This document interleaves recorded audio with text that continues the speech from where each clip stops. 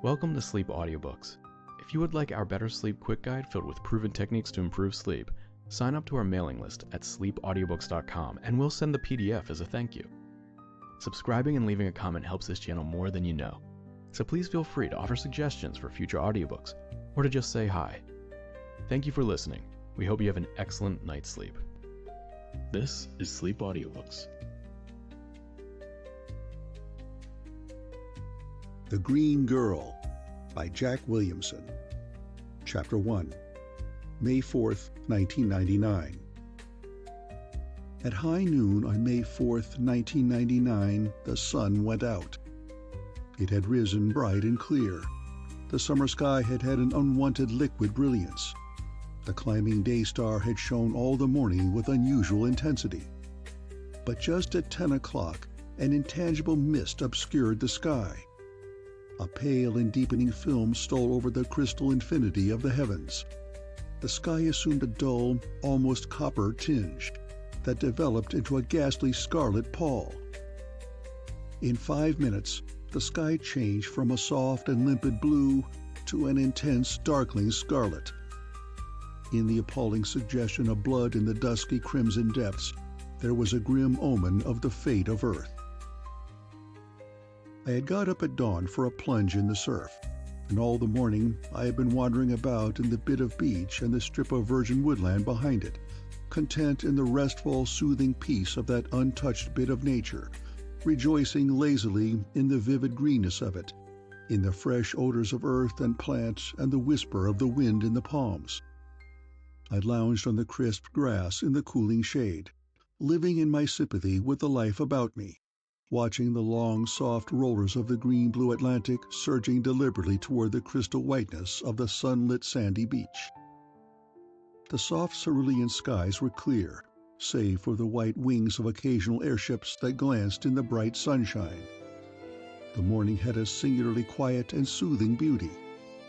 My sleepy soul was in harmony with the distant mellow chime of a church bell. I lay back in the peaceful rest of a man ready to sink lazily into the evening of life. Though I am still an able man of somewhat less than 30 years, I felt that morning none of the energetic exuberance of youth. I felt something of the age and the agelessness of nature herself. I felt no fires of ambition. I was oddly devoid of feeling or emotion. I felt content to steep my soul for eternities in nature's simple wonders. But I have always been a dreamer. I was a worshipper come unknowingly for the last time to the shrine of life. For even then the doom was gathering. But I was spared all knowledge of the alien menace that was blotting out the sun. I had no premonition that within a few short hours the balmy Florida coast would be a frozen wilderness, whipped with bitter winds and lashed with freezing seas. I had risen at last, and was sauntering down the hard white sand in the direction of our cottage, listening idly to the birds, singing on the eve of their doom. I came in sight of the house, a low building covered with climbing vines and half hidden in the trees. I strolled toward it upon the narrow, curving gravel walk, lost in the peace of the rustic setting. The doctor was sitting on the small veranda, gazing sleepily out over the sea, with his pipe in his mouth and his hands on the arms of his chair. Dr. Samuel Walden was the sole person in the world, outside the vivid creations of my dreams, for whom I had affection. He was an unusual character. Born in 1929, he was now 70 years of age. His earlier life had been devoted to science, and he had won fame and fortune for himself by the invention of the hydrodyne subatomic engine. But in the last 20 years he had done no scientific work, or so I thought, for I had never been behind the little door that he kept always locked. A close friend of my parents, he had been more than a father to me since they were lost in the turmoil of the last outbreak against the Council of Nations, when I was 3 years old. We had always lived in the old cottage on the hill, in this natural park on the Florida coast. He loved nature deeply. For many years, his chief interests in life had been plants and animals, for which he cared more than for society.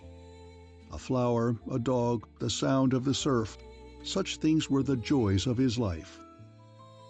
Though his hair had been white for many years, his lean, tanned face was unwrinkled, and he was among the strongest men of my acquaintance. In fact, 2 years before, he had won second place at the Olympic wrestling contests. He loved the simple things of life. He had a passion for cooking, and he made it a science as well as an art. He was an inveterate smoker, and clung to the habit even when he had to have the tobacco smuggled in from Asia at vast expense. He had an old music box of a type that went out of date half a century ago, to which he used to listen for hours on end. There was little enough about Sam Walton's daily life to show that he was the greatest scientist of the earth, and the sole hope for the world in the amazing battle that was brewing. His simple philosophy had changed him far from the energetic young inventor of the hydrodyne. No one would have suspected the qualities of supreme heroism that he revealed. During the days of my youth, we had restlessly wandered over the globe. We had lived rather aimlessly, for the simple joys of living. The mountains, the desert, and the sea have always had a fascinating call for both of us, and we wandered in answer to that call. And during some of those years, I traveled on a strange quest of my own. But it was a whole decade since we had left our rustic home. And as our latter years had been quiet and tranquil, so the world had lost the fierce energy and struggle for advancement that had driven it during Sam's younger years. It had settled down to the enjoyment of peaceful content. Science had turned from the invention of new machines to the improvement of those in existence and had died with their perfection. Until, when the crisis came, Sam was the only man on Earth able to understand and to cope with it. The industrial organization had been perfected. Work was done by machines. Men attended them for short hours and played through long ones. There were no rich and no poor. The products of industry were fairly divided. All men received their shares in content and enjoyed them to the full, without troubling themselves about the question of science or religion or of life that had received the attention of the past generation. And upon the peaceful tranquility of that happy, prosperous age, there fell with no warning the lurid doom that no man could explain, throwing it into frenzied confusion. In the past era, there would have been 1,000 men to attack the problem, with all the power of clear, dynamic minds. Now, there was just one man who could understand. It was not so much that scientific knowledge was lacking. Men still studied and talked the language of science. The machines demanded it. But there were none of the trained and penetrating minds used to departing boldly from the world of the known to bring forth the new. Science was no longer living, it was mechanical. End of Chapter 1. Chapter 2. The Radio Girl. I have said that I am a dreamer, living more truly in my fancy than in the world. Perhaps my imagination is abnormally developed. Always I have had new worlds awaiting me in my dreams, to which I could retire when life was dull or unattractive. My visions have always had a singular reality, such a definite concreteness, that it sometimes seemed to be the truth. The old wonder stories of Wells and Verne and of the pseudo-scientific writers of the first part of this century have always appealed to me. I had a vast collection of ancient volumes and tattered magazines, full of those old stories, which I read and reread with passionate interest. The rest of the world had forgotten them with the passing of the age of science, but I found in them the priceless food of fancy. Psychologists say that many children have dream companions of some kind. They are very real entities of the child's imagination, playmates of fancy. They usually fade and are forgotten as the adolescent child becomes absorbed in the activities of life, and the imagination atrophies. Since the days of my earliest recollections, I have visited in the world of my dreams a wonderful playmate. It is a girl with dark brown hair, deep warm violet eyes, and clear skin. So I thought, slightly tinged with green, though the lips were very red. I have always thought that she was very beautiful, and she has always been very real to me. And the vision did not fade as the years went by. Still, I visited the green girl, as I call her, in my fancy, and she replaced many of the normal childhood interests that I might have had. It is because of her that I have always been happiest when I was silent and alone. It is because of my dreams that I have been inclined to avoid the society of others. The strange world of dreams in which I visited her was very real to me, a place of weird wonders, sometimes of alien terrors, in which the green girl and I wandered through interminable, astounding adventures. And I have always had an unaccountable persuasion that it was a real world, somewhere through which my mind roamed in such delightful fancies. It was 20 years ago, when I was just 5 years old, that the green girl first came into my dreams. Sam had rigged up for my edification an old-fashioned radio set with headphones. In the long, lonely silences of the warm Florida nights, when a less indulgent guardian would have had me in bed, I sat up with those old phones on my ears, exploring the ether, feeling near the infinite mystery of space. I listened with childish intentness to the odd noises of the static, eagerly dreaming of calls from other planets. It was during one of those long, still nights that I first entered that world of fancy and found the green girl. It seemed that I heard first a cry of delight in a silver voice, and then she was with me. She was but a tiny sprite, smaller than myself. She seemed to stand before me, smiling at me, tossing her dark curls, with the light of bright intelligence in her blue-violet eyes. I loved her from the first. She was very beautiful. Her skin had just a tinge of green, like a tinted photograph. It did not seem a strange color. The vision was very real to me. When she spoke, and I half imagined her words were really coming over the ether, there was a childish lisp in her voice, but still a ring of confidence and courage. Her words were strange, but I soon grew to sense their meaning, almost by intuition. Night after night, when I put on the phones and tuned in on the strange noises of the ether, that vision came back. It was not long before I could speak that strange tongue as fluently as I could speak English. With childish reserve, I told Sam nothing about my wonderful dream, until one day he heard me chattering in the language I had learned. He questioned me eagerly, and I shyly told him all about it, and even supplied material for a grammar of the language. He took a keen scientific interest in the matter when he learned that the vision came only over the radio, and he began to formulate theories of telepathic suggestion and mind control by ether waves. The matter was written up by a prominent psychologist to whom he reported it. The account appeared in a well-known scientific magazine, with comments upon the strange language, which, oddly enough, bore not the slightest similarity to any known tongue, and appeared rather too perfect to be credited to the invention of a 5-year-old.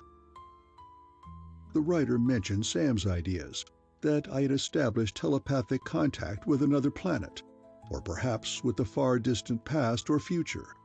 But theories of mind reading received little welcome in a day when science was dormant. And even the suggestion that the language, because of its simplicity, power, and labial beauty, would become the long-sought international tongue was soon completely forgotten. But I did not forget the green girl. The conviction grew upon me that she was a real living entity. To find her became my ruling passion. Under Sam's tutelage, I pored over geographical accounts, searching in vain for some clue to a hidden nation. But the fact that the language seemed to have no sister tongue on Earth discouraged that.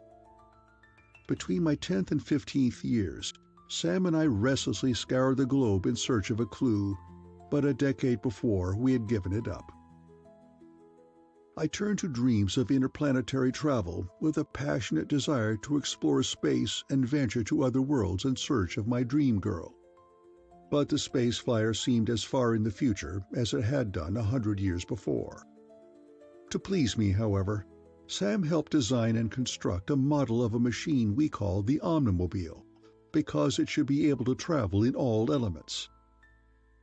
But as the years of my early manhood passed, I slowly relinquished all hope of finding the green girl in fact, and resolved to content myself with her companionship in fancy. It was then, too, that I developed my inordinate fondness for scientific romances, which I devoured insatiably to feed my dreams. It was only during the first few years that I could find her only over the radio. As time went by, she became an inseparable companion of my mind. Once, for a time, I tried to lose myself in science. I had Sam teach me chemistry, but that could not replace my dreams. Together, the green girl and I went through 10,000 fantastic adventures. It was as if our two minds met in the world of dreams jointly created by both of us. Certainly, it was influenced by the incidents of my life and by the wonder tales I read. And the girl told me stories, strange and thrilling narratives they were, of mythical heroes of her race that struggled with weird terrors. She grew up with myself, until she became a princess of incomparable beauty. Often I have wished that I were a gifted painter, that I might have tried to record her charms, but even if I had been such, her perfection would have discouraged my efforts. She was slender, erect, combining an unconscious dignity of poise with vivacious sprightliness of manner. Her hair was soft and curly and brown. Her pale green skin was very soft, her full lips very red, and her sparkling violet eyes were clear and honest, bright wells of human sympathy. Could I believe that such a supernal being was merely a dream? End of Chapter 2. Chapter 3. The Scarlet Pall. The coming of the terror was slow and gradual enough, and as silent as the tomb. With all the magic of the quiet woodland beauty throbbing in my being, I was strolling up the narrow gravel walk toward the peaceful vine-covered cottage, where Sam was sitting in sleepy content. Gazing idly into the measureless infinity of the liquid azure sky, I saw the beginning come, so slowly that I scarcely marked it. A pale rosy mist seemed suddenly to condense in the sky. A ubiquitous crimson haze was born from nowhere. Even as I stood in open-mouthed amazement, with the sudden chill of alien terror grasping my limbs and tugging at my heart, the hue of the sky ran quickly from the pure deep blue to an intense and awful scarlet. It was deeper than the crimson of sunset.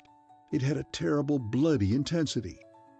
It was as if a spray of blood from the arteries of some dying monster had abruptly encrimsoned the sky.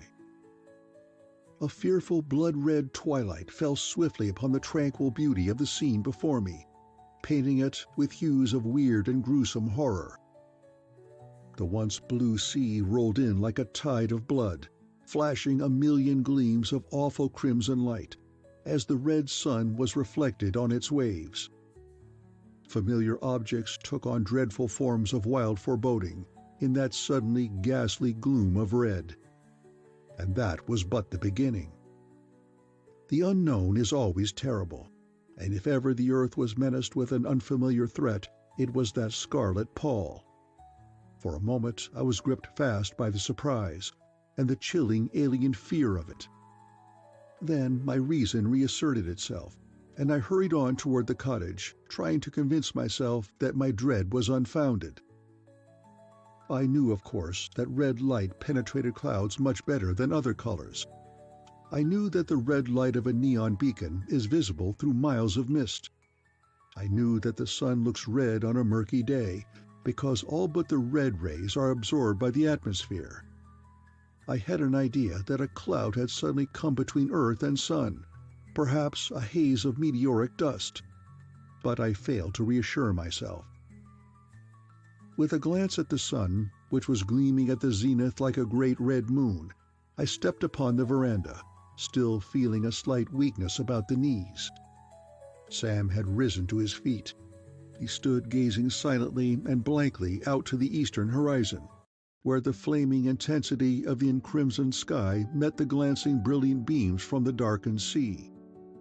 There was no surprise in his expression, and little of fear, merely pain and despair.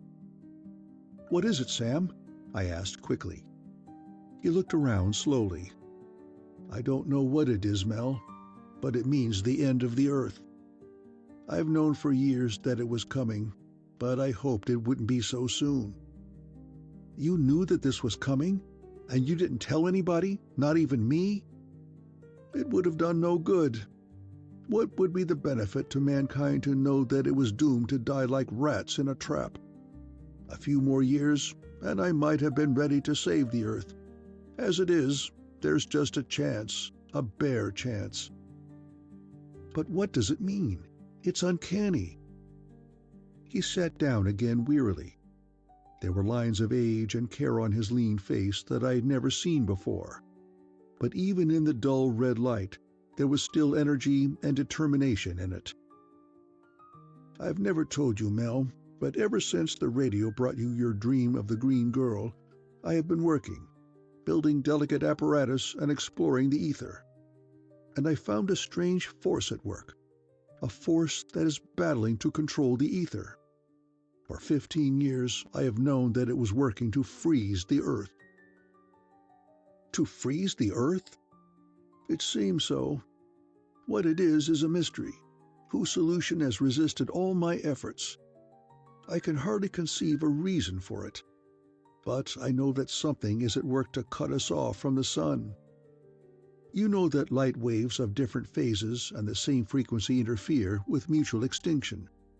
The diffraction grating is based on that fact. And interfering waves have been setting up such a disturbance in the ether about the Earth as will ultimately cut off the sun's radiation. The principles of it are a bit abstruse. Even now, of course, the effect is only partially complete. In fact, the red and infrared rays carry most of the sun's heat." "Then there's no immediate danger?" "No man knows at what moment the force may be synchronized.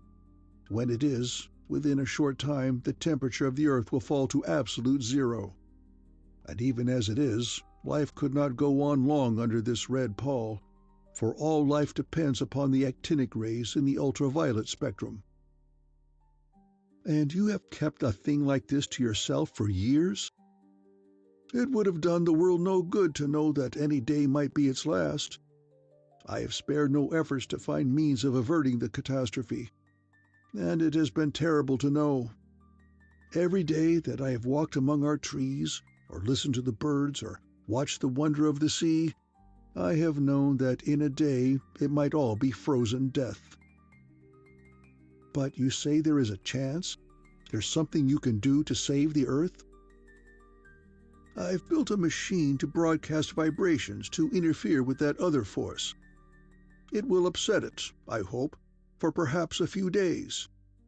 But think, Mel, what it means. Think of the vastness of the power that would be able to cut off the sun. Earth, mankind, would mean nothing to it.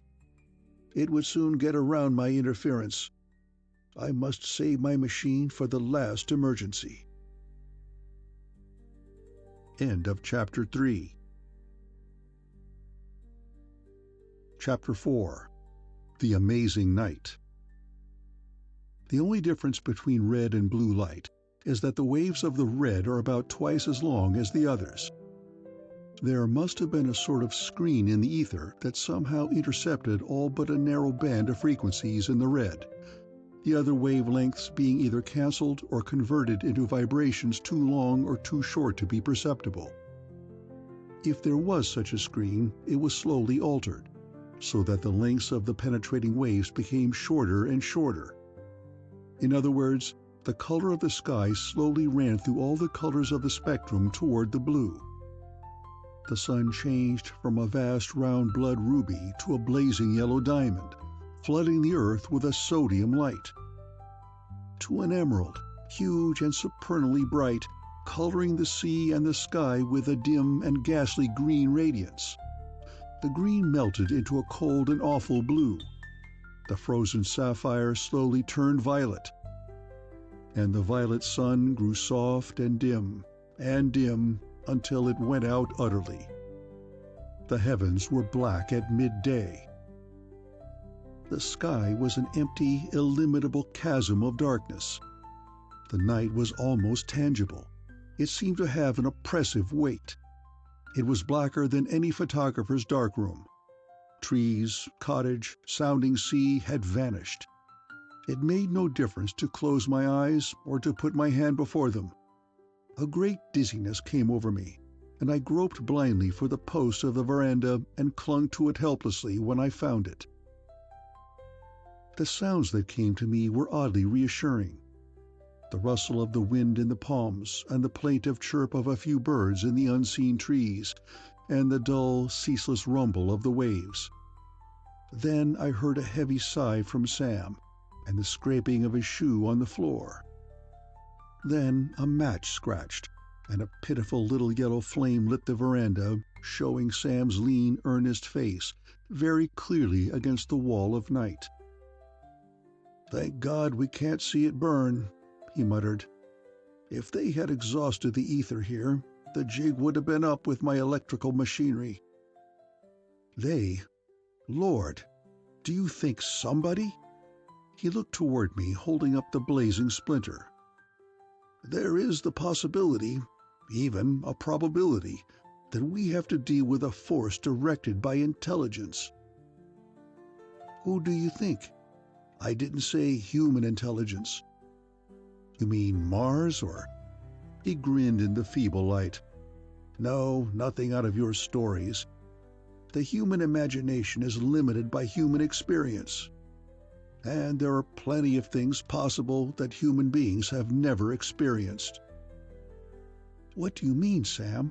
I gasped in utter bewilderment. "I don't know what it is that is attacking the Earth. Possibly it is something so strange, so alien to my purely human experience, that it would wreck my mind to know." Abruptly, he turned toward the door. "I must go in and get to work on the machine." The match had burned out, and the utter blackness had fallen again. I heard the old scientist get briskly to his feet and walk into the house. He reached the light button, and the hall was flooded with cold white radiance. The bright, slender beam thrown out across the veranda comforted me immensely. But I still stood against the post, trying vainly to think out what Sam had said. The breeze grew cooler. In 10 minutes, a thin, cold wind sprang up from the north. I drew my light garments close about my body and shivered a little. For a while, I did not go in. Presently, I felt a cold mist on the wind. Suddenly, a snowflake splashed chillingly against my face, an omen of the frigid doom that lay before the earth. I got up and stepped inside the door to escape the icy wind. In a few minutes it began to rain because, of course, of the chilling of the air and condensation of the moisture. Suddenly curious about how the world was taking the weird catastrophe and about what was happening elsewhere, I went to the radiophone in the living room and switched it on. Not a sound came from it, not even a hint of static. The ether was utterly dead. That meant that the strange force had already cut our civilization up into 1,000 helplessly isolated units. Then, from the rear of the building, I heard the peculiar rhythmic throbbing beat of a hydrodyne power generator. Sam was already at work in the little room he had always kept locked, even against me. I walked back to the door and knocked, asking to be allowed to come in. Sam called out for me to enter, and I stepped inside. I stopped at the door in amazement. The little space was crowded with intricate electrical apparatus of modern design. In fact, much of it was new and unfamiliar to me. There were intra-atomic power generators, huge electron tubes, coils, switches, loop antennae, and a wealth of other material that was strange to me. I saw at once that the laboratory before me must have represented vast sums of money and years of toil. Sam, clad in a pair of greasy overalls, with a great smudge of grease already over half his lean face, was working intently over a huge complex device in the center of the room. Evidently, it had been recently and hastily assembled from the materials at hand, and was not yet quite finished. In fact, a desk by the wall was still littered with the plans and calculations from which it had been set up. It was evidently founded on an adaptation of Sam's great invention of 40 years before, the hydrodyne subatomic engine. The hydrodyne is based in principle on the catalytic disruption by means of a radioactive salt of water, the products being hydrogen and oxygen gases, which are burned in the cylinders, the steam formed being condensed and pumped back into the coils. The actual energy comes from the disintegration of hydrogen atoms, and the efficiency of the device is shown by the fact that the great generators on the transoceanic aerial liners require only half a pint of water as fuel per trip. At one end of Sam's new machine was the hydrodyne unit. From the size of the catalyzer coil, it must have been of vast capacity. The conduits led to the transformer coils, and above the coils were the giant electron tubes 6 feet high of a novel horseshoe shape. Sam was working with deft fingers at the connections. "It will be hours yet," he said absently without looking up. For a long time I stood looking at him, as he worked with utter absorption and feverish haste. There was nothing I could do to help him. I could hardly understand what he was about. How strange it was to stand there in a freezing world and watch one lone man struggling to save it. The cold rain was drumming heavily on the roof, and the roar of the sea had risen. The wind was blowing a gale, but there was no lightning in the storm that night. The out-of-doors was as dark as Erebus. Presently it grew cold in the room. I went out and shut the doors and turned on the resistance heaters. Then I made a cup of coffee and brought it to Sam. He gulped it down absently and went on without a word. I went back to my chair by the wall, and I think I must have fallen asleep. End of Chapter 4. Chapter 5. The Etheric Storm. The next thing I knew, Sam was shaking my shoulder. I sat up, rubbing my eyes, a bit dazed at first, and uncertain whether I could credit what I remembered to be a vivid nightmare. But when I looked at the utter fatigue and the intense anxiety on the old scientist's face, I knew that it was not a dream. "I've got it adjusted now," he said. "Suppose you go outside and watch. We need to know exactly what happens, and it may fail." As I got up awkwardly, stretching my tired limbs, he climbed on his stool before the complex array of instruments on the wall and began to manipulate the switches and dials. "I have just to pick up their vibrations and synchronize mine with them," he said in a voice dull with fatigue. "In 5 minutes we'll know. With these instruments I can pick up and analyze any disturbance in the ether, whether it be Hertzian or wireless wave 2 miles long, or any of the shorter waves that extend down to heat or infrared through the visible and ultraviolet spectrums, and even below to the cosmic rays. I can pick up vibrations that other scientists have merely reasoned ought to exist. I will analyze the force that is being used, and then put my vibrations against it.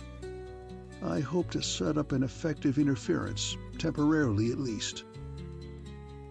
In 2 minutes I was standing out of doors with a rug about my shoulders, in a blackness that was almost palpable.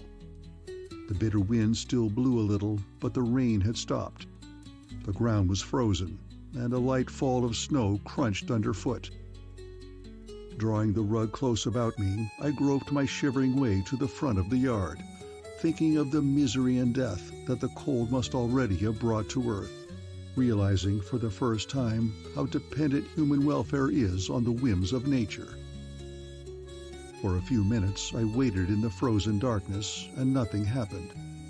Then began a fantastic thing, a veritable storm in the ether. A faint living light of violet, blessed dawn of reborn day, came in the south. Thin misty streamers of violet flame flashed through the unutterable midnight of the heavens. Violet fire flickered and burned in a pale and nebulous aurora that ran with lightning speed to the four corners of the heavens. It danced, it wavered, it marched in gleaming pointed lances of pulsing flame.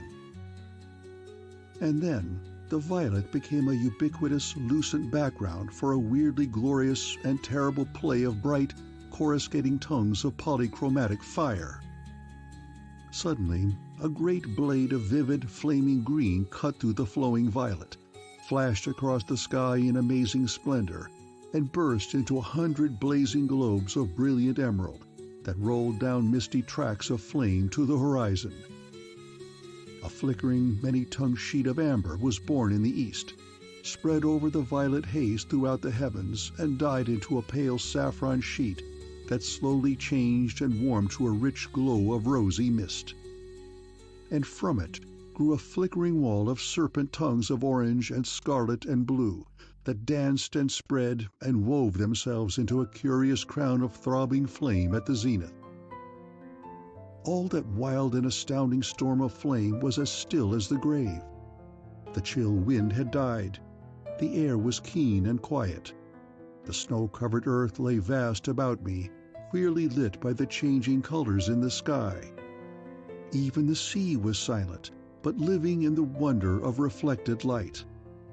All the world was quiet, as if the sun had been utterly gone and it had been frozen indeed. Brighter scarlet and green and purple lights burst up about the horizon in great fountains of wonderful fire, and poured through the sky in cyclonic whirls of burning splendor. It was like some vast pyrotechnic display, but the fire filled the heavens and shone with incredible, splendid, living radiance of every color in the spectrum, and pure and dripping essence of molten light. Thin, feathery tongues of soft, prismatic colors, great bars of intense and vivid fire, huge and rippling sheets of blinding brilliance, vast globes and vague shapes of bright and mist-edged flame, all interwoven in a titanic storm of throbbing, flashing, iridescent light. A whirlwind of coruscating flame, splendid as a cascade of rubies and diamonds sweeping down in a sunlit stream of molten gold. A pulsing mist of woven, flaming rainbows. And suddenly there came a spot of pure supernal blue at the zenith. Wonderful sight! It spread in a growing circle of blessed light. In a moment, the last faint tinge of crimson fire was fading on the northern horizon. The skies were blue again. The sun was far past the meridian. It had been hidden 30 hours. Its clear, warm rays poured over the snow-clad landscape, sparkling in white brilliance on the frost and dancing on the silent sea. It was wonderful to see the world again in daylight, to feel the genial warmth of the restored sun. Sam had won. He had torn down the curtains in the ether and lit the sun again. I went back in the house and found him slumped down in a chair, fast asleep, with the vestiges of a happy smile left on his face. I had not realized the strain he had been under. He had been driving himself for 30 hours like a high-speed machine. The intensity of the effort had exhausted him utterly. He did not wake up while I was putting him to bed. In an hour, the radio had come to life. The ether was buzzing like an angry beehive with reports of the catastrophe, and with mad speculations as to its cause. The red gloom, followed by absolute darkness, had fallen simultaneously upon the entire Earth. All lines of power and communication had been put out of order, as in a severe magnetic storm, and utter panic had gripped the world. Every man had fancied himself to be among the few survivors of an unthinkable catastrophe. A blanket of cold had fallen upon all the earth. In many sections there had been torrential rains as the clouds condensed, and there was considerable loss of life due to flood. In certain sections there had been terrible blizzards, and thousands had been frozen to death. Vast damage had been done to young crops, and there was a threat of famine. But in most places, enough radiation to cause freezing weather had been prevented by the dense clouds. Varied and fantastic theories were advanced as to the cause of the unique phenomenon. The most popular explanation was that the solar system had passed through a small dense nebula, the particles and condensing gases of which had intercepted solar radiation. Sam's brief statement advanced a few days later that he had found the disturbance to be due to a strange force acting to erect an etheric screen or shell about the Earth, through which vibration could not pass, received scant attention despite his scientific reputation, and his warning that it might return again at any time and forever passed unheeded. He made no mention of what he had done to save the Earth. End of Chapter 5. Chapter 6. The Omnimobile. I now come to the Omnimobile, the machine that Sam had designed with a view to use in interplanetary navigation. He had worked on it, of course, more to please me than for any other reason, and we both knew that there was little chance of the machine's being able to make a successful voyage through space. On the day after the sun had been restored, Sam was back in his laboratory, still feeling out the strange forces in the ether and trying to anticipate the next attack. I was wandering along the beach, rejoicing in the bright warmth of the sun, absorbing the spell of the wood and the sea and the fresh salty air, regretting that all of it might be frozen again. There an idea came abruptly to me. Why not build the Omnimobile? Designed to withstand the bitter cold and the absolute vacuum of space, planned to survive the shock of landing on frozen worlds, equipped to traverse the terrible mountains of the moon, to crawl over the burned deserts of Mars, or to explore the vast seas of Venus. Even if it would not be able actually to leave the Earth, might it not preserve our lives when the frozen night came again? A bitter existence it might seem to spend one's years shut up in a metal cylinder, in a dark and frozen world, traveling perhaps in absolute night, over still, unseen cities of the dead. But I had my books and the Green Girl.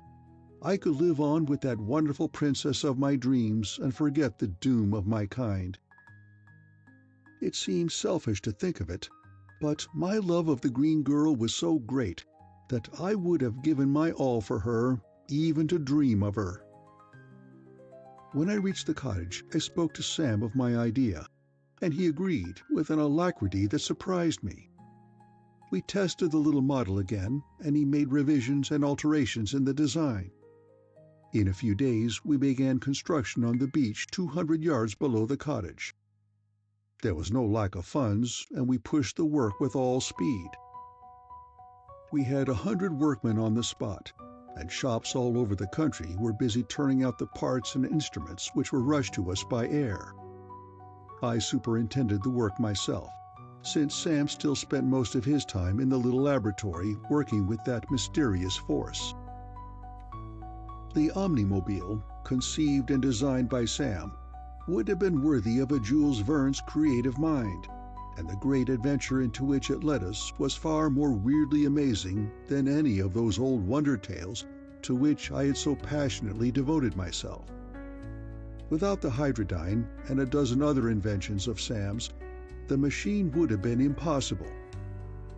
Certainly, it merited the name Omnimobile, for it was hard to imagine a place to which it would not be able to go.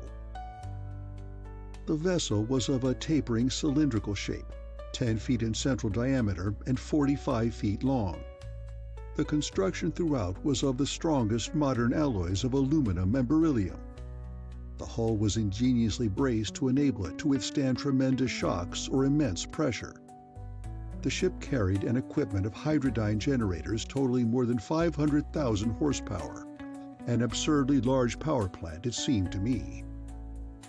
The machine had a caterpillar tread for travel over land or over the ocean floor, screws for propulsion over the water, vanes and rudders for diving, and another more unusual feature: rocket tubes to drive it through air or through empty space.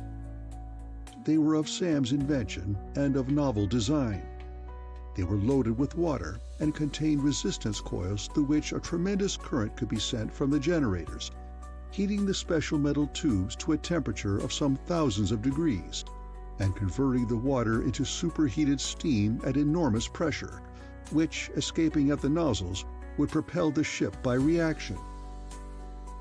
According to Sam's figures, the machine should be able to hurl itself 100 miles in 10 minutes, but it seemed very unlikely that it would ever be able to develop the speed of 7 miles per second required to get clear of the Earth's gravitation. Amidships, above the control cabin, was a low revolving turret or conning tower, containing a second instrument board, so that the machine could be driven either from there or from below. It carried not only periscopes and other instruments, but a 2-inch automatic cannon of a recent design, capable of firing gas, shrapnel, or high explosive shells at the rate of 220 per minute. There was a small torpedo tube forward, and, as a further addition to the armament, Sam had installed transformer and projectors for using the 500,000 horsepower of the generators to produce a vast electric arc. Arrangements for the life and comfort of the passengers were not lacking. There were oxygen tanks and caustic potash containers to purify the air. The walls were provided with heat insulation, and the temperature was automatically controlled by electricity. The control room below the conning tower, with the instruments at one end, was fitted up like a luxurious little library. Forward was the tiny galley and dining room, aft a miniature stateroom. The remarkably compact generators and machinery were in a compartment in the stern. There was a space in the bow for supplies of concentrated food, spare parts for the machinery, arms and ammunitions, and miscellaneous supplies. So fast did the building proceed that within 3 months after the day of darkness, the last plane of the construction fleet was gone. We began to supply the vessel at once. Sam selected the foodstuff and had enough put on board to last us for many years. We had a supply of ammunition for the machine gun and an assortment of rifles and pistols. Sam had a little corner fitted up for a laboratory and stocked with instruments and apparatus of all varieties. In the cabin, I put the better part of my collection of the old romances. We were preparing a little world of our own, getting ready to be cut off from civilization forever. Last of all, Sam set up on board of our craft the great machine with which he had battled the strange force in the ether to bring back the sun. He had not given up. I knew that, even if he saw no hope, he would not surrender so long as he lived. He would carry on the war to the end. As it stood on the beach below the cottage, the Omnimobile was a strange-looking machine. Gleaming like silver in the bright sunshine of those last days, it looked like a vast metal monster. It was bulky, almost clumsy-looking, but it had somehow the air of an irresistible strength that could force a way through forests and surmount mountain peaks. In its resistless power, it suggested the old Saurian lords of the jungle. With its low, thick body and the massive strength of its construction, there seemed little doubt that it might go almost anywhere it chose, and be able to take care of itself upon arrival. The last day came. For 2 weeks we had been ready to move aboard whenever the alien force brought the frozen night again to Earth. I had been living in it, while Sam spent most of his time in the laboratory. I whiled the time away by wandering on the beach, bathing in the surf, or dreaming idly. I tried to believe I did not care too much. I tried to think I could go on serenely, the last man alive, forgetting the dead Earth, happy in my dreams of the green girl. End of chapter 6. Chapter 7. The Globe of Crimson Doom. For some time, I had felt that Sam was afraid of something, of a danger more personal than the freezing of the earth. He had said little about it, but from his hints I gathered that he thought the mysterious force he was struggling against might do something to sweep him and his machine out of the way. He spent hours alone in the little room, with the apparatus that registered new force in the ether, manipulating his switches and dials with the phones on his ears and his eyes fixed on the color screen, listening and watching intently. For what? There was no man on Earth with enough knowledge of science to follow him. None could have understood his explanations even if he had given them, so the world will never know. It was just after sunset that the amazing thing took place that showed the full power and alertness of the incredible force that menaced the Earth. I was sitting in a folding chair on the narrow white metal deck of the machine, leaning back against the squat conning tower with the black muzzle of the little gun sticking out over my head. I had a book in my hand, but it was closed and I was gazing out at the sea. Sam was still at the house, although it was past our usual supper time. Suddenly, my attention was attracted by a faint hail. I glanced toward the cottage and saw him running toward me at a desperate pace, head down and legs working like pistons. Though I was unable to imagine what the matter might be, I got up, opened the hatch, carried down my chair, and started the motors, in case he might want to move the machine. In a moment, I heard him scrambling up the ladder at the side, heard his quick footsteps across the deck. He dived into the room, shouting breathlessly, "It's coming! Quick! Start!" Before I could move, he had brushed me from the instrument board. The heavy throbbing drone of the hydrodyne units rose higher, and in an instant the omnimobile had lunged forward, with a great rattle and clanking of metal so suddenly that I fell against the wall. I was amazed at the speed we developed. Sam was not sparing the machinery. The clanging roar was almost deafening. The whole machine vibrated to the engine beat, and it rolled and tossed so much that I could hardly recover my feet. With face set and expressionless, with blue eyes straight ahead, Sam stood with his hands on the levers. He went straight up the beach, without regard for trees or fences. Suddenly, he swung the wheel about in a wild attempt to avoid a shelving declivity that led down to the water. Our speed was too great. Momentum carried us on. The machine rolled over completely, tossing me about the padding conning tower like a doll. When I got up again, the invincible machine was still forging on, with Sam undisturbed at the controls. We were 2 miles from the cottage when he brought the omnimobile to a standstill on the hard white sand 100 yards above the water, and turned off the engines. With a sigh of relief, he turned to face me, pulling out a red bandana to wipe the beads of sweat from his brow. He grinned faintly. "Rather a narrow squeak, that. I was not looking for it so soon. We were just in time. I thought they had us." "But what is it?" I stammered, still seeing no cause for our mad flight, though I had no doubt there had been cause enough. "Who?" "Wait and see," Sam suggested grimly. "I hadn't imagined they could do such a thing. I just happened to pick up the warning in time. Mel, the thing we're fighting must be 1,000,000 years ahead of us. I never dreamed of such a thing." I looked out through the thick lenticular windows of the conning tower, but failed to see anything unusual. "Get your binoculars and we'll go on deck," said Sam. "I'm sure we're out of danger here." I was not so sure about that, but I got the heavy glasses and we stepped out on the metal deck. I looked back in the direction of the place whence we had come. The world was very still. Even the sea was almost silent. The old cottage on the hill behind us seemed suddenly very desolate and lonely, standing out a solitary dark point against the dying glow of the westward sky. It seemed very bleak and ancient. And then I saw a curious thing, an astonishing thing. There was something bright hanging in the air 100 yards above the building, something that shone with a silvery gleam.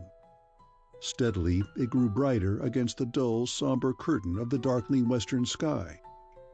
Then I saw that it was a huge globe of white metallic light. It was a great gleaming silver ball, evidently many feet in diameter. It glowed with a queer, unnatural effulgence. It was like a floating moon. In a moment I saw that a faint greenish haze was gathering about it.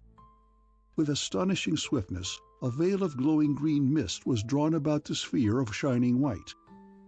It became a vast, luminous green cloud that swirled and shifted in thin, feathery streamers, drawn around the shining central globe. It swam and swirled and grew. It wheeled madly, dizzily, ever reaching out. It was a mist of flame like the photosphere about the sun. A strange, weird light shone from it, lighting the sea and the beach and the woodland about the doomed building with an uncanny radiance. Quite abruptly, two narrow beams of a thick, misty purple fire darted out of the silver core of the amazing thing and, flashing over the ground, fixed themselves upon the cottage. They were like thin, unpleasant fingers of purple fog. There was something terrible in the swift sureness of their motions. They moved as if they were seeing eyes or tentacles, feeling, searching. Suddenly, they were gone. In a moment, I noted a change. The seething clouds of green were sucked down. They drew into a dense cyclonic vortex of flame about the old house, like a falling torrent of molten emerald. The building was half hidden in the thick, racing fog. I strained my ears, but not a sound did I hear, save the soft whisper of the sea. The cloak of green mist swirled about its core with a silence that was complete and terrible. Suddenly, the ancient house burst into a strange red incandescence. The chimney, gables, and corners shone with a dull, lurid scarlet fire. There was no flame, just a dusky crimson gleam. It grew brighter and deeper until it was an intense, bloody glare. And then the climbing vines and trees about it, gleaming like ruby plants, began to melt away. The house began to dissolve into crimson light. The green mist swirled lower. The silvery central moon waxed brighter. Once or twice, thin fingers of purple mist were again thrust out exploringly, all in a silence of death. And the red gleam grew. The house glowed as though washed in a rain of blood, and swiftly it faded into that awful light. The chimney tottered and came down in a shower of red sparks that faded into nothingness before they touched the ground. The roof fell, and the remnant of the walls collapsed upon it in a heap of crimson dust of fire that faded swiftly, dissolved, vanished. The little hill was a bare red waste, gleaming with that terrible scarlet glare. The two purple tentacles of misty flame shot out again and swept searchingly over the spot. Suddenly, the green mist stopped its seething motion. Its fires died out. It grew dim, faded, was gone like a cloud of dissipating steam. The white glow of the silver globe waxed dull, and suddenly it too was no more. Quickly, the red glow faded from the weirdly denuded hilltop, and the night fell in a heavy mantle. I stood wrapped in a spell of amazement and terror. End of Chapter 7. Chapter 8. Out of the Sea's Abyss. "Well, how was the show?" Sam's voice was a little weak and strained. Suddenly, I was conscious of an unpleasant tremor of the knees. I went into the conning tower and dropped myself weakly on a seat. I tried to speak, but my mouth was very dry. I swallowed twice. "What was it?" I contrived to articulate at last. The old man stood erect in the opening, with a hand upon his thoughtful brow. "I don't know," he said. "I didn't think they would come. They must have mastered secrets of time and space that we know nothing of. They have conquered our limitations of distance. They must be ages ahead of us. But the house, it just melted away.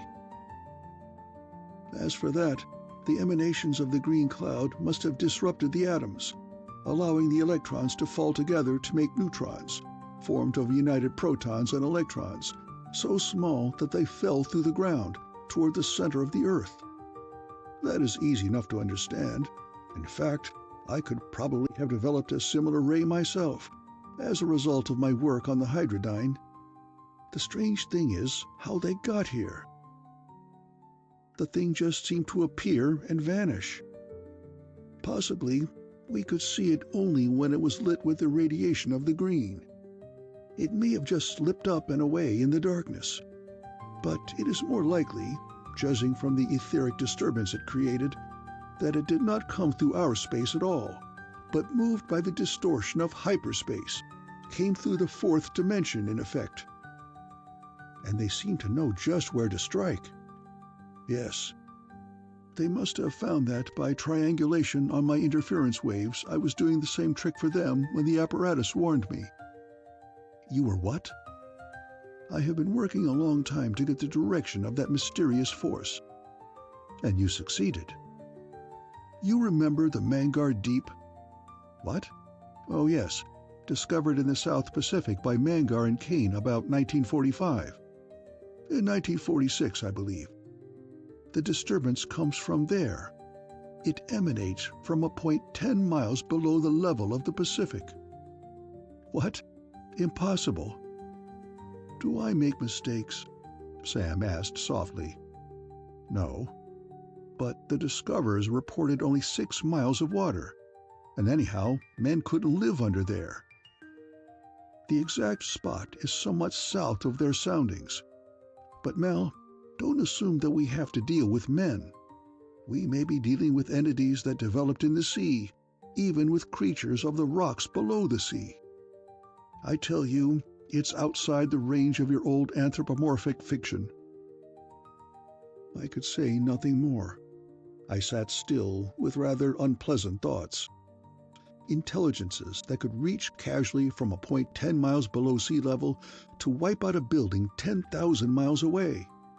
Such things are very good in amazing romances, but extremely hard to face squarely in real life. For many minutes, Sam was silent. He had pulled out his battered pipe and filled it absently with illegal tobacco. He stood puffing on it steadily, with the dim glow coming and going on his tanned face as he drew. Presently, he spoke very softly. Mel, we can go in the Omnimobile to see about it. Dive into the deep. We could do it. 10 miles of water. Good Lord, that would crush us like... I think the machine would stand it. But what could we do? We don't know until we know what needs to be done. It means death, I whispered hoarsely. And the green girl. When I'm dead, I may dream of her no more.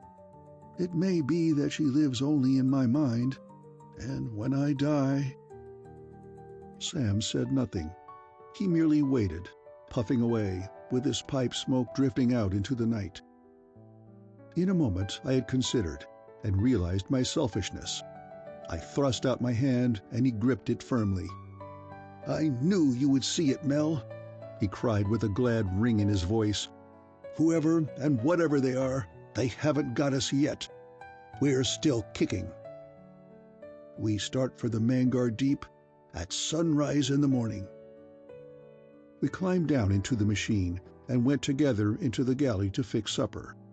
Sam got out his old music box and played through his ancient favorite selections, and then we went to our miniature staterooms.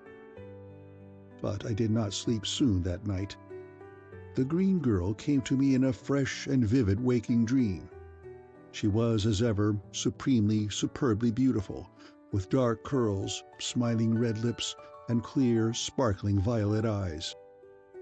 I told her of the struggle I had had, and that I was resolved to set out upon the fateful cruise, and she seemed very happy, so I regretted my decision no longer. So very happy, I fell asleep, and had dreams of the green girl that were dreams indeed.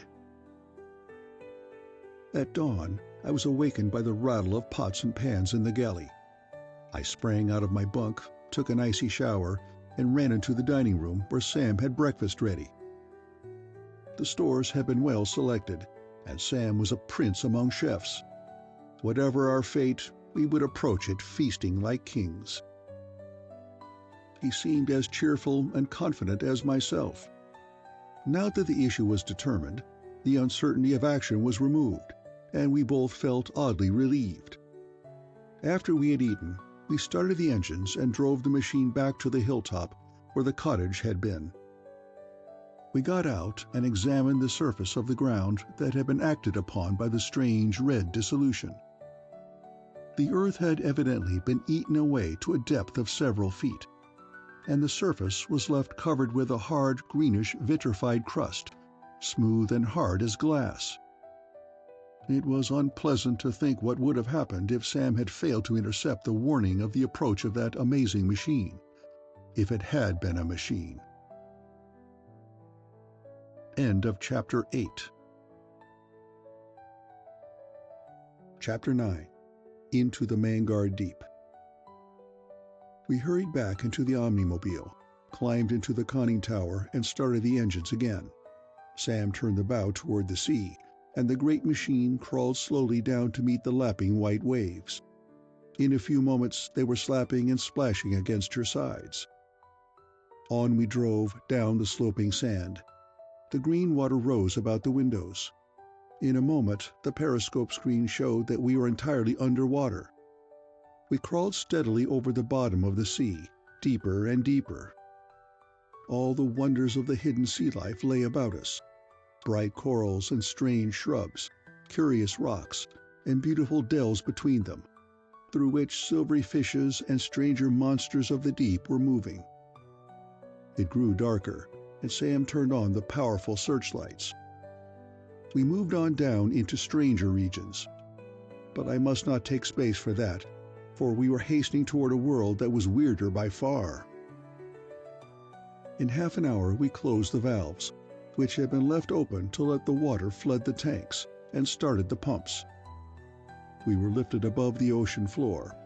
We stopped the caterpillar tread and set the screws into motion. In a few minutes, the omnimobile rose above the surface and splashed back into the blue waves like a gigantic dolphin of silver metal. I climbed out on the deck. The Florida coast was a bright green line in the west.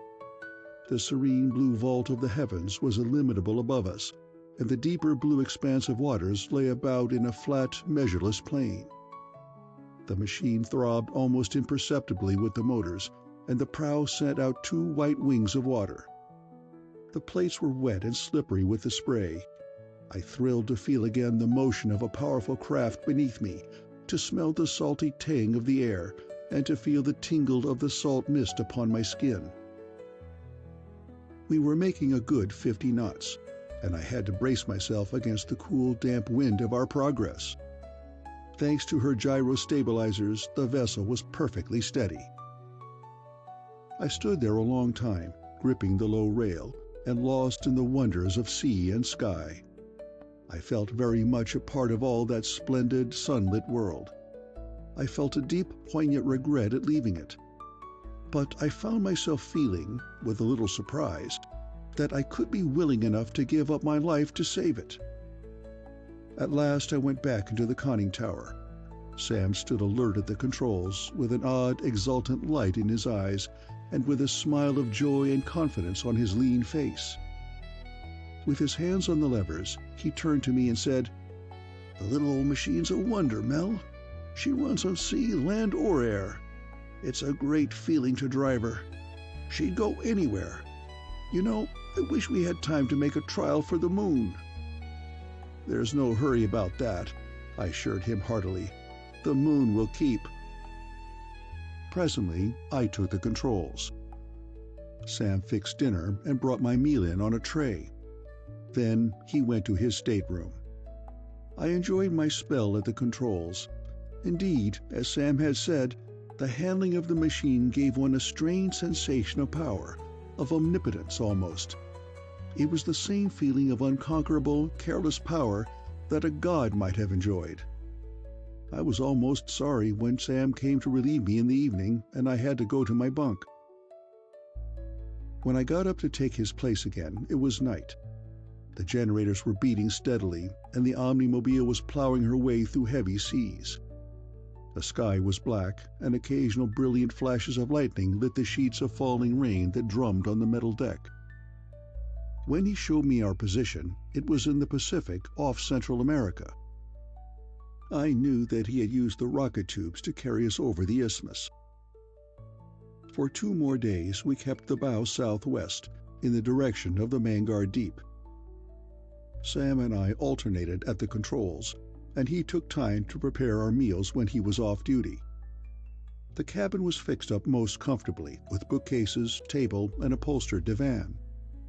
During the second long afternoon, I looked over my old stories of science, and read again Verne's immortal story, 20,000 Leagues Under the Sea. I was somewhat amused at the thought that I was aboard a stranger and more wonderful machine than that of the fantastic tale, and that our adventures had already been far more amazing than those of the great romance at which so many practical people had scoffed.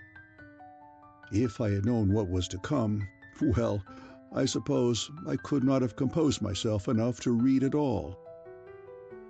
At evening on the 3rd day, the sea lay cold and blue about us, and the northern sun was crawling along the horizon to sink cold and bright in the clear northwestern sky, turning the western waves into a glittering sea of frozen fire, and gleaming with prismatic whiteness on the snowcaps of a few vast icebergs that dotted that far southern sea. Sam stopped the engines.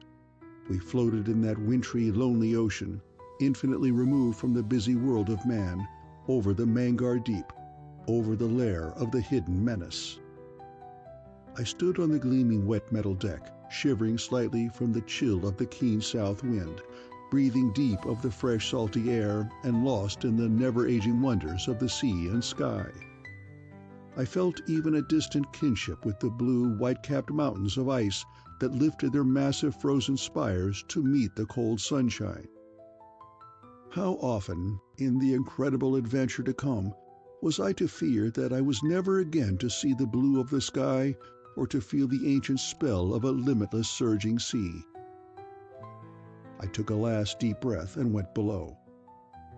I was a little surprised to see that Sam was closing the ventilators, opening the oxygen apparatus and air purifiers, inspecting the pumps and valves, getting ready to dive. Surely we can't start till morning. Why not? At 200 fathoms, night is the same as day. I hadn't thought of that. Then, before we see the sky again, we shall know. With a queer tightening in my throat, I saw the manhole close for the last time upon the fresh, cold air of the sea. In 10 minutes more, we had let the water into the buoyancy tanks. Green water and gleaming monsters of the sea rushed upward in the steady glare of the searchlights beyond the windows. I stood at the valve and pump controls while Sam busied himself in seeing to the torpedo tube and the machine gun, and in adjusting his electric arc weapon. Then he brought out a grotesque suit of steel submarine armor he had made, with oxygen tanks and electric searchlight, etc. attached. Swiftly, we were dropping into the Mangar Deep. End of Chapter 9. Chapter 10. The Depths of Fear. In the deep sea, the temperature is just above freezing. The darkness is absolute. The pressure is many tons to the square inch. But still, life has been found, even in the greatest depths.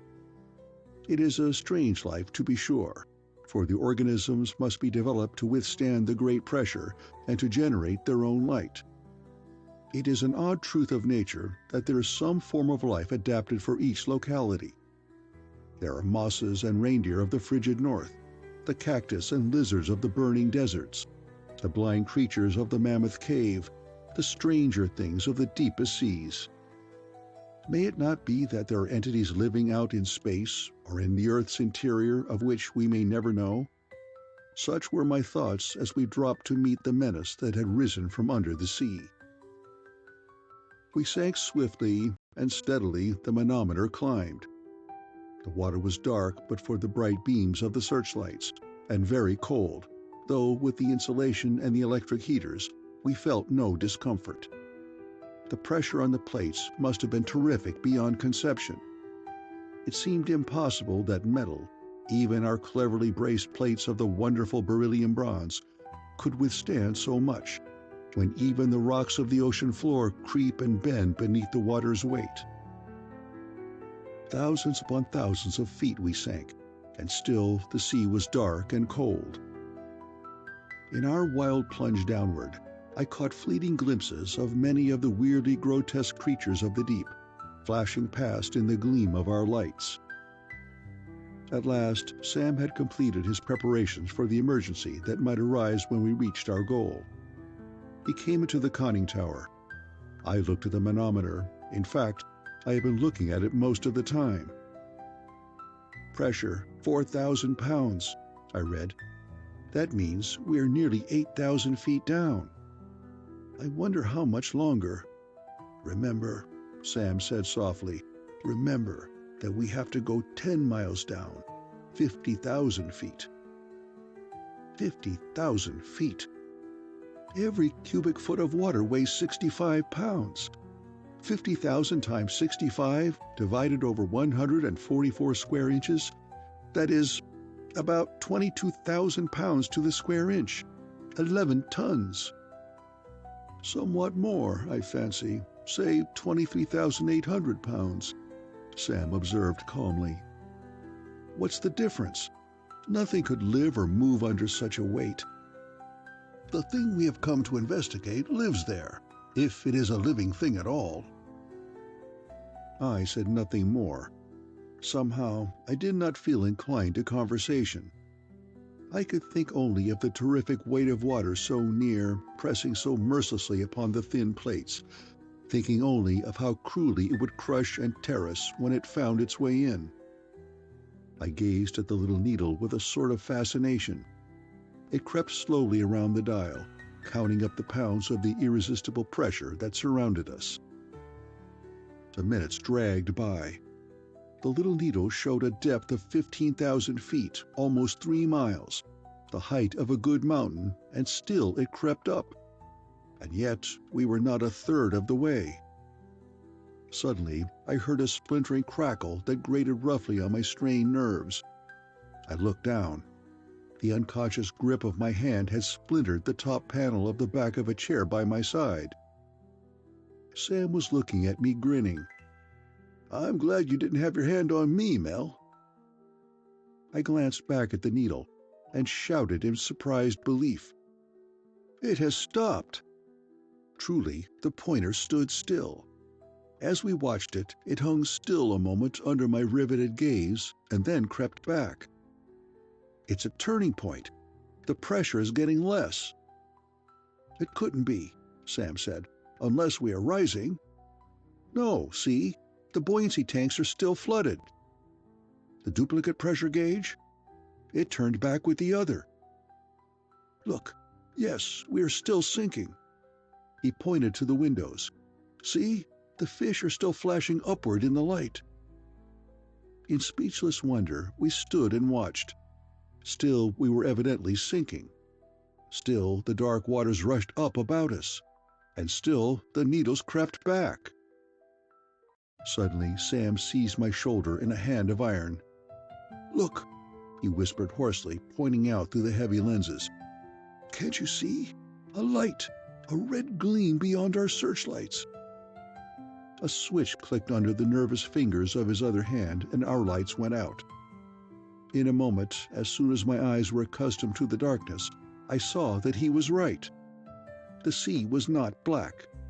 There was a pale, roseate glow suffused through it. Steadily, it grew stronger. We were coming into a region of light and of decreased pressure at the bottom of the sea. Of all wonders! The red light grew stronger until it seemed that we sank through a sea of molten ruby, through an ocean of blood. Intense red light poured in through the lenses until I had to hide my eyes. With shaded eyes, Sam bent over the manometer. "Only 200 feet!" he cried. "50! 10!" Suddenly, the floor fell away from beneath my feet. We seemed to have dropped from the sea into a lake of fire. A blindingly intense red glare poured in the windows. I was very sick. The ship reeled about me, the floor sank, dropped away. I grasped dizzily for the table, drew myself blindly toward it. I remember hanging limply and helplessly to the table for a moment. Remember Sam pushing me suddenly away. I have a dim memory of a crashing thunder of sound that reverberated deafeningly and seemed to roll away to infinite distances through the fiery mist. And with that strange, deep sound, my consciousness faded away. End of Chapter 10. Chapter 11. The Roof of Waters. The next thing I knew, I was lying on the floor, with a torrent of icy water falling on my face. I sat up, sputtering. Sam was bending over me with a relieved grin on his face. "Care for any more?" he asked, emptying the pail. "That's quite enough, thanks," I sputtered. "Where are we?" "Right here." "Talk sense," I pleaded, trying to get up, and rubbing the bump in my head. "Really, I hardly know," he said soberly. "It's rather queer. We're afloat on a smooth, warm sea. The sky is red." I stared at him stupidly. "It's a good thing we had the rockets. If we hadn't used them, we'd have hit this water like a concrete pavement." "Queer, you say? My eye. We're both crazy. It can't be." "You might get up and see for yourself." "You say we've fallen through the Pacific and into another sea?" "I only know what I see." "We did seem to come out of the water into a red mist." "So it seemed." "But the Pacific Ocean overhead. We must have come through 6 miles of water. And water won't float on air." "We have several interesting questions before us." I got uncertainly to my feet, walked past the calm old scientist, and climbed out on the narrow deck. Indeed, it was a weird and incredible sight that met my eyes. Overhead arched a great dome of crimson fire. In all directions it reached down to the dark, warm sea on which we were floating. Nothing in sight but red sky and dark waves. There was a light, hot breeze, but the strange sea was very still. Its color was a blue-black, splashed weirdly with the reflected light of the crimson sky. It stretched out on every hand to where the red sky rose, utterly lifeless, lonely and dead. We had fallen into an unsuspected and incredible world. Miles of water lay between us and our fellow men. Suddenly, I felt an absurdly great loneliness, a vast homesickness for the world we had left, even if my fellow men had never meant very much to me. I felt an ineffably intense desire for the sunshine, for blue skies and green plains, and for the busy, cheerful cities of men. In fact, I almost burst into tears. It was not so much that I was afraid, but the place seemed so strange that, even after I was dead, my soul could not find a way out. If there had been a rock or an island to break the monotony of the ghostly silent sea, it would not have been so bad. But there were none. The strange dark desert of waters stretched out as far as my eye could reach. The eerie scarlet radiation of the sky beat down with intense heat, and the wind was damp and sultry. Abruptly, Sam stepped out beside me. There was almost a grin on his lean, tanned face, and he looked somehow very confident and resourceful. I felt a great wave of faith in him and in the wonderful machine beneath our feet, rocking silently in the strange, smooth sea. Impulsively, I reached out my hand to him, and he took it with a smile. "I know how you feel, Mel, but we're still kicking." "But the ocean?" I asked again. "What could hold it up?" I've been doing some pretty stiff thinking along that line. I have a theory that might help you, even if I have missed the point. You know we came through the red gas that makes the curious sky we see. The gas was just below the water. It's evidently radioactive, or it wouldn't be luminous.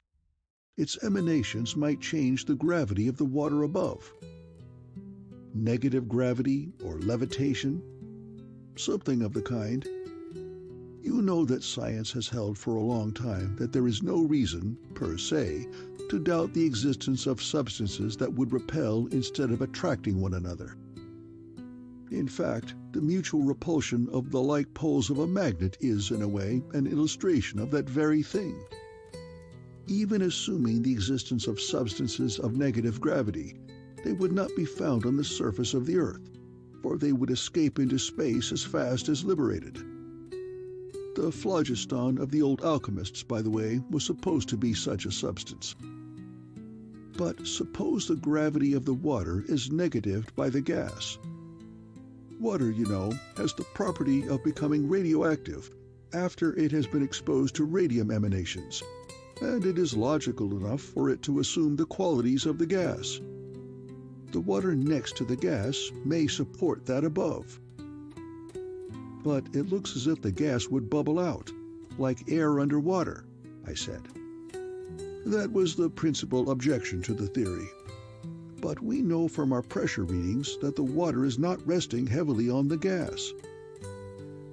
If it is supported by the negative gravity of its lower stratum, the equilibrium is very delicate, but it would be naturally maintained. Suppose the roof of water is lifted.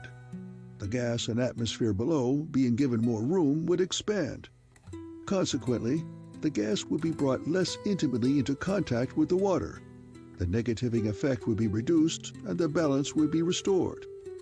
Conversely, a sinking would compress the gas, increase its effect, and bring back the balance.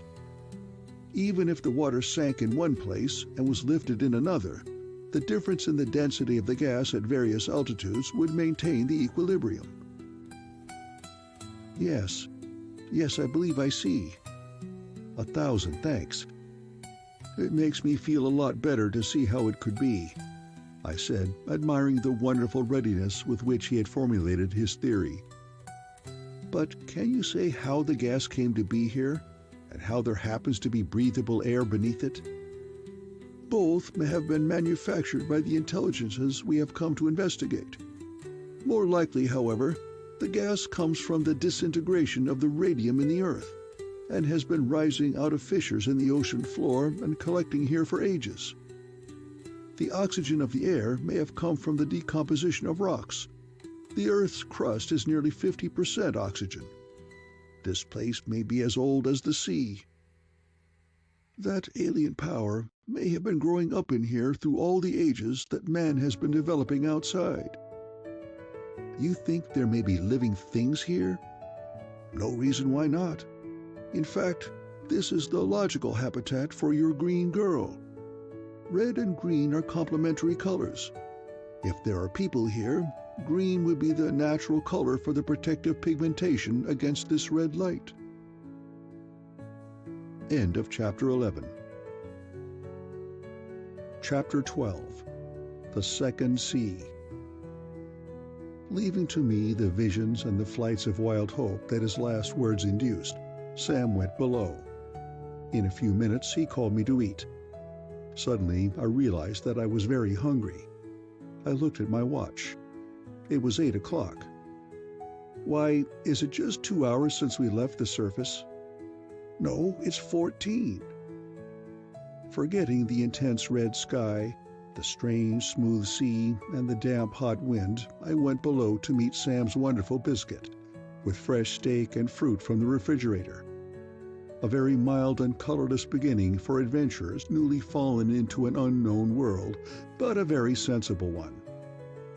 After the meal, each of us took a turn on guard in the conning tower while the others slept. Nothing happened. The soft hot wind blew steadily out of the south. The bloody glare of the weird sky was changeless, and the sea lay about in a motionless desert. The thermometer outside registered 115 degrees, but on account of the automatic temperature control, the machine was comfortable enough, though the heat and humidity on deck were stifling. When we had rested, we turned the bow of the Omnimobile toward the north and cruised along at a speed of 4 or 5 knots. I stood in the conning tower at the wheel, while Sam busied himself with making an analysis of the air and of a sample of water from the sea. Presently he came up out of the little laboratory with his report. "The air shows to be 31% oxygen," he said, "and 64% helium, with the remainder a mixture of various other gases. The barometer pressure is only 11 pounds, which compensates for the excess of oxygen. The helium is a good indication of the radioactivity which must have produced the gas overhead, since helium is one of the ultimate products of radium disintegration. The oxygen must have come largely from the breaking up of carbon dioxide by plant life." "Then there is life?" "There were microscopic organisms, both animal and vegetable, in the sample of water I took. The water, by the way, carries only 1.23% solid matter, mostly sodium chloride, less than half as much as the sea above, which has 2.7%. For several hours longer we moved slowly over the surface of that warm, silent sea. In all directions it lay flat as far as my eye could reach, its blue-black depths glancing with the unearthly crimson of the sky. Sam was still working in the laboratory and looking after the machinery. And then I saw the first living thing. My roving eye caught a tiny black speck against the gleam of the bloody sky. It was soaring, drifting slowly like a vast bird. Its motion was too irregular, I thought, to be that of a flying machine. I flung the little port open and tried to get my binoculars upon it. It was very far away, but I made out that it was a vast, strange, winged thing. It seemed very large to be a bird, and its colors were bright, fantastic. It seemed, I was sure, that its wings were green, but it seemed to be moving faster than I had thought. I never got it clearly into focus, and suddenly it dived and was lost beneath the horizon. "Sam! Sam!" I called sharply. "I've seen something! Something alive!" In a moment he was climbing up into the conning tower with a question on his lips. I described my confused impression of the thing as best I could, mentioning the strange colors. "More than likely, Mel," he said. "You wouldn't have recognized it, even if you had seen it clearly.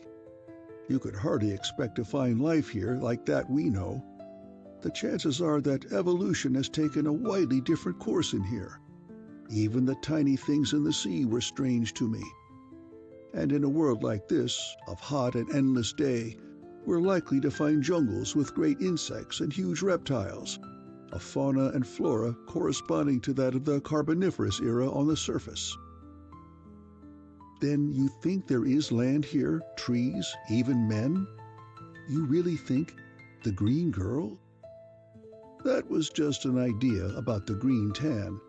But there is sure to be land of some sort, where the lips of this abyss curve up to meet the water above.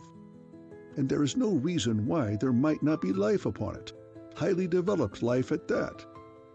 Life may be as old in this place as outside, perhaps older, for it has been protected from the cataclysms of one kind and another that may have swept life off the surface again and again through the ages. And we know there is some kind of intelligence here. No wonder they are willing to freeze the earth. They couldn't tell the difference if the sea were frozen a mile thick." Still we held our course to the northward. Presently Sam went back below again. An hour later the horizon was broken by a line of dull blue in the north. A thin blue strip appeared between black sea and scarlet sky, and widened slowly. In another hour I could make out a wall of towering blue cliffs all across the north, rising from the sea as if to support the red sky. They were veiled in the mists of infinite distances. When Sam had made his observations, computed his angles, and completed his calculations, he announced that they were 100 miles north of us, and met the red sky at a level 4 miles above us as we floated along. That meant that we were 9 miles below the level of the Pacific according to Sam's figures. The seat of the menace we thought to conquer was a mile below us yet. As the hours went by, and we still went northward at our crawling pace, we went slowly because Sam thought that the use of the engines at full power would create an etheric disturbance that would reveal our position to our mysterious enemy. The jagged rim of the abyss rose steadily out of the sea. The cliffs, when I focused my powerful glasses upon them, seemed composed of sheer columns of blue rock, reaching up to meet the red roof of waters like gigantic prisms of blue basalt. At last, my searching eyes glimpsed a patch of green below the blue. A vast slope of green hills drew up out of the red-black sea. They gleamed with the pure verdant emerald of well-watered grasslands. Here and there they were marked with huge, strange splotches of purple. I was ever amazed anew at the vastness of the weird world about us. Steadily, the green and purple slopes lifted themselves out of the dark sea before us, and stretched up, through vast plains and low hills, to the sheer wall of rough blue cliffs that lay all about the north, cut off so sharply at the top by the red sky. At last we came in view of the shore, fringed with a jungle of green and lofty forest. Huge those strange plants were, with long, thick leaves, grotesque forms, and fantastic flaming blossoms. I stared at them through the binoculars.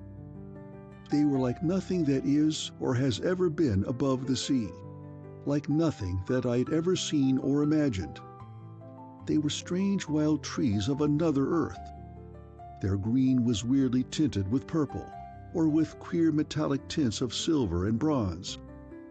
Their incredibly great blooms were prolifically born and infinitely varied, making the weird jungle an alien fairyland of bright and multicolored flame. A fit habitat indeed for the monstrous things we found there. End of Chapter 12. Chapter 13. The Flying Flowers. It was several miles back of the shore to where the green grassland rose from the jungle to slope up to the cliffs of gleaming blue. I had ceaselessly searched the plains and the jungles for a sign of life or intelligence, but so far I had seen nothing save the weird flying monster of which I had caught a glimpse. But suddenly a huge winged thing arose from the jungle strip. In a moment, 2 more had joined it from the shore. In a few minutes, a score of vast, weird monsters were circling over the beach ahead. They were strange things, incredible almost. I might have doubted my eyes but for Sam's warning of these strange things we might encounter. Their colors were bright. The wings were plainly green and of a spread of many yards. They flew with slow and regular wing beats. It was some time before I got one focus clearly in the glasses, and then I gasped in astonishment and terror at the weird creature that seemed to spring at me from the lenses. It was neither bird nor winged reptile. It was not an animal at all. It was a winged plant. The great flapping wings were broad and green, braced with white veins like the leaf of a plant. The long body was plated with coarse brown scales and tapered to a green fringed tail. 8 long blood-red tentacles dangled in pairs below the body. They were thick, and the coils of each must have measured many yards in length. Each bore at the end a single terrible claw, and instead of a head, the thing carried on the forward end a flower. It was huge, of many petals, brightly colored. Out of the calyx were thrust 3 dead black, knobbed appendages that must have been organs of sense. It was a vast thing, unbelievable. It was as large as an airplane. It was terrible, a nightmare monster.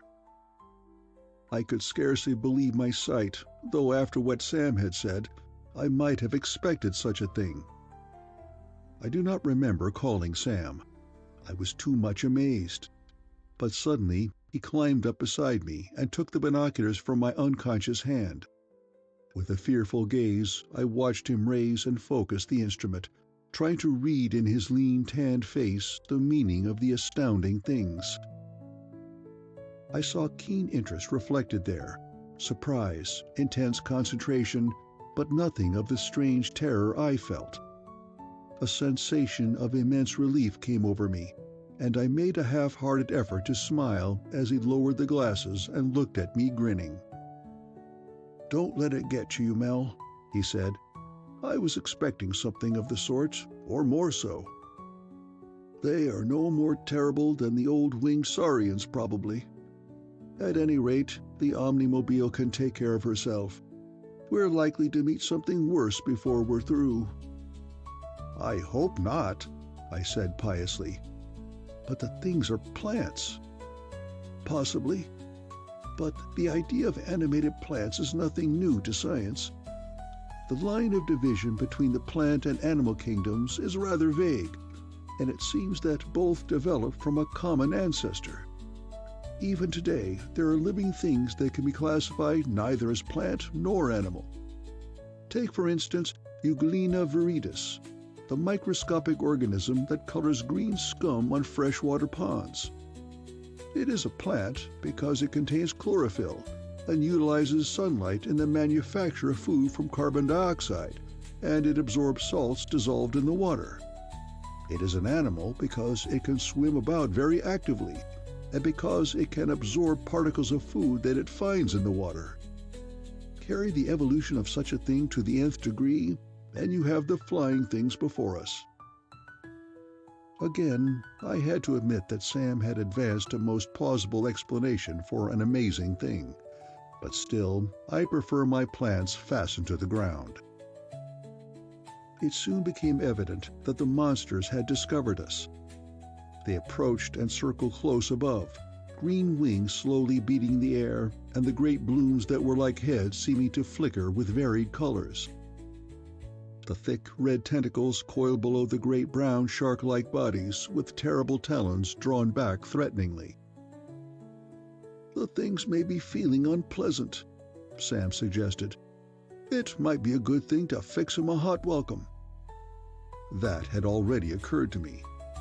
I let Sam have the controls and ran out and loaded the little cannon. Through the thick windows of the little conning tower, I watched the monsters flying above us.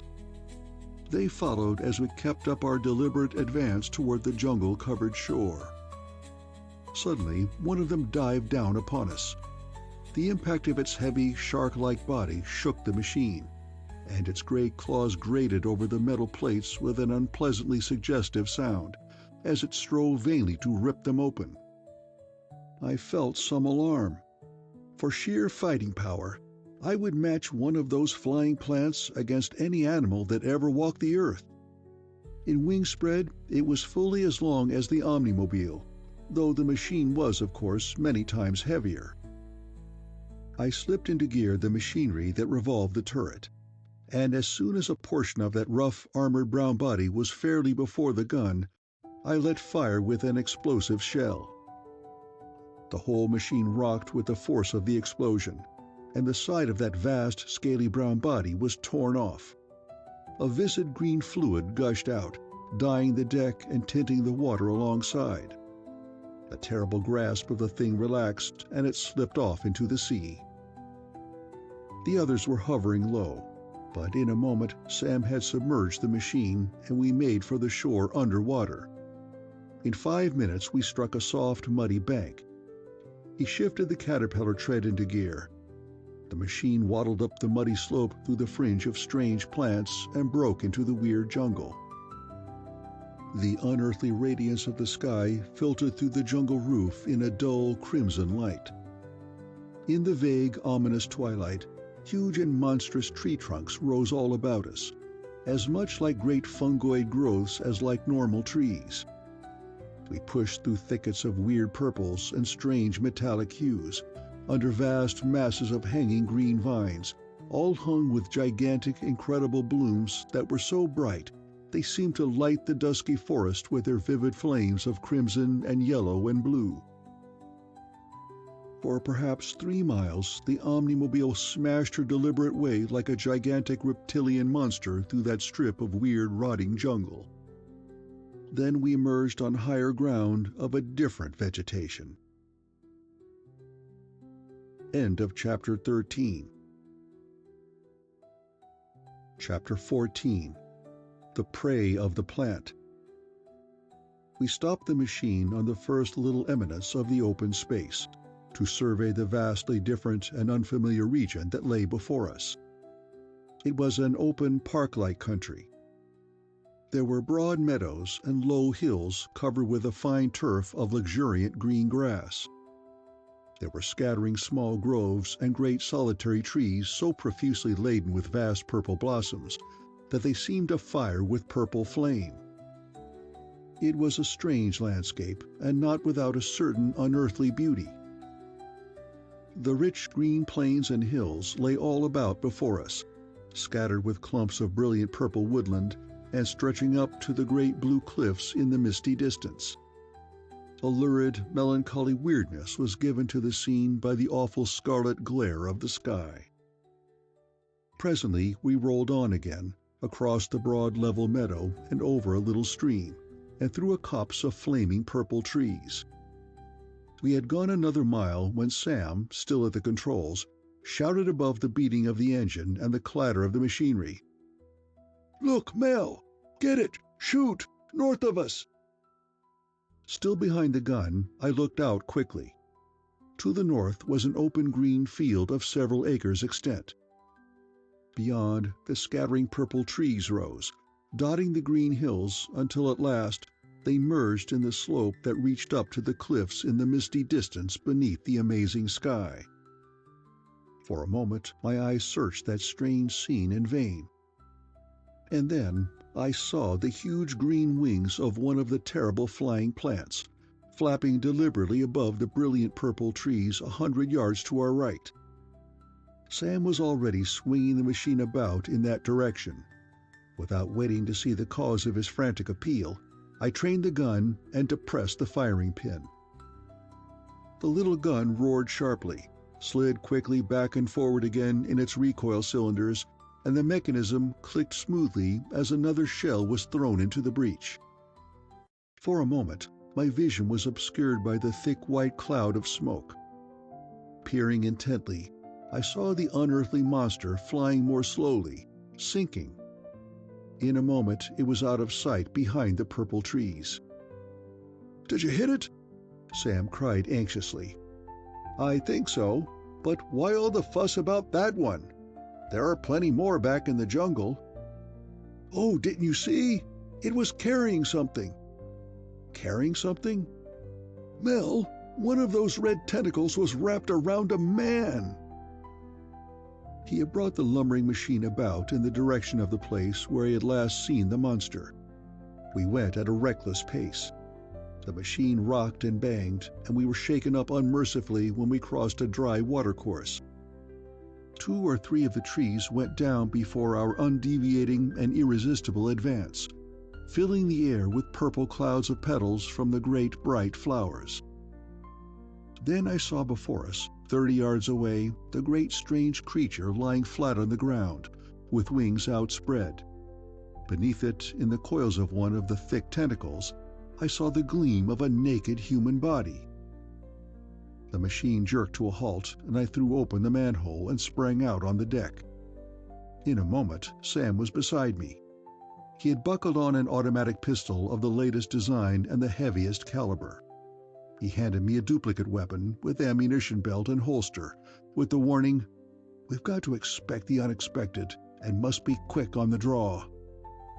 I fastened on the gun and led the way down the ladder to the ground. In a few seconds, we stood by the dead monster.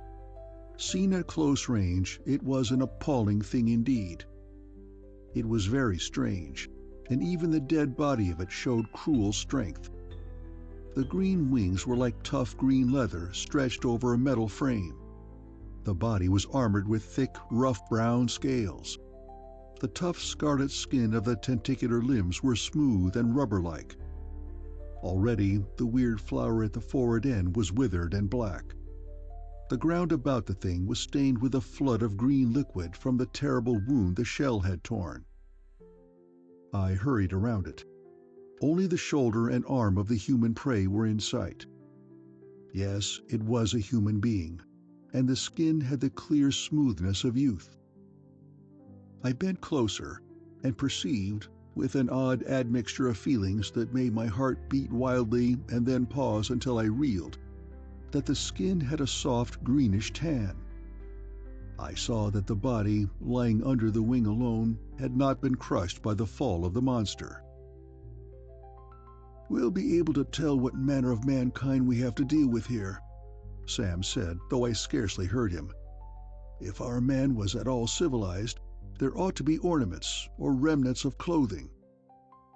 I hardly expected human life here, but it may be a human science that is threatening our world." He stumbled over the end of one of the thick red tentacles. It moved uncertainly, and he stopped in a sort of fascinated horror. "God," he muttered. Indeed, it was a terrible thing. The slick red limb, 4 inches thick, ended in a suction cup with a hideous claw, a good 12 inches long, fastened at the side. It made one's flesh creep to think of that terrible claw ripping and tearing flesh, or of the cupped end of the tube sucking blood from it. I pulled at the still white form beneath the wing. One of the crimson tentacles still clung closely about the young body. I tried to pull it free, but at my touch it seemed to tighten with a sort of aimless reflex action. Sam got out his sheath knife and cut at it. It was very tough, and the viscid green slime flowed from the abrasions in its rubber-like membrane, but presently we cut it in two. I drew the body from under the wing. I echoed Sam's exclamation. "It's the body of a woman!"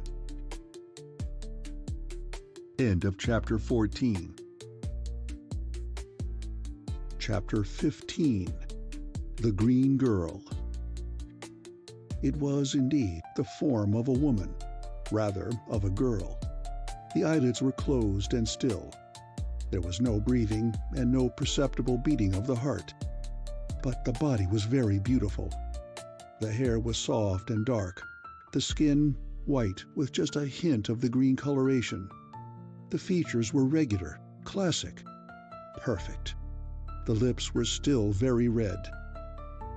That form was familiar to me. It was the dearest shape of my dreams. It was the Green Girl. There could be no mistake.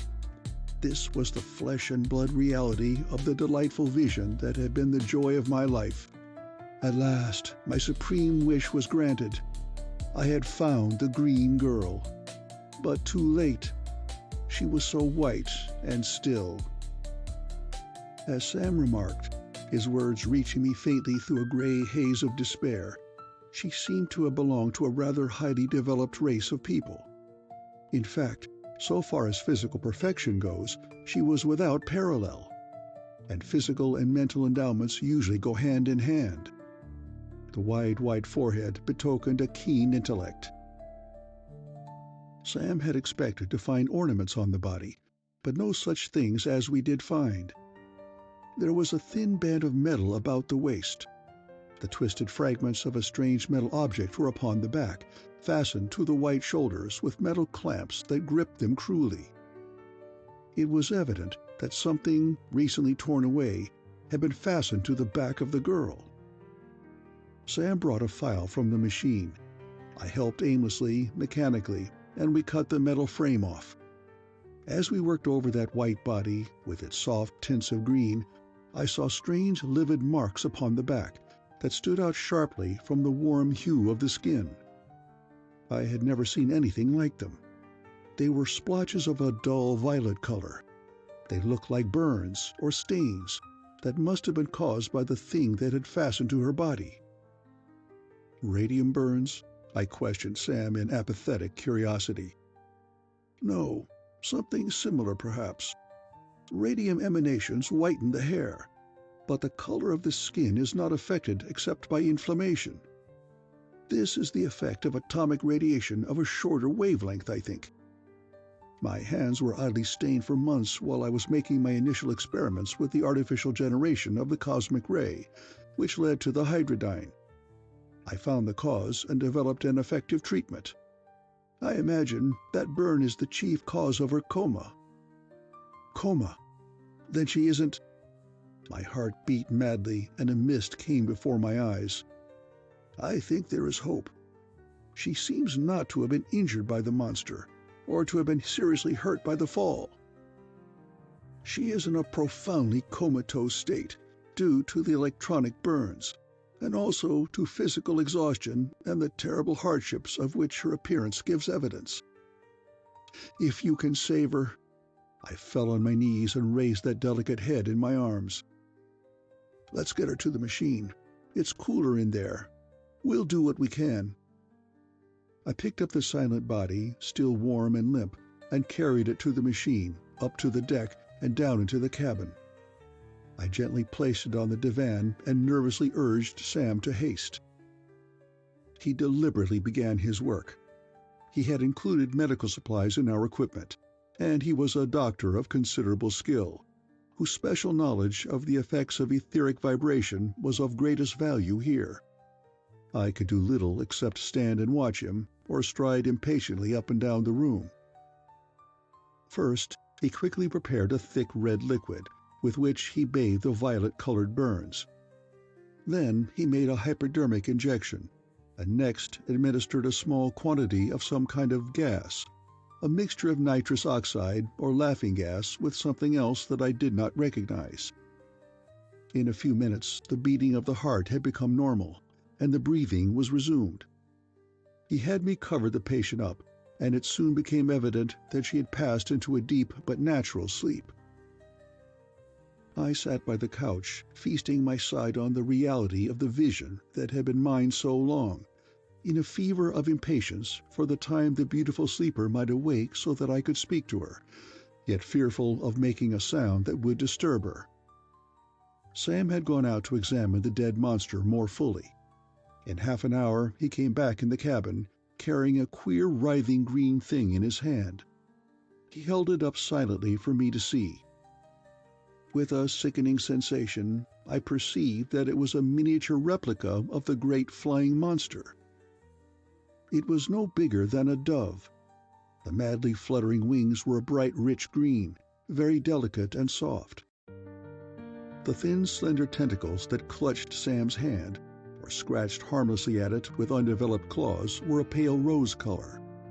The thin fish-like body was almost white, and the little bloom at the end of it was now an intense violet in color, while the little black sense organs were thrust stiffly out of it. "Quite a find," Sam said. "We ought to learn no end of things from studying it, if we can keep it alive." "Quiet," I whispered. "Don't wake her." "But where did you get it?" "Tore it out of a curious pouch on the back of the old one. A cunning little creature, isn't it?" "Not to my way of looking at it." "I wonder what it eats. Most likely it's carnivorous. The claws would suggest as much. And that assumption would demand that there must be large game of some kind to support the winged plants." Sam carried the little monster on into the galley.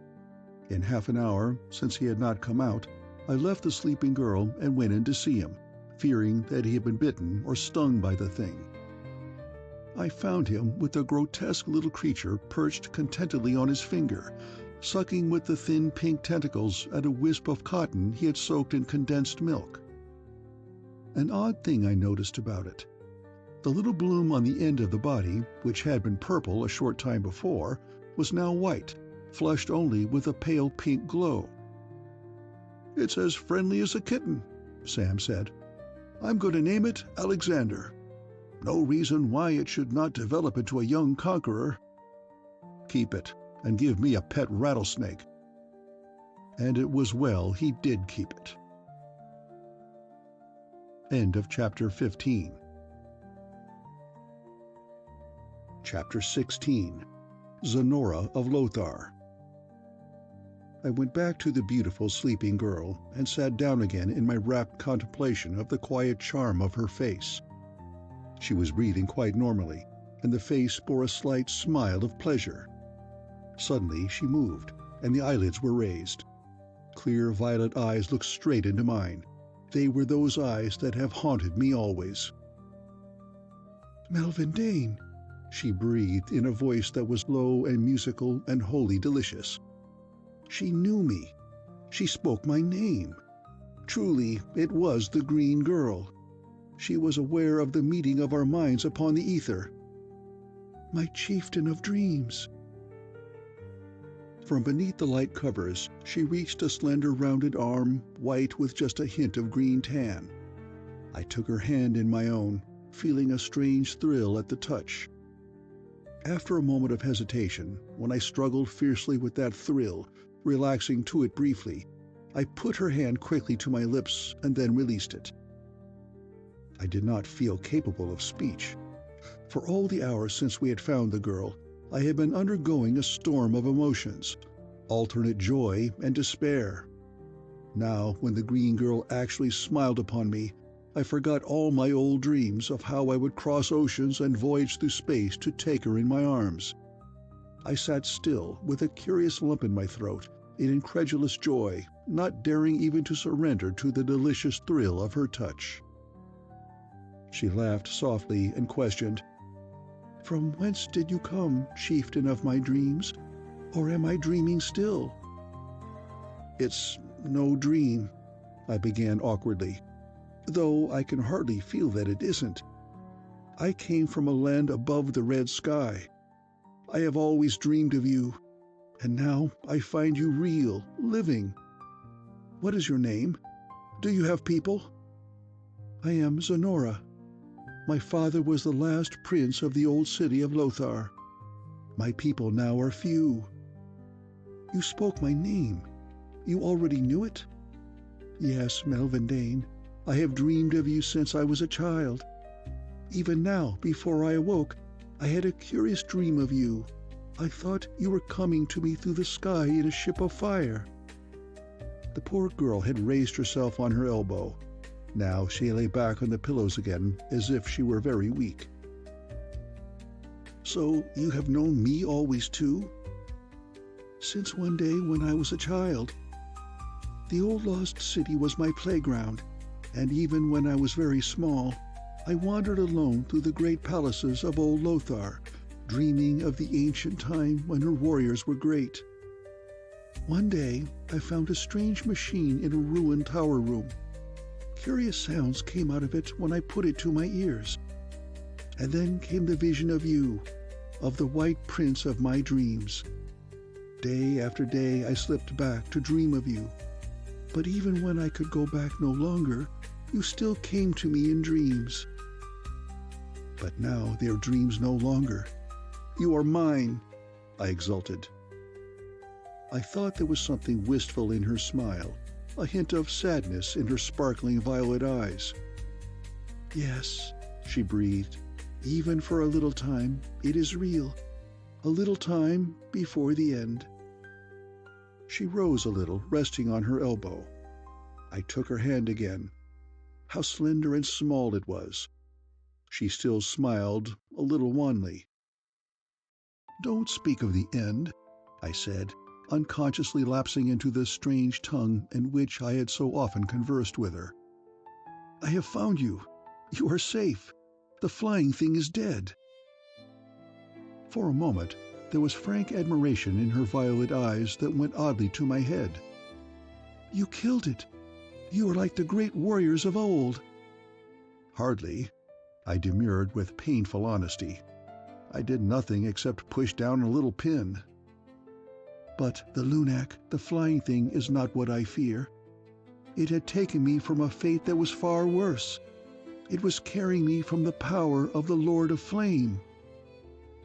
Her eyes dilated as she pronounced the words, as if they were a curse of fatal horror. For a moment she seemed to struggle fiercely with some terrible fear.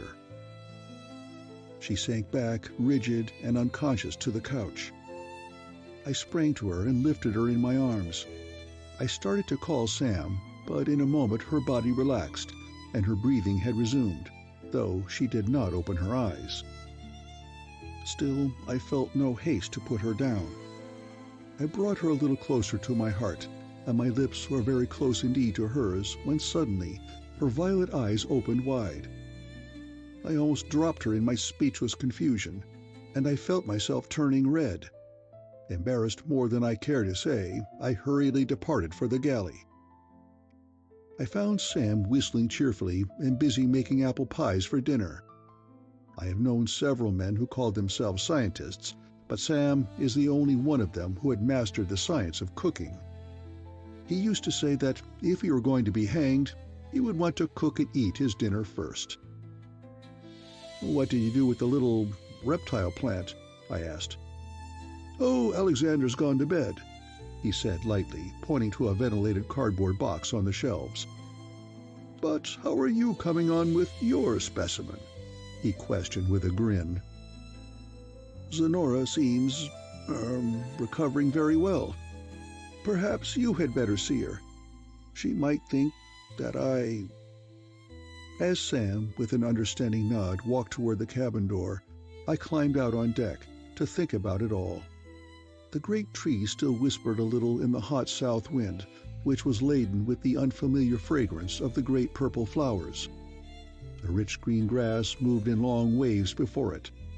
The red glare still beat down with a torrid intensity. I gazed up the vast slope of purple and green to the blue cliffs in the distant north, and wondered about what the girl had told me, and about what she thought of me now. I cursed myself for my impulsive action. A city of ruined palaces, a fallen race that had had a science great enough to build a radio machine, if such it was, which she had found and over which our minds had met. And a thing more terrible, and the flying plants. What had she meant by the words, "the Lord of Flame," the mere utterance of which had overwhelmed her with horror? Then I thought again of the metal bands and frame we had cut from her body, and of the strange burns upon her skin. What was it that had caused them? Did all of that link up with the menace that threatened the Earth, that might even now be doing its work? End of Chapter 16. Chapter 17. The Lord of Flame. I must have stood there many minutes, lost in fearful reverie. Unconsciously, I heard Sam and Zenora moving about below, heard faintly the murmur of their conversation.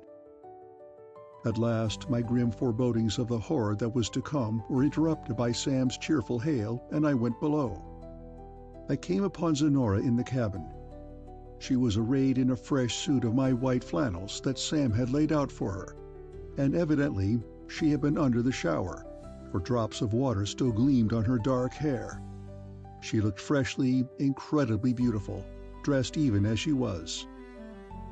I must have flushed somewhat, for she laughed at me, but she showed no anger or displeasure. She had not resented what I had done. She looked squarely at me with those cool violet eyes that shone with humor and human feeling. I read honest understanding in their clear depths, and suddenly I went to her and held out my hands. She took them in her slender ones. Presently we went in together to Sam's wonderful feast. He had the little dining room spick and span as usual, with the windows screened and the white lights going to shut out the terrible red glare.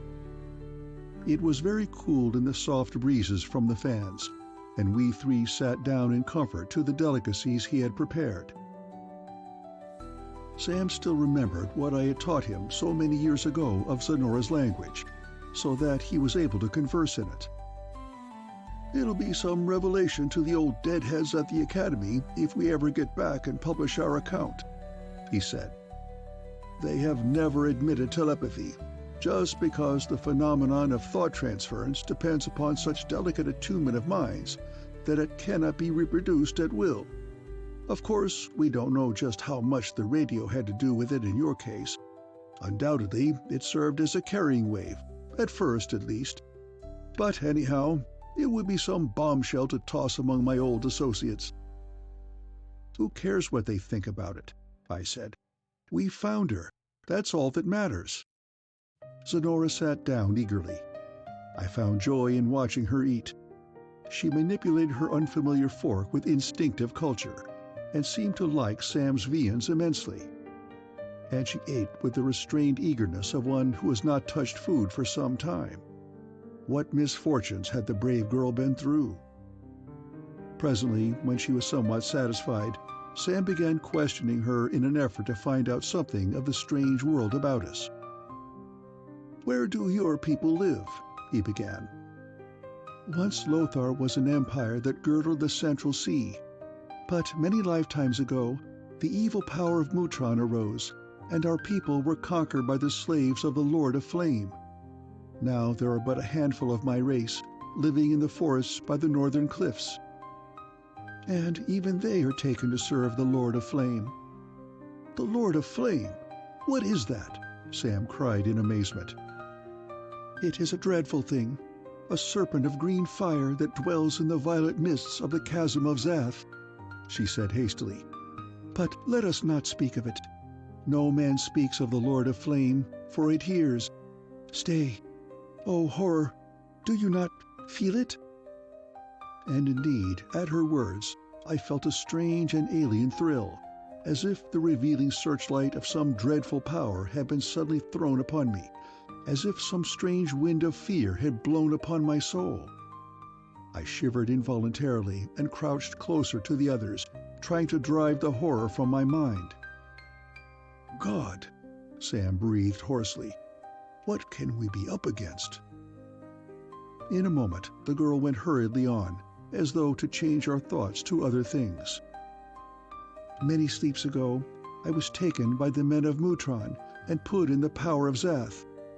They sent me on a ship to fight the Lunacs. We fell in with a vast number of them, and they brought the vessel down. The fire crystal was torn from my back in the wreck, and I was free. I ran for the trees, but the Lunac caught me, and that was the last I knew until I woke from my dream of... She turned to me with a little smile, as if such weirdly incredible adventures were to be taken as a matter of course. I could not speak for the pity and horror that were mingled with my admiration for her courage. But I could and did reach under the table and take her hand. Thereafter, each of us contrived, after a fashion, to eat with one hand. That brief and puzzling account of her adventures was all that Zenora was able to give us until experience would enlarge our common vocabularies. Certainly, it offered plenty of food for conjecture. She had little scientific knowledge, and when Sam continued his questions, the account she gave of the origin and meaning of the strange thing she mentioned smacked more of myth than of history. "Has the Lord of Flame always been, Zenora?" "No," the green girl answered. "Back in the beginning, 10,000 lifetimes past, the men of Lothar ruled, and there was no Mutron to carry them to Zath. The warriors of Lothar were very brave. They fought the Lunacs and hunted the beasts of the plain. The kings of Lothar reigned in 100 cities that ring the Central Sea, and there was food and joy for all. But the Lunacs were very wise. When the great men of Lothar brought weapons of fire to fight them, they went into the jungle and laid an egg, and guarded it, and there sprang up the Lord of Flame. It is a serpent of green fire, as thick as a mountain and as long as a river. All the warriors of Lothar went to meet it, and it slew them with a breath of fire. It took slaves of our people and carried them into the fire pit of Zath. And from that day, through countless lifetimes, our people have been worshippers and slaves of the Lord of Flame. Those who are taken are no longer as men, but as sleepers walking, with the fire crystal on their backs. They fly in ships of Mutron, the city of the sleepers, and rule with a heavy hand in the name of the Lord of Flame. None escape them." "Well, I'll be flabbergasted," Sam exploded. His face was a study. Incredulous disbelief was there, and amazement, and something of fear and horror too. What the girl had said had all the earmarks of a fairy tale. But we had seen the metal upon her body and the purple stains, and we had felt that sudden, inexplicable wave of fear. "Is it possible? Mel, it can't be. It's too fantastic." I could make no answer. "And you, Zenora? You were taken by that thing?" I cried in sudden horror. "I was taken in a ship and carried to Mutron, the city of fear. There they fastened on me the fire crystal. Then my mind was in a sleep, and my limbs did not what I willed. Until the ship fell, my life was a nightmare of toil and terror. The Lunac took me, and I knew nothing until you found me." Zenora still seemed rather weak and tired from her terrible ordeal. After we had eaten, Sam and I conducted her over the ship, with a view to convincing her of the wonderful power of the machine, and thus to quiet her fear of that mysterious menace. We started the engines and moved the machine a little. I fired the gun for her edification, to show her how the monster had been killed, and Sam showed her how to blow the siren, and even let her pull the cord. Then we took her back to a stateroom and turned it over to her. As she went into the room, Sam proposed that he and I go hunting. His real object, I think, was to get some fresh meat for the little winged plant, but we wished to learn as much as possible of the fauna and flora about us. I was not eager to leave the machine, but we were armed with the best of weapons, and there seemed to be little danger. Then we intended to be gone only a few minutes. When we were ready to start, I tapped on Zenora's door to tell her that we were leaving, but she made no answer. I suppose that she was already asleep. We climbed up on deck and closed the hatch behind us. End of Chapter 17. Chapter 18. Lost in the Purple Forest. We walked off east through the level green meadows, beneath the scattered trees that were bright with purple blooms. For my own part, I was much more interested in the vegetation than in any game we might come upon. In fact, I would not have been greatly disappointed if our hunt had been in vain. The leaves of what I have called grass were really so wide and thick that it was hardly grass at all. The higher stems of it bore myriads of tiny bright red flowers. The great trees were, in shape and foliage, somewhat like the oak, though the rich profusion of the purple flowers almost concealed the leaves. They bore small fruits, in appearance a little like the date, which, as we are later to learn, were edible. But in all the time I was in that strange world, I found no single plant that was exactly like any I had known above. Indeed, that was a strange hunt, under a flaming scarlet sky 9 miles beneath the ocean, through forests of the purple trees that burdened the air with their unfamiliar fragrance, in search of we knew not what in the way of game. We trampled steadily eastward over the green meadows for perhaps half an hour, rewarded with the sight of no living thing. The omnimobile had long been out of sight. We crossed a low greasy ridge and made our way out across another broad smooth valley. At last, as we looked from a screen of brush at the edge of a little meadow, we saw an odd-looking creature gazing unalarmed 100 yards away.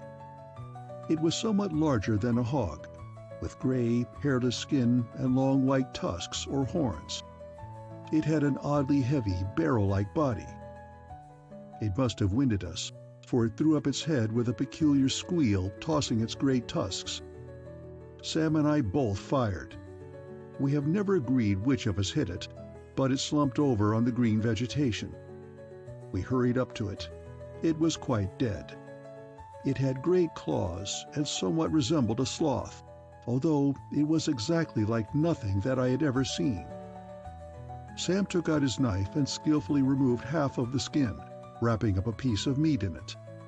The beast had thick rolls of fat along the back, but the flesh beneath looked so nice and tender that he took some of it to try for steak. "We'll try some of it broiled when we get back," he anticipated, smacking his lips. "Let's hurry on," I said. "We've been gone longer than intended already. What if Sonora wakes up and we're not there?" "Let's see," said Sam doubtfully. "The wind was from the south, wasn't it?" I looked around in sudden panic. I was almost sure that I knew the way back to the machine. Almost. The strange world about us was suddenly very alien and cruel. The plains were lonely and flat and dead. The trees were suddenly wild and mysterious, as if they concealed strange monsters. There was a ghastly, unearthly menace in the red gleam of the sky. In all directions the country looked much the same. There was no definite landmark. We stood there for a time, scanning the unfamiliar panorama in the beginning of panic. There were half a dozen groups of trees, any of which might have been the one from which we fired. It occurred to me that it would be very inconvenient if one of the flying plants came along, and I began to think of other things that might happen. I came to a tardy realization of our helplessness and utter ignorance of the dangers that might surround us. The purple trees and the scarlet sky seemed to leer at us, to gather closer, to laugh in fiendish joy at the unnameable doom they might have in store for us. Unconsciously, I drew my pistol, and my muscles were involuntarily tensed, so that I started when Sam spoke. "Of course, we can see the wall of cliffs in the north. That will give us the general direction. If we can get up on that hill, we might be able to see the machine." He pointed toward a round, bare, green hilltop that rose several hundred feet toward the red sky. It was perhaps a mile away, in the direction of the hazy blue cliffs. He slung the piece of meat over his shoulder, and we set out over the open field. It was very hot, and the perspiration was dripping from us. I had hardly noticed the damp, hot wind before, but now it felt like a blast from a furnace. The intense scarlet radiation of the flaming sky dried up our energy. The steady beam of heat brought over us a growing languor, a depressed and spiritless weariness. The whole weird region was very still. The only sounds were the soft sighing of the wind in the trees, and the thrashing and rustling of our feet in the rank grass. The tiny scarlet flowers danced before the wind almost like little insects, and a few brilliant petals blew sometimes from one of the sparsely scattered trees. "Phew," Sam whistled, stopping to mop his brow with the huge red bandana he had tied around his neck. "This is beginning to feel like the Sahara. I'm glad I didn't happen to be a native of the place. You bet the machine will look good when we find it." "If we find it," I could not refrain from saying. In 5 minutes more we were far up the side of the little hill. The side of the eminence was bare of the great flowering trees, so the strange forest lay about us southward for many miles. Eagerly we looked in the direction that should have been southwest for the omnimobile. A vast stretch of the rolling plateau lay before our eyes, low verdant hills and vast green meadows, scattered with the brilliant purple trees, singly and in groves. Far away, all across the southern horizon, stretched the black sea on which we had landed, glancing with the crimson light of the sky. But nowhere in all that vast, strange expanse did we catch a glimpse of the machine. "It must be just in a low place," Sam said hopefully. "Or I think I remember now that there was a little grove just north of it. We will see it in a minute if we climb higher up." "I hope so," I said, raising my binoculars for a better look. "And we have compasses and instruments to guide ourselves around the world, if we just thought to bring them." "It's no use," I said.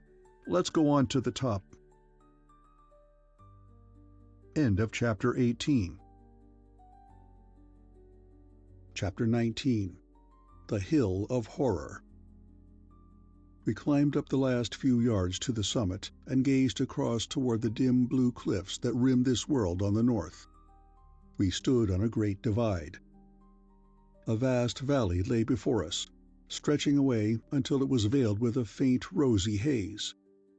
The curious checkered expanse of green plain and purple woodland sloped far, far away to the north. Perhaps 20 miles away was the vague outline of a great silver lake, dyed with the light of the crimson sky. Just back of the lake seemed to be a shore of low black cliffs, and beyond those ragged peaks and beneath the towering and rugged columns of blue that threw themselves up to the bloody sky was a strange sight indeed. There was a weird flicker of dancing lights in that far-flung crimson mist, as if it reflected strange infernal fires in a pit behind the low black wall.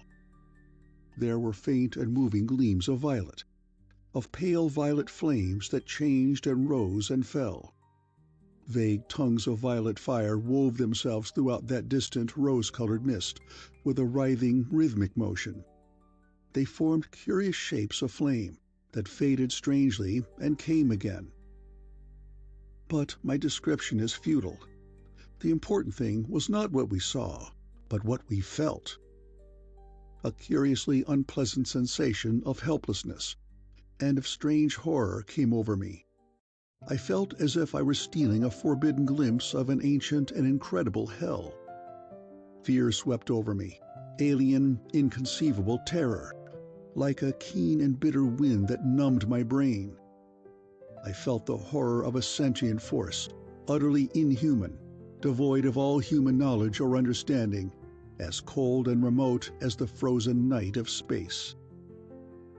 It was terrible, an intangible aura of fear that reached out of that pit and tugged at our souls with the icy hand of stark horror. I can give the world no conception of the overwhelming terror of it. Nor would I if I could, for such things are better forgotten. I dropped my rifle and clenched my hands, trembling. I braced my feet as though against the force of a physical wind that was striving to carry me toward that abyss of nebulous horror light. I looked at Sam. He stood very still, leaning back, with hands raised and jaw dropped. In his eyes was the look of the fresh and innocent soul that struggles with a pitiless terror that it cannot know or understand. Such a look I had never seen before, and God grant that I may never see it again. My gaze was drawn irresistibly back into that mantle of moving light. Even as I watched, a pillar of green flame, very bright and broad, thrust itself up through the wavering mist of violet fire and into the crimson haze. It was like the slender head of some obscene green reptile. It reached up incredibly. It writhed and twisted about. It was like a great serpent of fire. And it saw us. It grew still with awful attention. Eternity seemed to pass as the dreadful thing hung there motionless, like a vast frozen pillar of twisted emerald flame, like a column of curdled green fire, with curious throbbing changes in its brightness. I felt a weird force flowing out of it, and I knew that it was watching us. "My God," Sam muttered. "My God." I looked at him again. His thin face was very white and beaded with perspiration. He was mechanically mopping at his forehead with the red handkerchief and staring at the mist of flame with the gaze of terror upon his eyes. I struggled mightily to throw off the spell of amazement and terror, of alien and unutterable horror that was grasping at my mind. It was a heartbreaking effort. I moved. I seized Sam's arm and shook it. He swayed drunkenly, with his eyes still on the awful lights. He was like one in a trance, like a man in a dream of death. And I felt those icy fingers of unthinkable doom closing about my own mind. I was paralyzed again, with my eyes drawn back to the north. The snake's head of frozen green still throbbed strangely, and the flickering violet aurora still kept up its storm of varying motion in the dim rosy haze into which the awful head was lifted. Something was reaching toward us out of the pit. I knew there was intelligence in it, a will, inhuman and unthinkably strong. It was calling us, compelling us. I knew that in a few moments we could fight no more. Suddenly, a low sobbing sound reached us on that warm, humid south wind, a sound that wailed uncertainly behind us, and rose to a piercing shriek, and slowly died away into the distant south, echoing weirdly on hills and trees as it rolled and sank. Sam started with a hoarse cry and went off down the hill toward the north at a stumbling run, toward that abyss of alien horror. A moment more I struggled desperately, but that pitiless power overwhelmed me. I followed in his tracks. And then a clear, rich voice reached me from beyond the hill, a shout in Zenora's rich and ringing tones. It had a clear human overtone of confidence and courage. "Come back, Melvin Dane! Come back, Sam!" The old scientist stopped uncertainly, passing his hand dazedly before his brow. Abruptly, the terror was gone from my mind. The love and the courage of the brave girl flowed into me. And suddenly, with the green light still pulsing through it, as though sent by a mighty heart, the terrible thing in the north dimmed slowly and faded away. Still, the violet lances flickered through the rosy mist, but the green thing was gone, and we were free. I took Sam's hand, and we turned our backs on the amazing play of fire above the incredible pit, and hastened to the trees from which Zenora's voice had seemed to come. We reached the little grove, but I did not see the girl. Suddenly, I had the persuasion that I had not actually heard her with my ears after all. "Zenora! Zenora! Are you here?" I called uncertainly. Sam was still trembling and mopping at his forehead. "She wasn't really here, I think, Mel," he presently said in a strained voice. "She must have reached us with telepathy." For a long time then we stood there under the flowering trees, very close together, feeling all the awful mystery of the strange world about us, and thinking of what had happened. What was it? My silent lips at last formed the question. "The Lord of Flame," Zenora said. "The Lord of Flame. A serpent of green fire that dwells in Zath below Mutron," Sam repeated mechanically. "I would to God I knew what it is." And what was that awful sound? "That was the siren of the Omnimobile, I think. You know, we showed Zenora how to operate it. Probably that saved us, by attracting our minds from the thing while Zenora reached us. Then, if we go toward it—" At the instant, the wild sobbing shriek rose again, very welcome for all the wailing qualities of its tones. In a moment, we were hastening down the green hillside among the purple trees, in the direction from which the sound had come. Twice we heard it again, and in half an hour we saw the glint of the silver metal side of the machine beyond a thicket of purple bloom. I have seen few more welcome sights than the Omnimobile was then. The heaviness of it, the threatening nose of the little gun, the air of irresistible power about it, and even its clumsy, beast-like appearance were reassuring. Sam gave a cheer, and we made the last 100 yards at a run. At last we stumbled up the metal ladder and stood upon the narrow deck again. We clambered through the manhole. The white electric light of the interior was in strange contrast to the crimson gloom, and the coolness of the air was very refreshing. Zenora was in the cabin, anxiously on her feet. "It was the Lord of Flame," she whispered, "and you escaped." "Thanks to you, my dream girl," I said, taking her boldly in my arms. End of Chapter 19. Chapter 20. Sam's Pet. "I felt it watching you, calling you, and I pulled the cord that makes the great cry," Zenora whispered after a long, long time. "Thank God you did. It saved us. We were lost." And I told her of the amazing storm of flames, of the thing that had risen out of them, and of the irresistible spell of terror from which she had awakened us. "Yes," she said, "it was the Lord of Flame. He watches the world from Zath. He knows the acts of every man." I must have reeled a little with fatigue, for suddenly the girl looked at me with quick sympathy brimming in her eyes. "But you, my white prince of dreams, you are very tired. You must rest."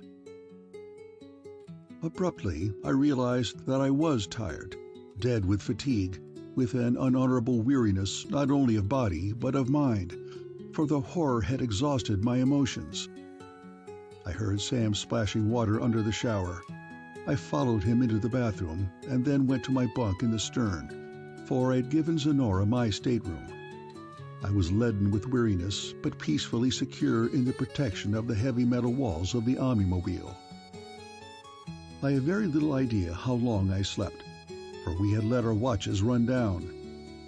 In the absence of the sun, we came to pay less and less attention to the time, though we usually kept the chronometers going.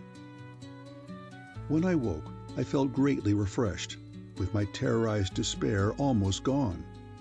But I would not forget the sense of evil and intelligent power that I had got from the pillar of strange green fire that had been thrust so deliberately and purposefully up through the mist of violet flame and into the rosy haze that hung over the hidden abyss in which it lurked. It had seen us. I knew it.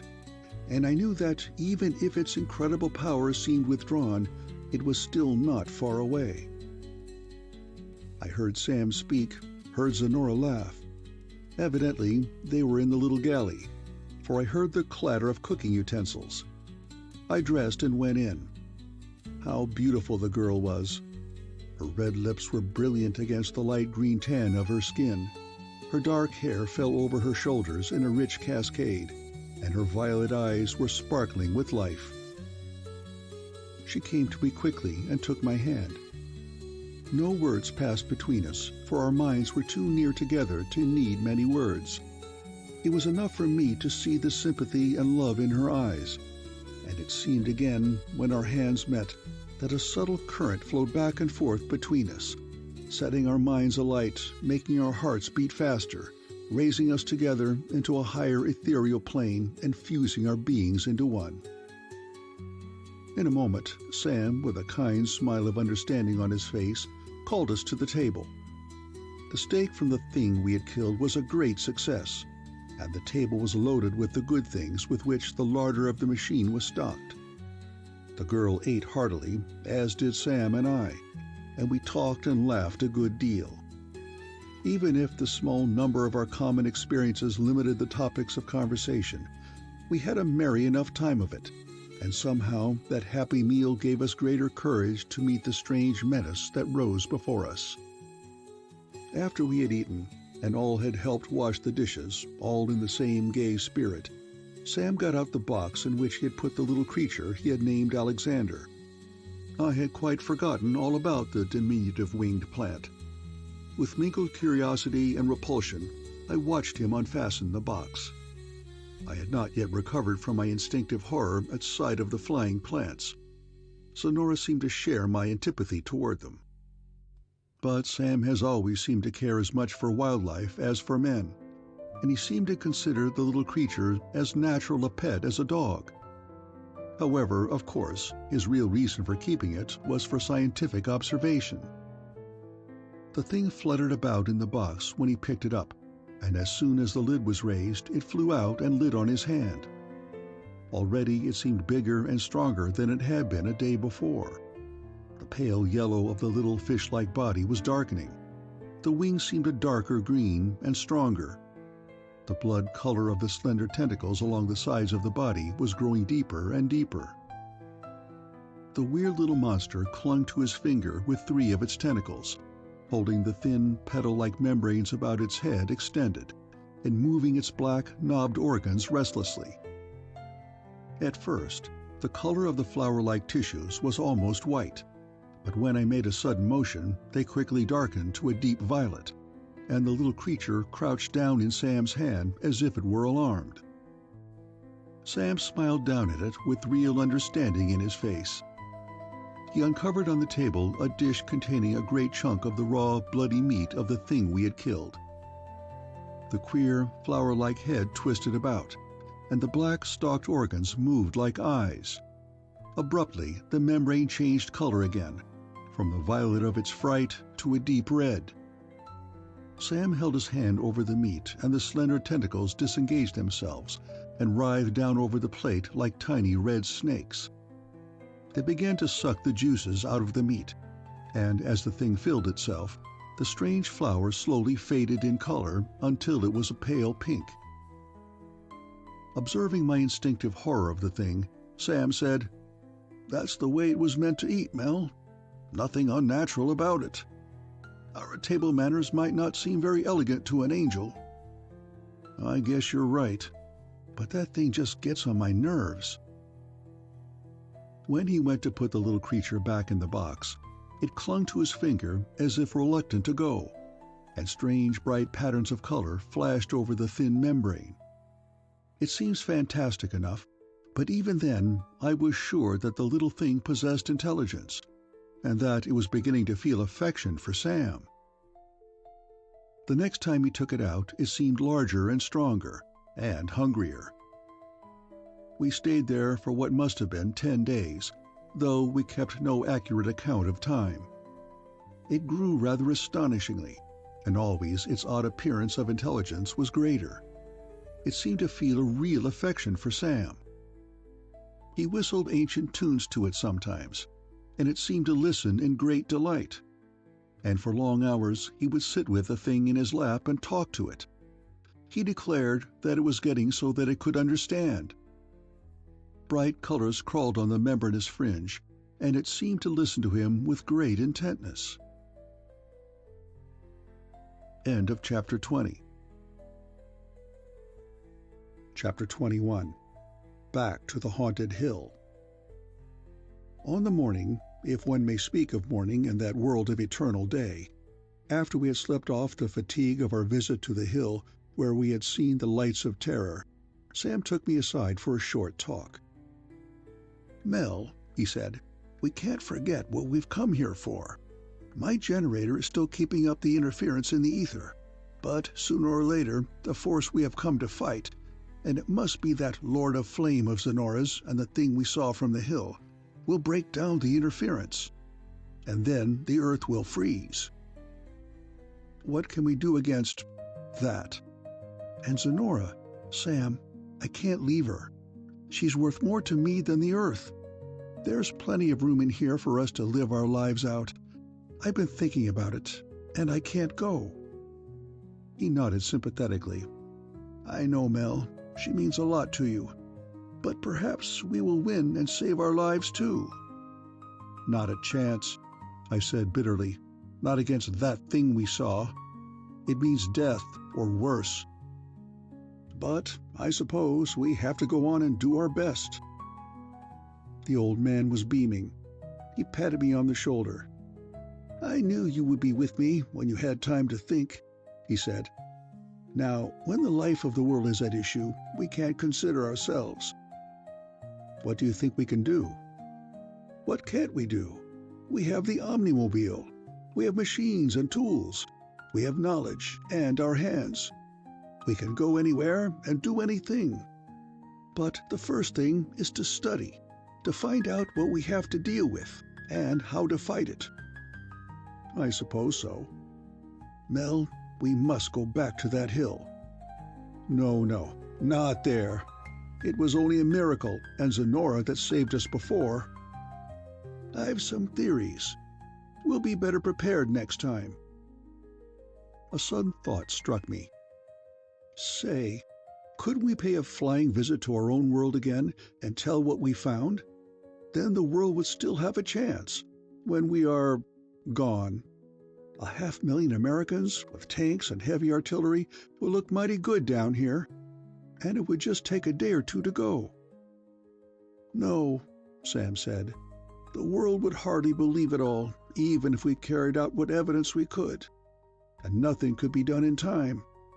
Then I'm not sure we could get out. In fact, I'm pretty sure we couldn't. The rockets might carry us 3 miles high, all right, but we could never break through that water from beneath. We would fall back. Mel, it's up to us." During the days that followed, Sam spent most of his hours in the little laboratory.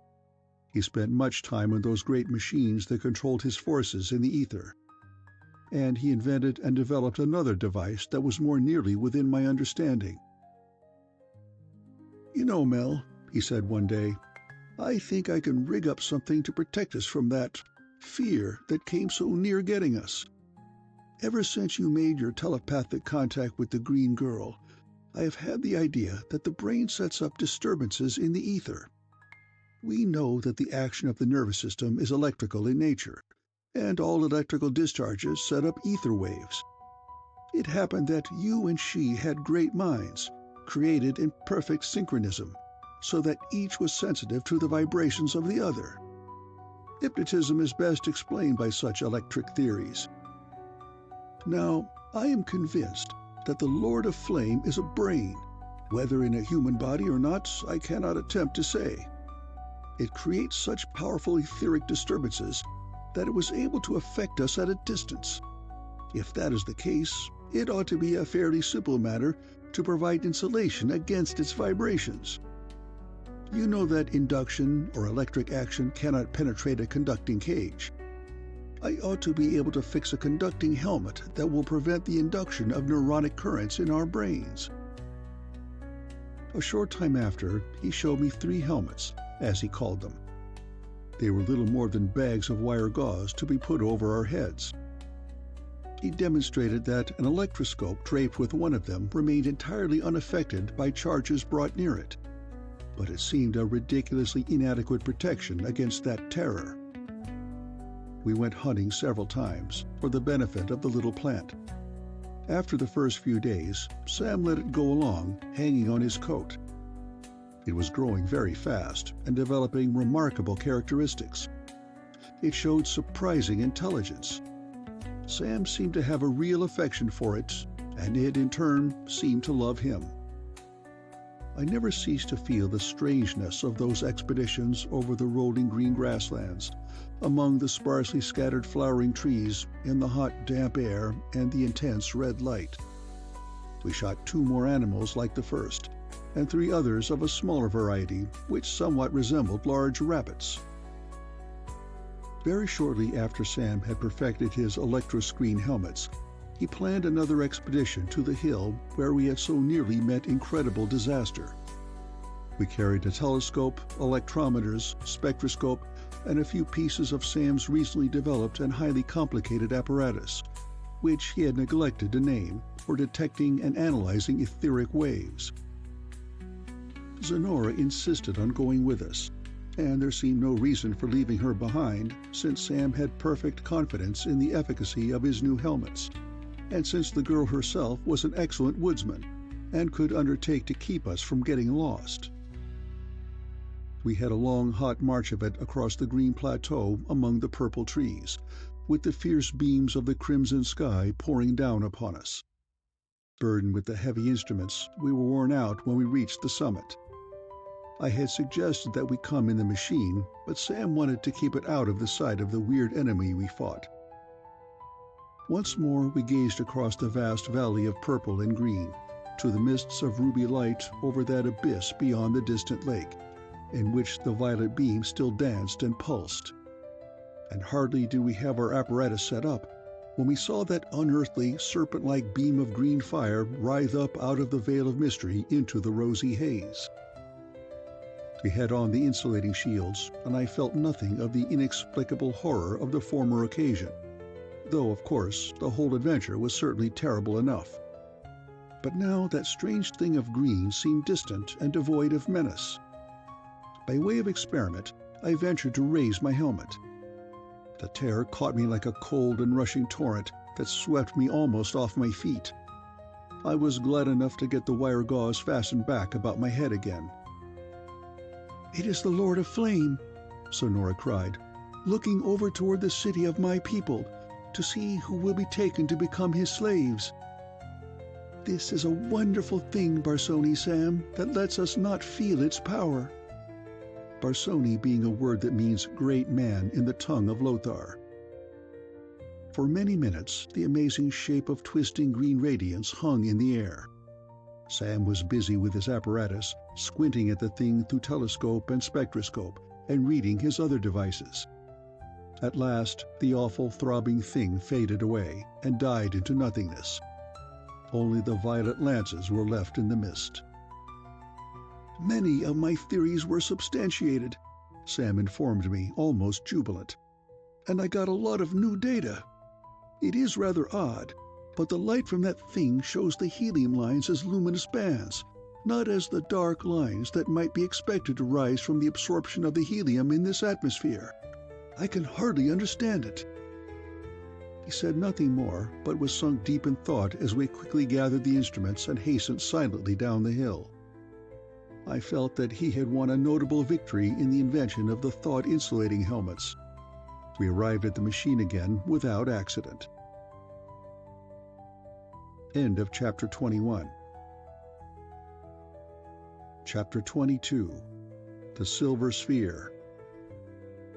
For several days longer, Sam continued his labors in the laboratory. During that time, Alexander, the flying plant, developed remarkably. Before we moved, it had a wingspread of 2 or 3 feet. I have spoken of its intelligence. It soon learned to flutter to the guns when we were preparing to hunt. Sam talked to it incessantly and declared that it could understand him.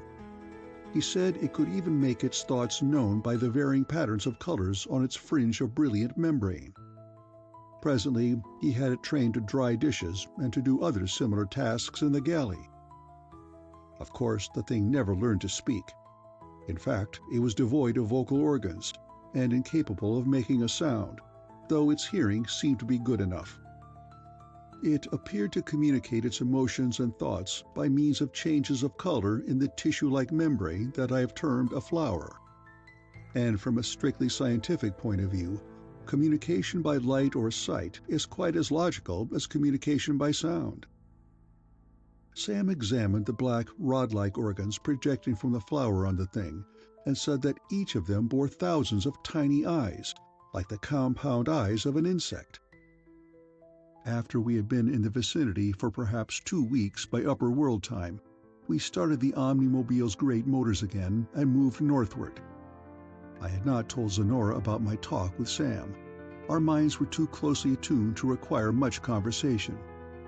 I knew that she understood that our maneuver would probably mean our sacrifice to the cause of the world. She said nothing of it, but I thought I detected a sadness in her manner. During all the hours that Sam had been in his laboratory, alone or with Alexander, I had spent most of the time with Zenora. We wandered together about the meadows, or sat in the cabin to escape the almost intolerable heat. Always I loved her more, brimming as she was with humor and sympathy and love. And bitterly I cursed the fate that was dragging us both to our doom. Even at the beginning, Sam's scientific achievements have been so far above my understanding that I would scarcely comprehend them, and his later speculations regarding the menace of the abyss were so abstruse that I quite failed to follow them. His little workshop forward was crammed with strange machinery, some of it humming incessantly.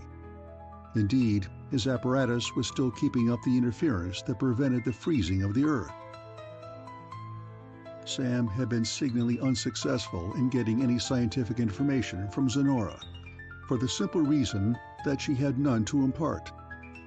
But from her geographical knowledge, he attempted to draw a map, showing the locations of Lothar, of Mutron, and of the pit of the Lord of Flame.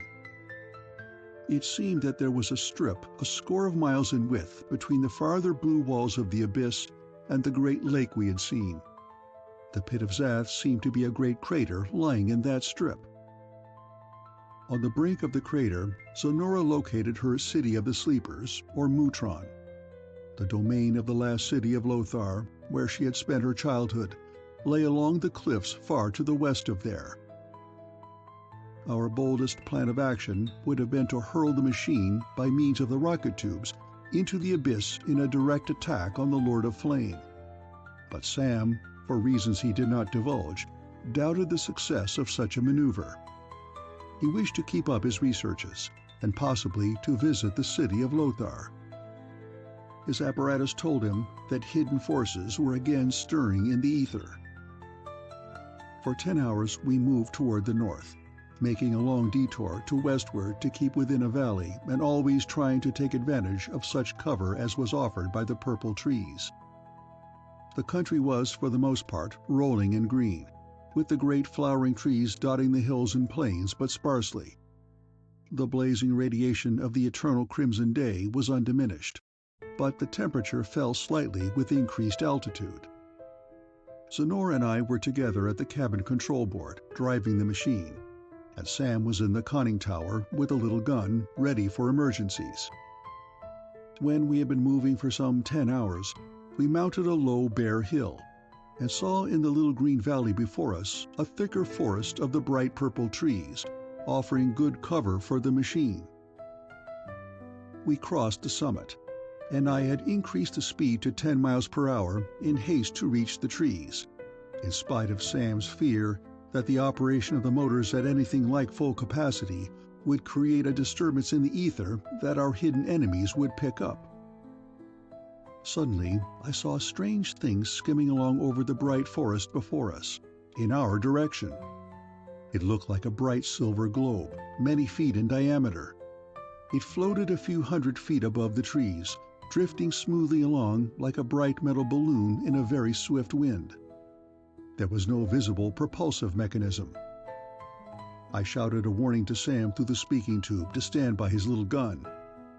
Zenora laid a light hand on my shoulder and said in a tense voice, "It is the sleepers of Mutron, the slaves of the Lord of Flame. They will fight to death. They know not fear."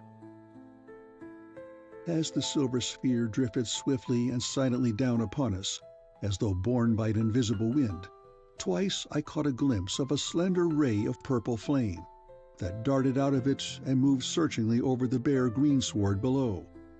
And then a rich purple beam fell suddenly and intensely upon the omnimobile. When that misty finger of purple light discovered us, I saw a strange vortex of pale green fire spring up about the globe and reach out in our direction. Suddenly, I realized that this ship was of the same appearance as the weird thing that had destroyed our cottage. Small hope, I thought, if that force of atomic disintegration were to be released again. I heard the rapid crashing of the machine gun as Sam began to fire, and presently bursts of smoke appeared about the gleaming sphere. But to hit a relatively small and rapidly moving target even a mile away is no mean feat of marksmanship. I drove rapidly for the purple wood, but with little hope of getting there before the terrible red disintegration had melted us away. Suddenly, I heard the drone of some of Sam's new machinery going into action. He had mounted his switches and dials in the conning tower, so he could control it from where he stood. Vivid blue electric flame quivered and flashed over the metal parts of the machine as his new weapons went into play. The floating globe of silver drifted nearer, and the misty vortex of green fire about us grew more intense. A strange red glow stole over the vegetation around us, and a solitary purple tree ahead burst into crimson flame.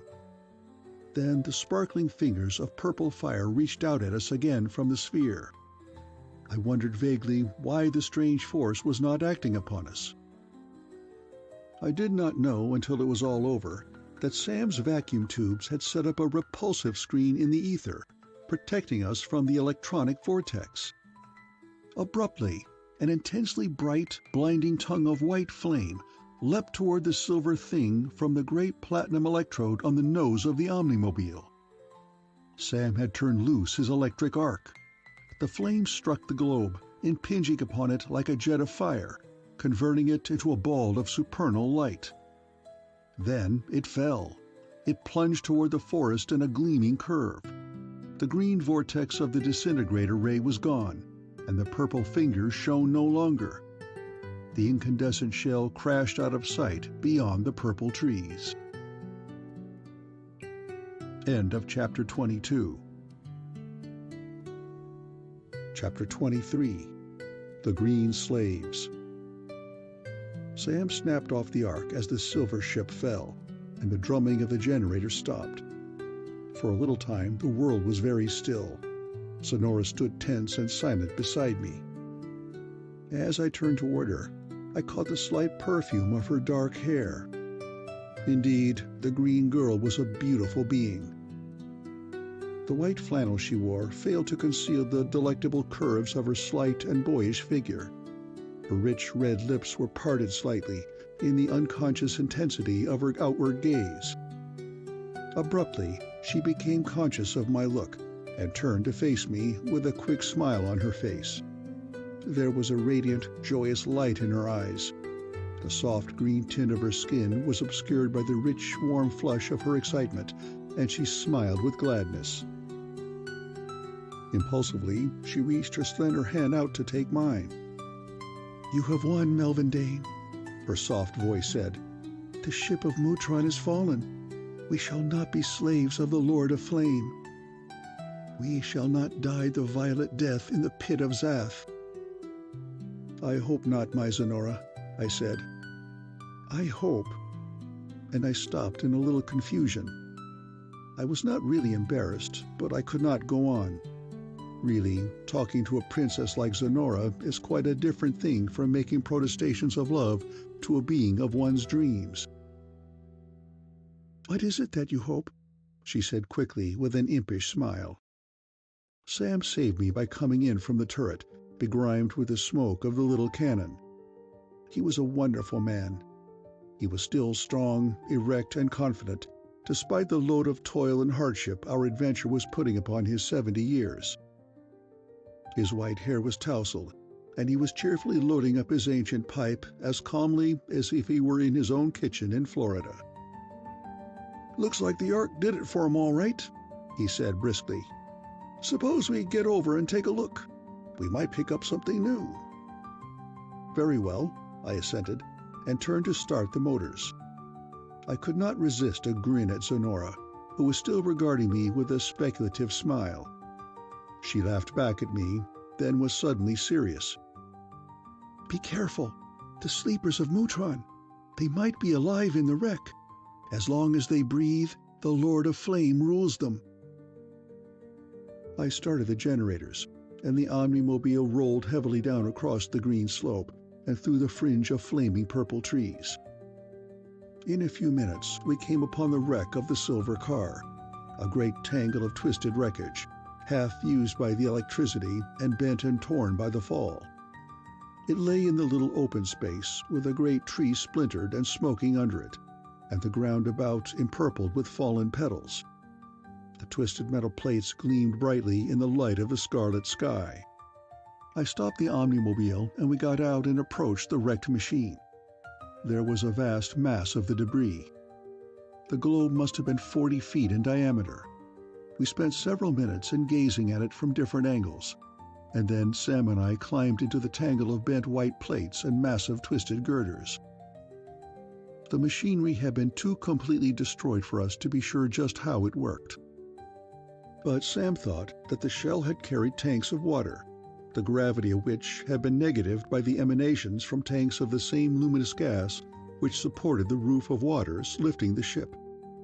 From the nature of the fragments of electrical machinery we observed, it seemed that the horizontal propulsion was attained by the ionization and repulsion of the helium atoms in the air. The apparatus that had produced the atomic disintegration was too badly wrecked to be identified.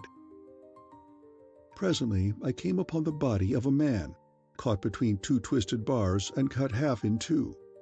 The body was naked. It had a greenish cast that was darker by far than that of Zenora's fair skin. The physique and the size and shape of the head showed a race of high intellectual development.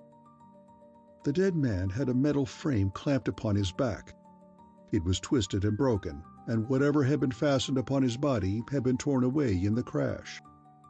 And the corpse had upon its back the strange violet stains that had been upon Zenora when we found her. Presently, Sam found another body. It had been half burned up by the Ark. It too had the metal frame upon it, and the thing the frame was to hold was still clamped to it. The body bore, fastened to the back with those cruel metal clamps, a 6-sided bar of blue metal. It was 6 inches in diameter and 2 feet long. "This must be the thing Zenora calls a fire crystal," Sam said, "though I don't see any fire about it. It's damned queer."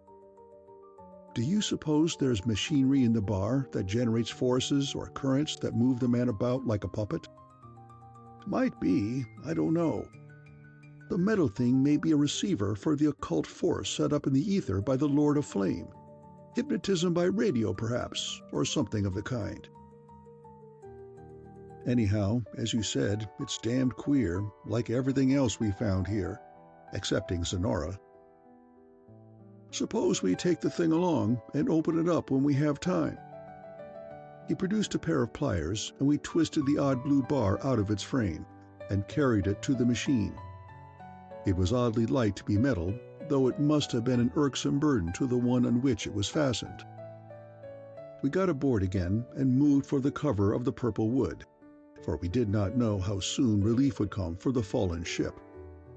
But Zenora assured us that the Lunacs, as she called the flying things, quite frequently destroyed the ships of Mutron, and that the fate of this one would be laid to them. End of Chapter 23. Chapter 24. The Blue Prism.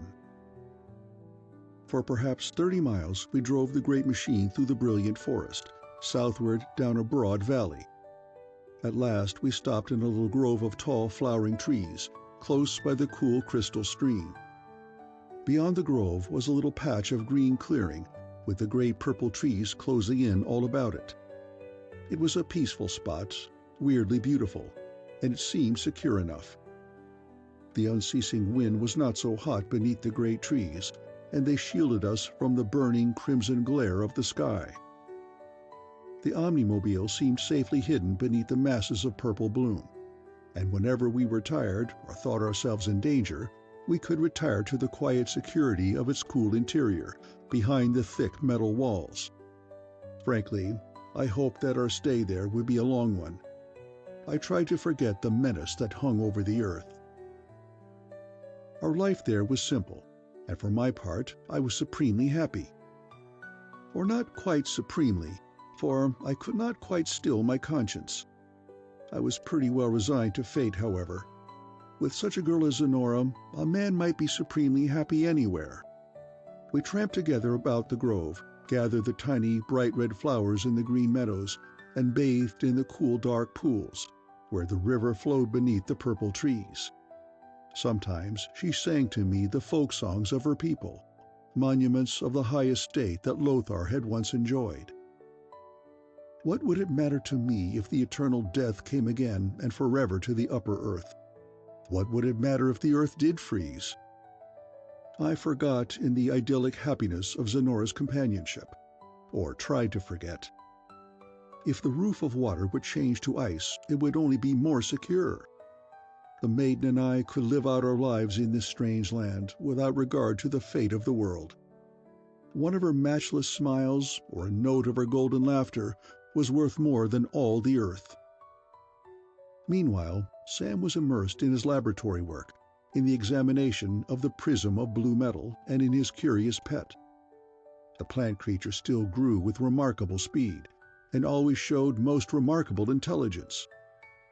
It was always with Sam, flapping along above him on broad green wings, or walking awkwardly upon its thickening red tentacles.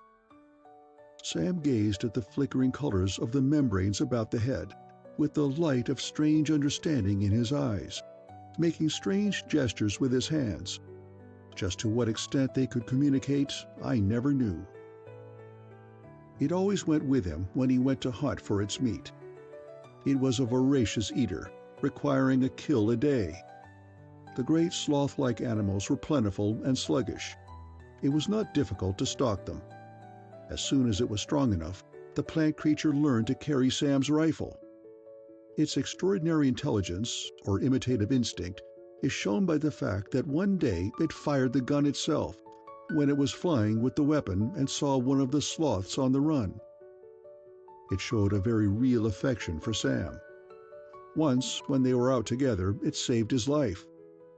One of the tuskers had suddenly charged him from behind, and the creature flew at it and attacked it madly with its undeveloped claws.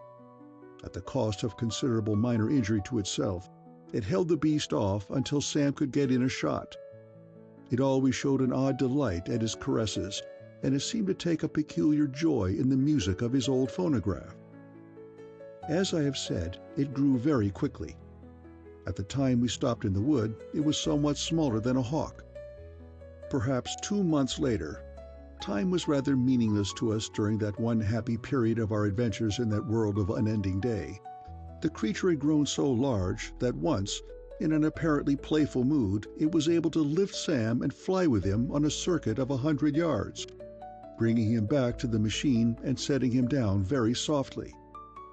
Then its armored brown body was as large as a man, and the green wings were like sails. That was near the end. During all that period, Sam devoted much time to the examination of that bar of strangely light, bright blue metal. He felt that in it he might find a solution to the mystery of the Lord of Flame. I assisted him as much as I could. The metal was evidently an alloy. Analysis showed that it consisted largely of aluminum. There was a trace of a heavy metal that we could not identify, and the bar was slightly, very slightly radioactive. Perhaps, Sam thought, merely because it had been exposed to intense radium emanations. The density of the bar was only half that of aluminum. For some time we could not understand that. Careful examination showed no break in the surface, and presently we sawed it in two, and then in many pieces, searching for the machinery that we half expected to find. But as far as we could determine, the bar was absolutely homogeneous. Then Sam thought of examining it under the microscope. He found that it was full of microscopic bubbles, hollow places. By later experiment, we found that the metal was just a sponge of the strange alloy, filled with tiny bubbles of helium gas under considerable pressure. Sam presently formulated the theory that the alloy, when formed, had contained considerable amounts of radium compounds, and that the alpha particles, or charged helium atoms, thrown off by the disintegration of the radium while the metal was in a semi-plastic state, had been imprisoned in it. But it was not until later, much later, that we got the true meaning of it, that we understood the insidious force that acted in the metal to make human beings slaves to it. So the days went by, happy, carefree days for me. I knew real joy for the first time in my life. Since youth, I had known the green girl in my fancy. I had longed to find her, with a restless, hopeless longing that had left me discontented and unhappy, whatever my surroundings. Now, at last, she was really mine. I loved her with a singleness and intensity of affection that turned all my emotion in one direction. So I felt little fear or care for anything else. One day, when we sat like children together on a cool, moss-covered rock beneath a great fragrant purple tree, with a crystal pool before us, gleaming like molten ruby in the light of the scarlet day, I told her quite simply that I loved her, that I had known her always and loved her as long. "The white chieftain of my dreams," she whispered. "For what long years I have wished for you to come and tell me that." There was no need for further words between us. It was a long, long time before we returned to the machine, and then I am afraid we both flushed a little before the smile of tender understanding on Sam's lean face. End of Chapter 24. Chapter 25. The Tragedy in the Purple Wood. Our woodland life was happy. We were quite unconscious of the events that were shaping themselves to bring sudden catastrophe. We saw in our simple lives no foreshadowing of the supreme moments of the stupendous drama in which we were involved. The crisis came with little enough warning. On the last day of our joyous existence there, we had fallen into the habit of making an arbitrary division of our time into days and nights. Sam arose and fixed our breakfast. I remember that we had pancakes with maple syrup. Then, since Alexander was fluttering about, eager for the day's hunt, and flickering messages to him with its petal-like membrane, he got his rifle and they departed. As the old scientist walked off through the purple trees, puffing steadily on the old pipe in his mouth, fondly watching the huge winged beast that flew along above him with his gun, little did I dream of the tragedy that was in store. I could not have believed that Sam stood in any great danger. The winged creature that attended him was 2/3 grown.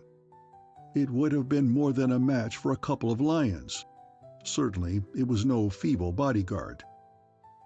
An hour after he had gone, Sonora and I took one of my old romances of science and walked a quarter of a mile up the limpid stream to a favorite resort of ours. We laughed and talked much by the way and gathered a great bunch of the little red blooms. I was teaching her to read. At least that was our nominal business, though it was usually forgotten. The living, wonderful mystery of her sheer perfection, the life and love that sparkled in her eyes, all enchanted me, carried my thoughts away from the page.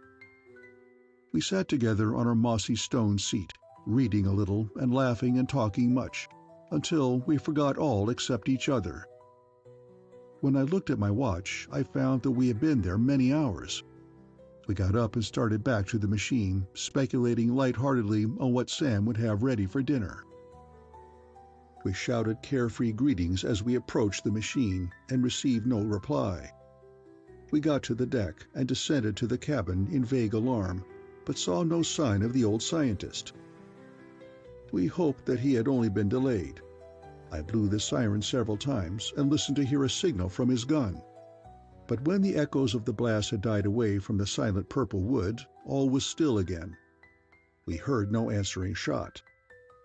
I climbed out on the deck to listen. Not a sound disturbed the stillness, save the faint rustle of the unceasing wind in the purple trees above and the crystal tinkle of the little stream. Green meadows and bright trees lay steaming beneath the hot red sky, quiet as death. The stillness was ominous. It bore the portent of doom. Presently, Sonora crept up by me and ran her strong, cool arm through mine. Her violet eyes were solemn now, and her fair face was clouded with anxiety. She had come to share my love for Sam. "I am afraid for him," she whispered. "Many things might have happened.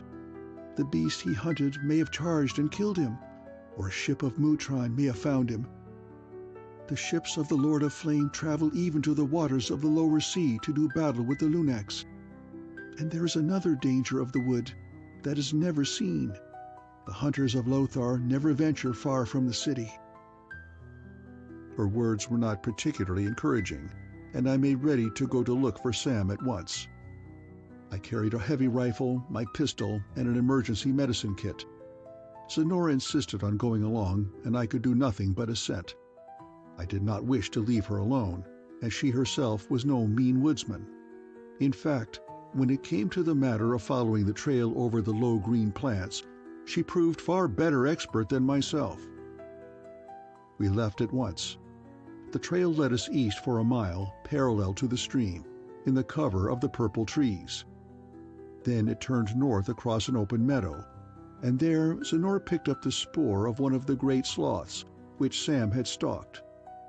It led on to a group of 3 giant purple trees, and there we found 2 fired cartridges from Sam's rifle. 300 yards farther on, in an open meadow, we found the kill. Alexander had evidently had his fill from it, and nearby were the dying embers of a fire, and the charred green stick on which Sam had cooked a steak for himself. The ground around the fire was somewhat torn up. The green plants had been uprooted and crushed, and there on the ground I found another cartridge from the rifle. Presently, Sonora picked up a trail leading toward a clump of the flowering trees to the north. We followed it hastily, silent with fearful anticipations. Twice we saw on the ground great splashes of green liquid, of the life fluid of the plant creatures.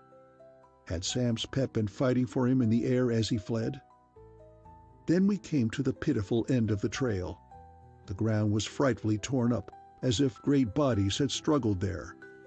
There were great splotches of the green fluid and a fateful stain, evidently of human blood. Sam's battered pith helmet we found on the ground there, and 6 fired shells, silent tokens of the battle. From the spot, no trail led away. There was no evidence to show whether the battle had ended in death or in capture, nor anything to show what manner of being the unknown assailant had been. For a long time we stood there, gazing at the spot in lifeless grief and despair, apathetically fingering the helmet and shells, vainly trying to picture the contest and looking about for other signs. "It is no use to go farther," Sonora said at last. "It is the unknown menace of the Purple Wood. Many a man of Lothar has been taken by it. It is a silent, winged death." End of Chapter 25. Chapter 26. The Last City of Lothar. Presently we turned and trudged wearily back to the omnimobile. There was nothing else to do. I was sick with an aching heart. It was incredible that Sam, kind and true friend that he had always been, should be no more. A choking lump rose in my throat, and I confess that a few tears rolled down my cheek. But I still had Sonora. As we walked, I put my arms around her protectingly, in the grim determination that this strange world should not rob me also of the dream girl for whom I had searched 2 worlds. My love of her kept me from utter despair, but even then I knew that our ideal life could not go on. I would have to find out what it was that had taken Sam, to identify the thing that Sonora called so vaguely the menace of the Purple Wood. Might it be the wild plant monsters, or was it something even more alien and terrible? And I thought more seriously of the danger to the earth that I had been trying so vainly to forget. Sam's responsibility had fallen on my shoulders. I must see what I could do. With the wonderful intuitive knowledge of one another's thoughts that Sonora and I have always had, she understood what was passing in my mind before I said anything. Softly, she took my fingers in her hand and looked at me with deep sympathy in her eyes. "I know, Melvin, what you think, and it is right. It is hard, so soon after you have come here to find me, but it must be. I can guide you to the city of my people. I can even show you to the brink of the pit of Zath if you would go there. You are very brave and true, my princess. I come from Lothar. If you feel that your duty bids you to risk the violent death in Zath, I would not dissuade you. But the Lord of Flame is mighty. No man can fight him. He has power over all." "Except our love," I said. I stopped and took her in my arms and pressed her red, warm lips against my own. In the whole world, she was all that was mine. She clung to me fiercely, as if the terrible power of the pit of flames was trying to tear her away. At last we went on, and presently we reached the omnimobile, hidden in the purple grove. In Sam's absence, it looked very cheerless and lonely. We got aboard and made ready for departure. I tuned up the motors and examined the electric weapons, and cleaned and loaded the little cannon again. As I worked, Sonora went in the galley and fixed a lunch. We ate quickly under the silent pall of bitter tragedy, thinking of the smiling old man that should have been with us. Then we climbed into the conning tower, and I switched on the engines. The humming of the generators rose again, and the great machine lumbered clumsily out of the little wood, where it had been hidden for so many happy days. For many hours we held a northwestward course over the green plateaus and through the purple woodlands, with the light of the crimson day shining through the ports. Sonora stood by me and chose the route. For the last few miles we crept along just east of a high, bare ridge of rocks. At last she bade me stop the machine in a clump of trees at the foot of the hill. The last city of Lothar, she said, lay but a mile beyond. I took my binoculars and a rifle, and we left the machine and clambered up half a mile to the top of the ridge. The girl led the way, slipping cautiously through the rocks. At last, she threw herself down behind a fringe of the low green plants and motioned me to crawl up beside her. "Look," she whispered, "and see all that is left of Lothar, the proud kingdom of my fathers, under the curse of the Lord of Flame." Indeed, it was a scene of ruined grandeur that met my eyes. A little valley, perhaps 2 miles wide, lay beyond the ridge on which we were concealed.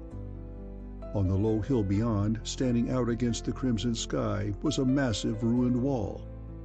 Back of it rose the crumbling, desolate ruins of great towers and palaces of stone, covered with the moss of centuries of decay, merely the bare bleached skull of a dead civilization. "It was in those fallen palaces of my fathers," Sonora whispered again, "that I found the strange machine that brought me the first dream of you." I put up the glasses and made out the actual city outside the wall. Certainly, Lothar had fallen since its days of radio. There was a mere straggling village of rude stone huts spread out on the valley floor, below the colossal ruined metropolis. The few hundred buildings were surrounded by a little cleared space, with the purple forest creeping up to reclaim it forever. I made out a few children playing about the trees, and a dozen eel-clad men working in the clearings. A few wreaths of smoke curled up from the dwellings. The people had not yet lost the art of fire. And hanging silent and menacing in the air above the village was the visible symbol of the alien power that had wrecked that ancient civilization. A great gleaming silver ball, a ship like the one we had fought, hung motionless above the huts, with a quick purple beam from it flickering frequently over them. For a long time we lay there watching that desolate, pitiful scene, and then Sonora touched my arms and we slipped back down the ridge. She was silent, with grief and despair in her eyes. "See," she whispered at last, "see, Lothar is dead. The Lord of Flame has killed it. The men are poor, struggling wretches. They could do nothing even if the flame were gone. My father was the last king of Lothar. His was a troubled reign, and he has been dead many hundred sleeps." "Don't grieve so, my princess," I said. "There are still vast cities above the waters, where men are powerful and wise, and where the sky is blue and a white sun shines, and where there is a domain many times larger than all this abyss." "Can we go there, ever?" she questioned eagerly. "No, we can never leave this land, even if the Lord of Flame is killed. The machine cannot break through the roof of water from below, and the power of the Lord of Flame is coming to Earth. Even now it may be a dead and frozen world." And drooping in the silence of dull despair, we reached the machine and drove quickly for the protection of the deeper wood.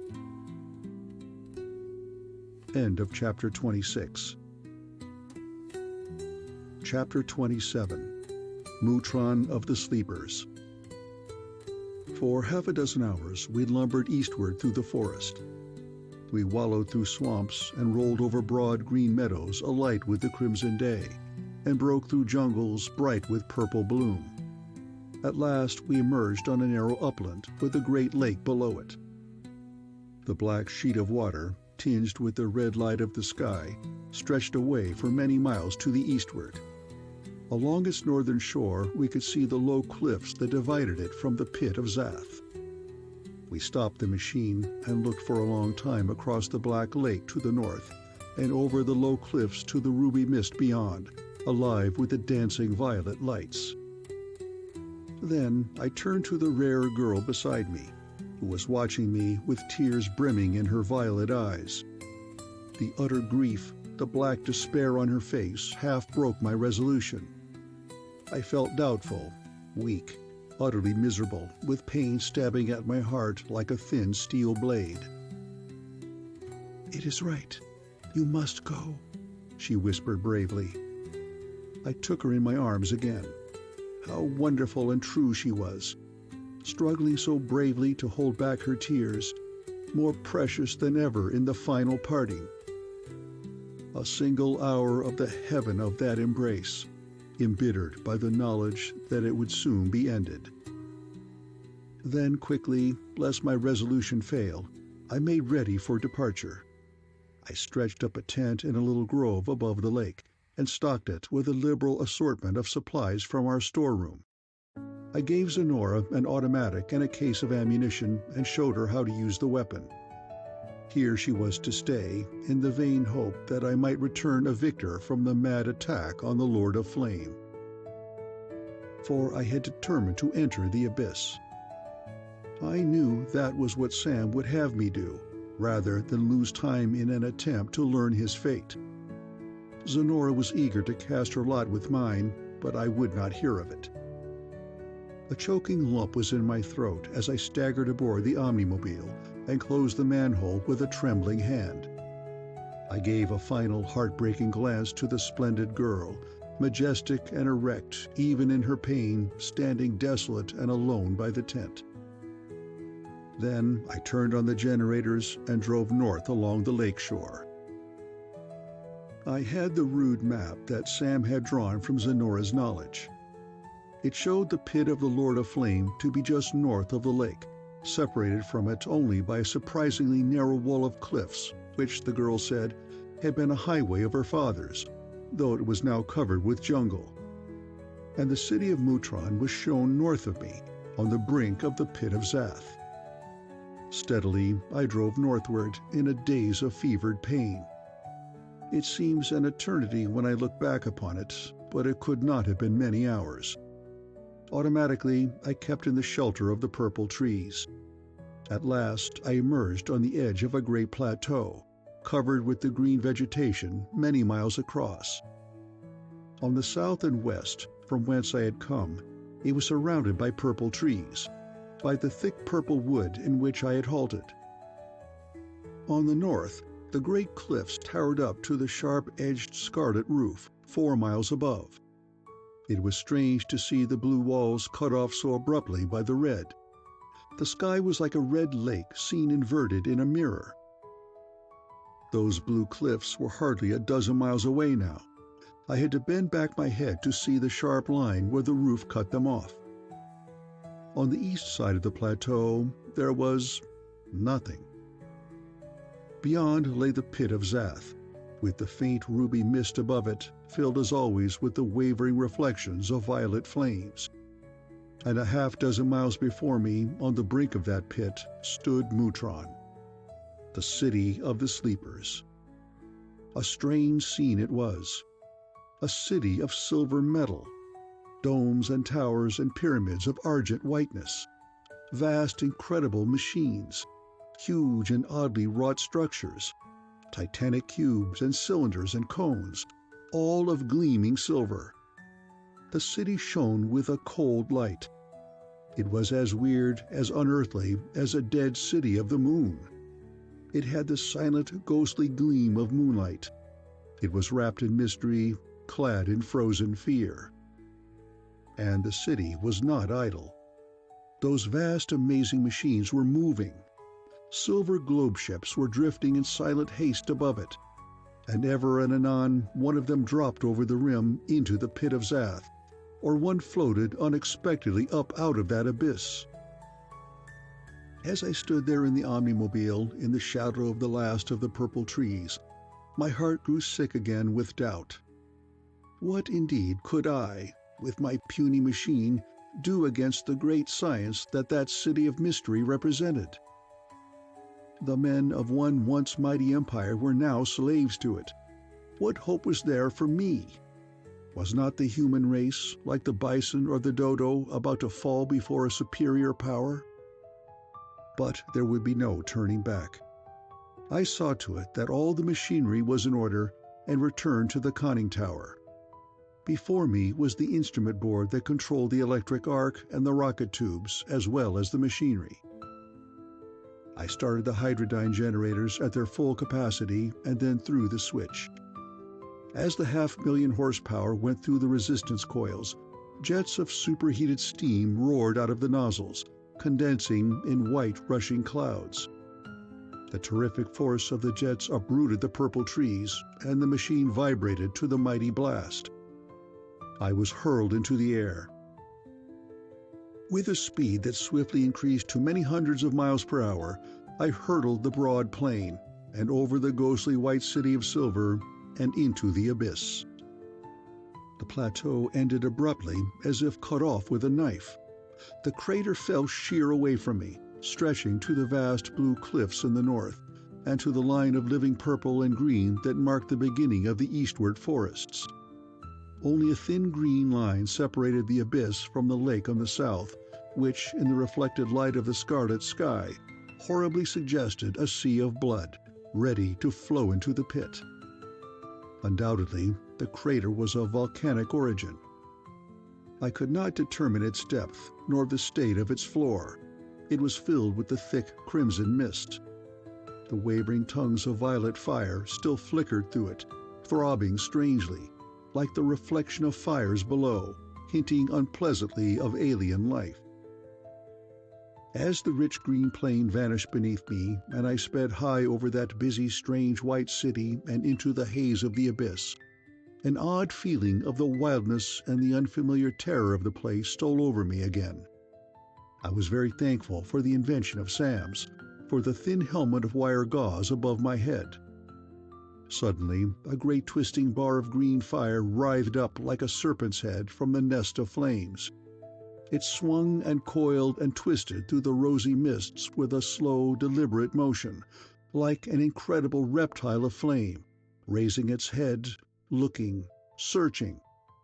Despite the helmet, great fear swept my brain like a hot flame. End of Chapter 27. Chapter 28. The Flaming Brain. Mighty winds whipped about me. The roaring jets of steam drove the throbbing machine on over the rosy mists and over the flickering violet flames, and I fell, dropped into the hidden pit. Vividly, I saw the great writhing head of green rising above the fire fog ahead, with that in its waving serpentine motion that told me that its eyes were already upon me. I was certain that it was a living, sentient entity, that it was intelligent. Could my weapons avail against it? I fell through the rosy clouds. The green and purple rim of the abyss grew vague, and the blue cliffs in the north assumed a misty indistinctness. The red mist shone until it seemed that I was swimming in a fog of crimson fire. And all the while, the bright, beautiful face of Zenora was before me. The light of her clear violet eyes drove the strangeness and the fear from my mind, leaving only my pain at leaving her. I drove the machine mechanically, lost in a daze of grief. For ages, it seemed, I shot forward through the haze. At last I made out a bare floor of sand and rocks, pitted with circular craters. It was a good 1,000 feet below, and still dim in the haze. I opened the bow tubes, and the force of my fall was checked. In 3 minutes more, the machine struck the earth bow first. It tore a vast hole in the sand and rolled over twice, coming to rest on its side. Fortunately, it had been built to withstand such knocks. Fortunately, too, I was strapped in my cushioned seat. I got the motor started and worked the machine to an upright position. The crater floor was visible for half a mile about in all directions. It was a dead, desolate waste of hard sand and twisted black volcanic rocks. Further vision was cut off by the rosy mist that hung above the floor. Then I saw, far before me, a bright violet gleam through the crimson mist. Indistinctly, I saw a broad green shaft of pulsing fire rise from it, to lose itself in the crimson sky. That intense violet light, from which the flickering reflection came, and from which the green beam reached up, I knew must be the seat of the Lord of Flame. I started the engines once more, and the machine rolled mightily forward over the bare rocks, with a great clangor of metal upon stone, forging ahead at last to meet the alien menace. It roared over bare sandy flats, rounded great boulders, crashed into pits, crawled through craters. Then suddenly, that terrible green flame flared out toward me. I knew that I had been discovered. Like a lance of green flame, it flashed through the red gloom above. Its motion was alert, surprised, terrible. I set the loading mechanism of the little gun to fire high explosive and put it in action, hurling shells in the direction of that violet light. And still I drove swiftly on. The flashes of the explosions were visible through the mist ahead, but the deep violet light still glowed. I turned on the reserve power units, and the machine vibrated from their throbbing drone. I threw another switch, and the deep purr of the giant transformers filled the ship. The mighty white tongue of the electric arc reached out ahead of me, and the Omnimobile plunged on. Two of the silver spheres, the ships of Mutron, appeared before me, with the green vortexes of the atomic disintegration springing up about them. The great arc brought them down in incandescent wreckage almost as soon as they came in view. The violet mist grew brighter, more distinct. I knew the shells were bursting near it, and that the arc would reach it soon. The faithful old machine lumbered rapidly on over the wild and twisty rocky desert, a waste as terrible as the mountains of the moon. In fact, that crater-pitted floor bore a curious resemblance to the typical lunar landscape, and the forces that produced them must have been similar. Then the mist cleared, and I saw the form of the thing that gave the violet light. It was scores of feet thick and hundreds tall. It was a vast, smooth cylinder of violet fire. It shone like metal, which was white-hot and seen through violet glass. The color of it ran and flickered on the surface. Violet sheets and bands crawled and flashed upon it, and the violet flame flowed away from it in many little tongues. The thing was perfectly smooth and cylindrical, 500 feet in height, a titanic monolith of metal. Still, the Omnimobile lumbered irresistibly onward. The little gun crashed regularly, and the shells threw up the earth about the weird cylinder half a mile ahead. And the great white flame of the arc was playing far out toward it like the sword of the angel of death. I saw a cluster of curious gleaming machines about the base of the great cylinder. One of my shells must have struck them, for they suddenly seemed to collapse and dissolve in a cloud of white smoke. Abruptly, a huge, terrible bar of green fire rose from the top of the cylinder almost like an extension of it. It was like a beam of green light from a vast searchlight. But it bent and twisted as if it were alive. It moved like a snake, writhed toward me. And then came the catastrophe. A great pit in the rocky desert suddenly appeared before me, 100-foot chasm.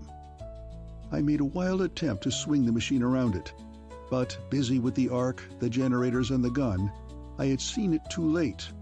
The brink loomed before me. Desperately, I set the brakes.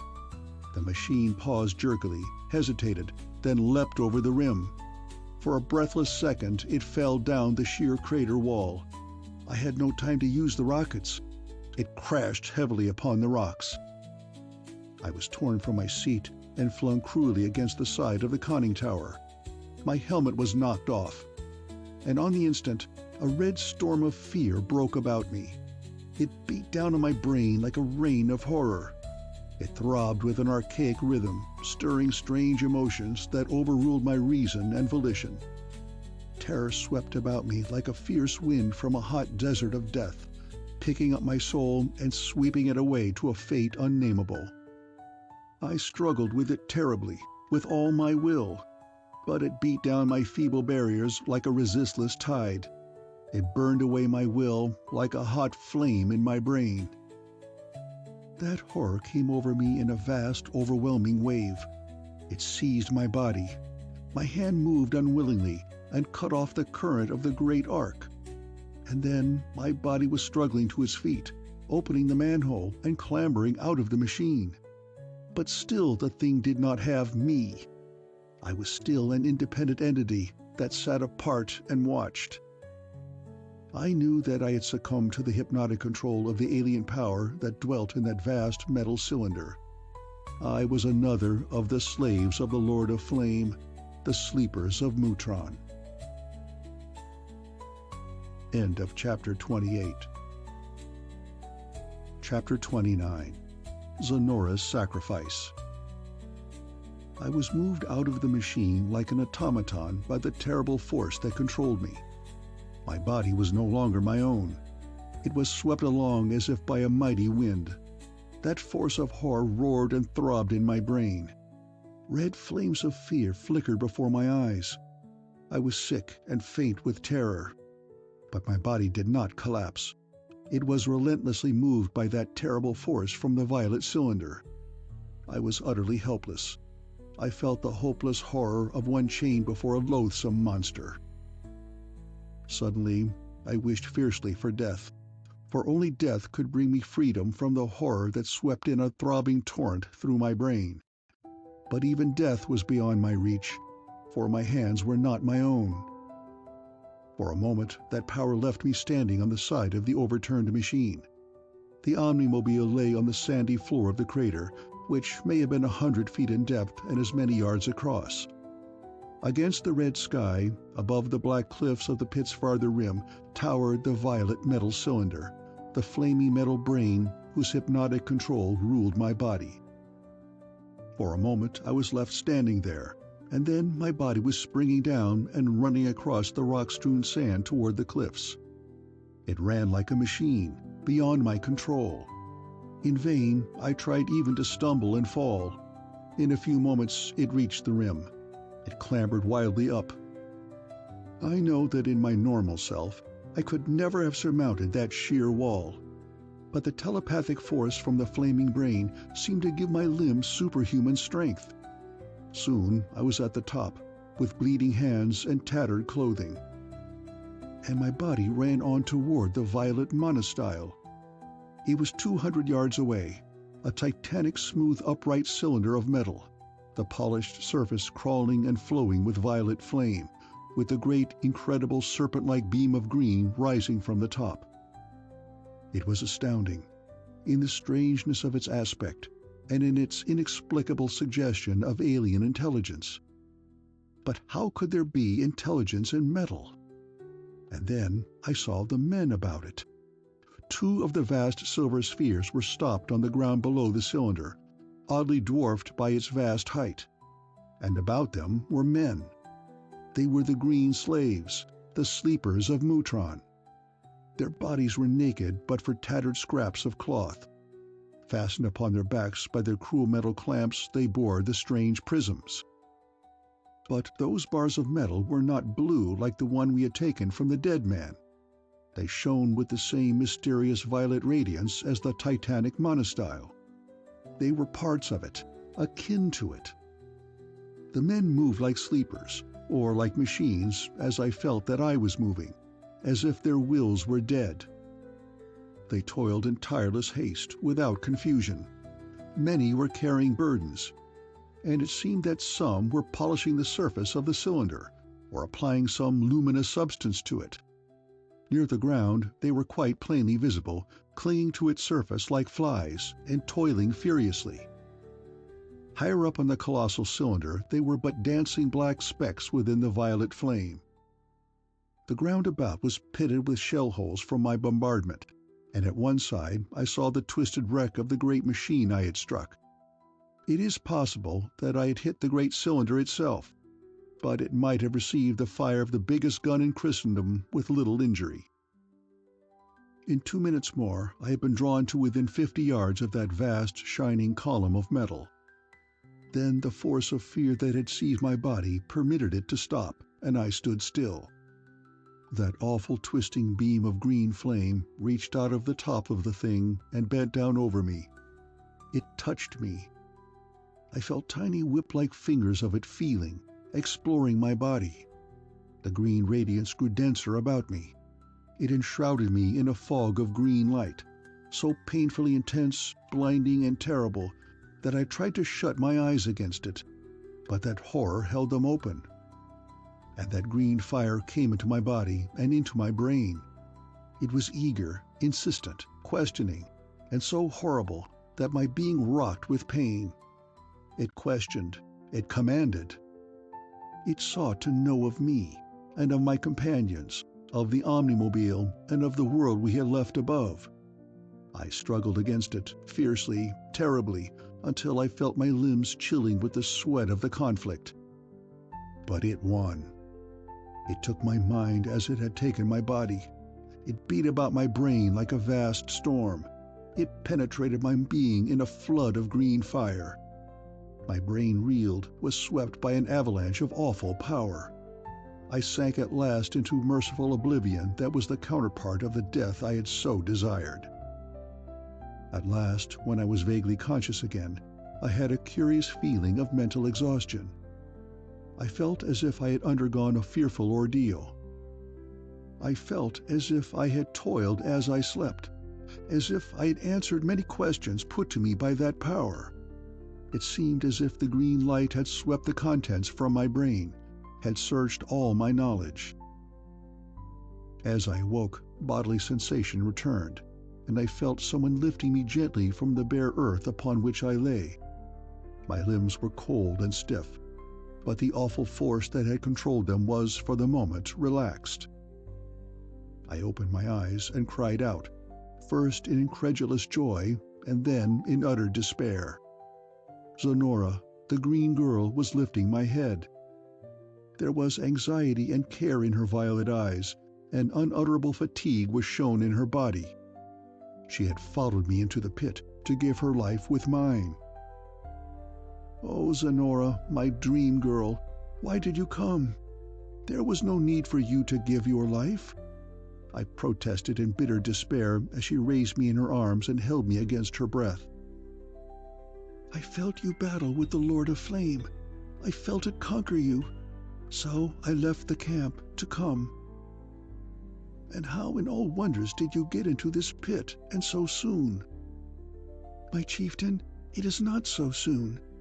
For 3 sleeps I have come through the forests and rocks without stopping, while you lay still in the power of the flame. But why? Why come to throw away your life? See, I bring you the wonderful thing of Barsoni Sam that shuts out the horror. I give it to you, and you can go on with your battle against the flame. No, you could never conquer the flame. But fly, go back to your land. Even then, I felt the horror awakening again, felt that fearful force directed again upon me. With a single quick motion, before I could prevent her, Zenora had whipped the electro-screen helmet from her head and drawn it about my own. Fly, she whispered fiercely, the sleepers of Mutron, and think not of me. Fly, even from me. The horror relaxed, and I collapsed in a daze of relief. In a moment, I had recovered and got to my feet. Zenora was a score of yards away, dashing off. I ran after her, calling for her to take back the precious helmet. Suddenly, she stopped. A convulsion ran through her frame. She turned, with her face a mask of livid horror. She was in the power of the flame. She was a sleeper. She bent, seized a rock, and hurled it at my head with superhuman strength. I dodged, and it hurtled past my ear.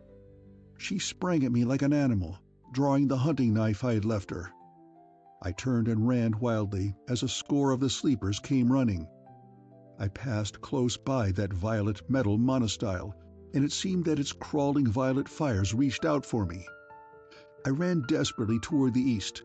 I heard the strange cries of the sleepers of Mutron behind me. I felt the awful green flame writhing above me, but even it could not penetrate the helmet. I was insane with terror. I ran on, through eternities of heartbreaking effort. At last I stopped exhausted, with pounding temples and bursting lungs to look behind me. The flaming brain was but a dull violet glow against the red sky. A desolate waste of bare rugged rocks and great round craters lay about me beneath the crimson mist. All was silent. The sounds of pursuit were gone. End of Chapter 29. Chapter 30. The Nitrate Plantation. Should I go on, or return and try to save Zenora, as she had rescued me? That question throbbed in my brain. The answer would have been easy enough if I had had her alone to consider. I might cheerfully have surrendered myself to that dreaded power to save her. Any man would have done as much. But what of the menace to the Earth? Should I give up the struggle? For a long time I stood there on the rim of a strange crater, lost in indecision. At last my sense of duty to mankind was victor. I set off wearily toward the east again. The omnimobile was so near the flaming brain that I dared not attempt to reach it, even if I had been confident of finding it. And upon consideration, I was sure that if the machine was left as it was, it would be only as a trap for me. A sorry hope indeed was I for victory in the struggle with that vast alien power for the safety of Earth.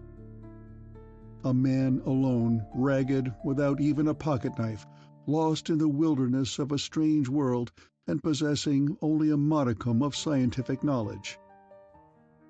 What folly indeed for one in such circumstances to pit himself against such a science! But that seemed the only hope for victory. With Sam in my place, the outlook would have been brighter. If I had a fair scientific education, Sam knew enough to raise cities and armies in the wilderness. For many hours I struggled toward the east, away from the violet glow, over the desert of rocks and craters, through the ruby mist. And I came unexpectedly upon an explanation for the origin of the crimson haze. Thin clouds of red luminous gas were hissing from some of the craters or fumaroles, escaping from the radium deposits in the core of the Earth, to float up and augment the radioactive cloud that held up the waters. I was half dead with weariness when I reached the mile-high cliffs at the crater's rim, and half insane with grief for Zenora, and with angry doubt of my wisdom in deserting her. I have little memory of how I got up that wall of rocks. I remember climbing until I was worn out, of toiling upward with bleeding hands and feet, of fighting on when I was dizzy for want of food and water, of struggling up when my body screamed in pain for me to surrender and drop to merciful oblivion in the abyss. I remember sleeping many times on ledges or in crevices when I could go no farther. But at last I reached the rim. I climbed out upon the flat plateau to the east of the abyss, a strange wilderness of green plains and purple trees, but infinitely welcome after the tortures through which I had been. I stumbled across the meadows until I found a little stream. Eagerly I wet my parched mouth, and presently I slaked my thirst, and ate a few of the date-like fruits of the flowering trees. And then I slept. For a period of many months thereafter, I led a strange, wild life, the life of a beast or a savage. It now seems to me that I must have been more than half insane, yet I had cunning of a sort. Wandering about in the woodland in the first few days, before my strength was fully recovered, I came upon a great lump of native copper.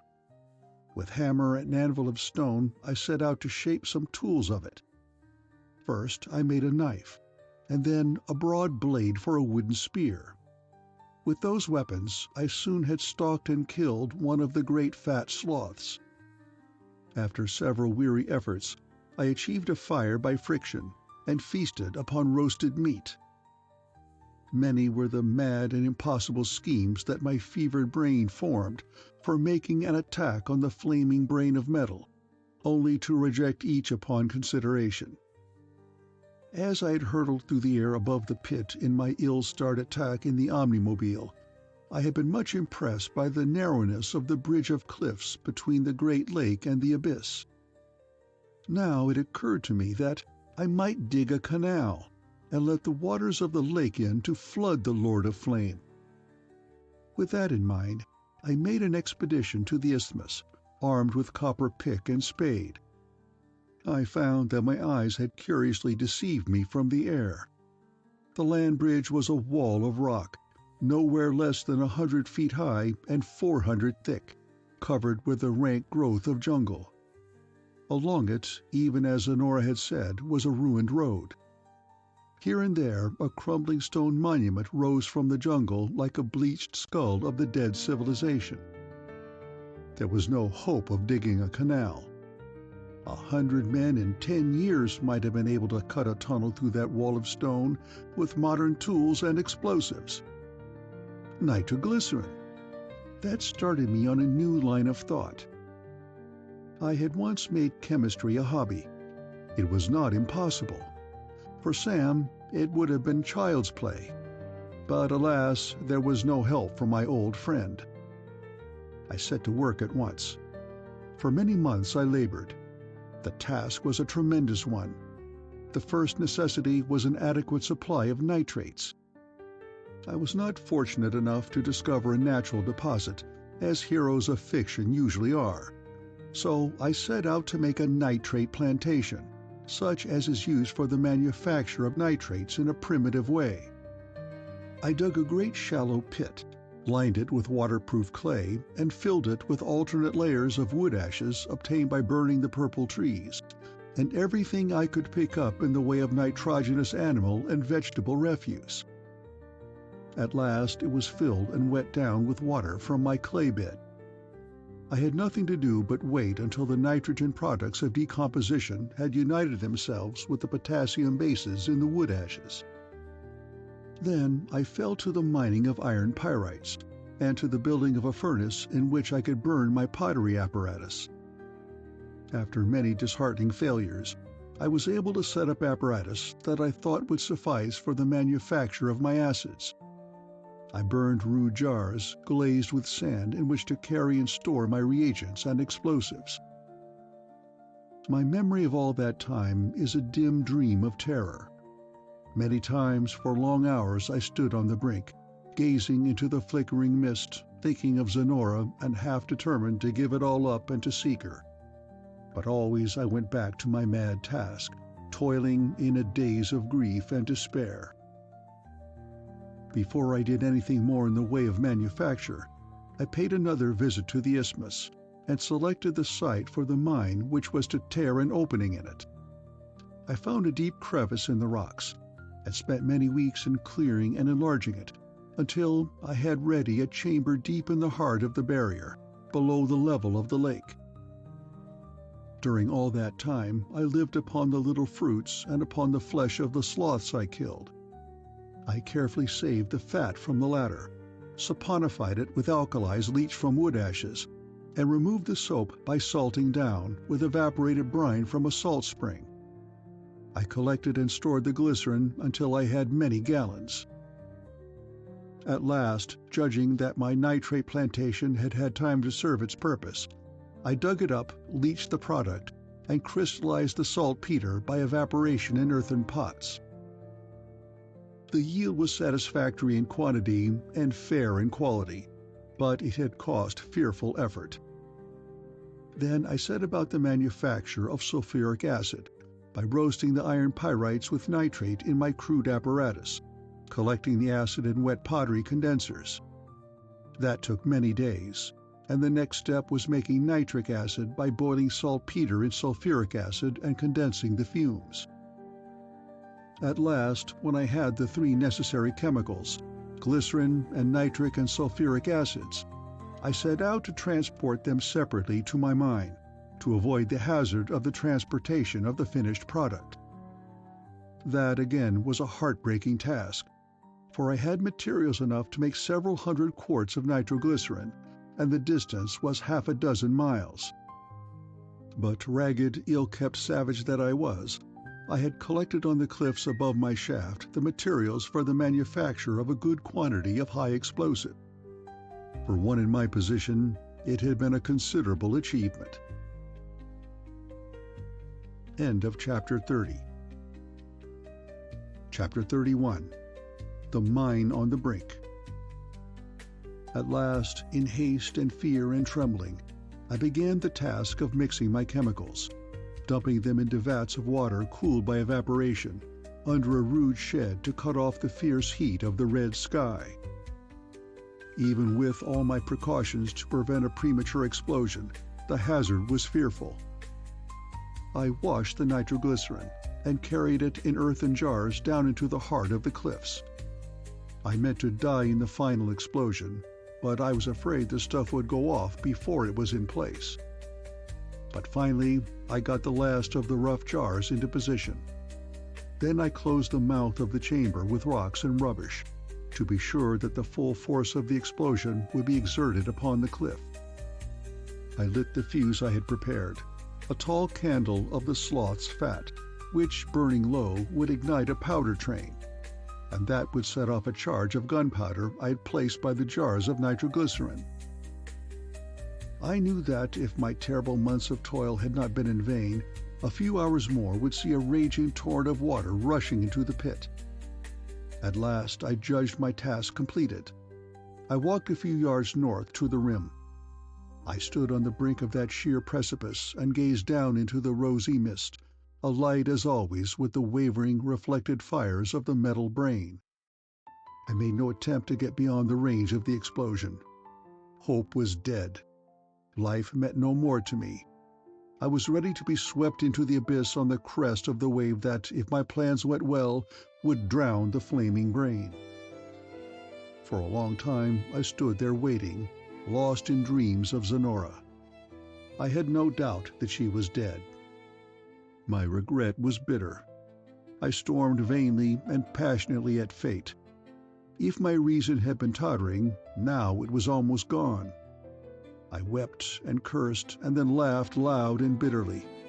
A strange figure I must have been, wild and unkempt, red and burned from exposure, half naked, with insanity in my eyes, laughing and waiting to be blown to my doom. And then I heard a sound that brought me into silent and cunning alertness. I sprang to the mouth of my shaft and crouched like a savage with my great copper-bladed spear at hand. I heard a stone rattling and crashing down into the abyss. Someone or something was climbing up out of the pit. I crept forward where I could see, and lay tense and silent, a desperate madman, determined to protect my mind against whatever might find it. At last a human figure clambered up over the brink and drew itself erect in the edge of the jungle. It was a sleeper of Mutron. The emaciated form was bent beneath the weight of the bar of gleaming violet metal clamped upon its back. It was clad in tattered, bloody rags. The flesh was bleeding from the fearful climb. With the dull, mechanical motions of a sleeping person or of a walking corpse, galvanized by some weird power, that terrible figure got deliberately to its feet. The bloody hands raised a long, glittering weapon of silver metal, and it plodded dully, lifelessly toward me. And then a hoarse, wild cry echoed through the silent jungle, my own scream. The sleeper was Zenora. With her old intuition of my thoughts, she had been able to penetrate my helmet. Through her, the Lord of Flame had read my thoughts of victory. She had been sent to prevent the mine's explosion, to snuff out that candle flame. If she heard my scream, she paid no heed. She walked on toward me with the same weary, mechanical gait. There was no light, no life in her eyes. They stared straight ahead, dully, unseeing. And the strange silver tube was held ready in her hand. She was more like a moving corpse, a dead avenger, than a living person. A mad storm of desires arose in my brain. How I longed to spring up, to take that dear body in my arms, to minister to its hurts, to have the green girl for my own again. It took all my will to hold me in my hiding place. But this was not Zenora. It was a sleeper of Mutron, a slave of the Lord of Flame. It was a fearful choice before me, but my resolution held. I would carry on if it tore out my heart. With a burning pain in my breast, I ran my fingers over the jagged copper blade and tensed my muscles for a spring. Perhaps, after all, we would be better dead. My madness was gone, but cold, grim determination remained. I knew that I would not hesitate. The silent, sleeping figure of the green girl was but a dozen yards from me, and I raised my ragged blade. Then a shadow upon the crimson sky, a whisper that grew to a mighty roar, the beat of many wings, a strange and ringing cry from the air above, a shouted, imperative, strange-toned command. Sam's well-remembered voice. A rushing sweep of vast green wings before my eyes, a tempest of wind as they beat the air. Sonora snatched up and out of my sight by great red tentacles. I was petrified in incredulous amazement. It seemed impossible that Sam should be alive, yet there had been no definite proof of his death. And I thought it must have been Alexander that carried him, and that had swept up Sonora. In a moment I had aroused myself and dashed out of my hiding place beneath the purple trees. It was an amazing sight that met my eyes. There were numberless thousands of the flying plants on the wing above. The red sky was flecked with their green wings. In a strange semblance to military order, they flew, like fleets of battle planes. In scores and hundreds they dived and circled in perfect formation. Many of them I saw carried weapons, vast clubs or huge metal-tipped spears, or heavy stones and masses of metal. And then a flight of them swept downward again, and I saw Sam mounted on one that must have been Alexander, though the things all looked alike to me. He was evidently controlling the whole squadron with his shouts and gestures. The old scientist still seemed strong and able. Then I saw Sonora. She was still in the clutch of the winged steed of Sam's. Even as I looked, the red tentacles tore off the flaming violet prism and hurled it into the abyss. The weird, amazing creature dived. An incredible thing it was, with its armored brown body as large as a shark's, with a vast flower of the flowing colors about its head, with red tentacles like those of a gigantic scarlet octopus, and with wings like those of a green airplane. It bore down upon me. A great crimson tentacle reached down and picked me up. I was swept through the air, held lightly in that strange grasp, and lifted until I was face to face with Sam, who sat astride the creature. He reached out with his strong brown hand and grasped my own. "Mel, old man, it's some luck to find you. And what do you think of my army? A couple of the flying dragons captured Alec and me, so I've been making the best of a bad situation. The things are really quite intelligent, and I've been drilling them for months.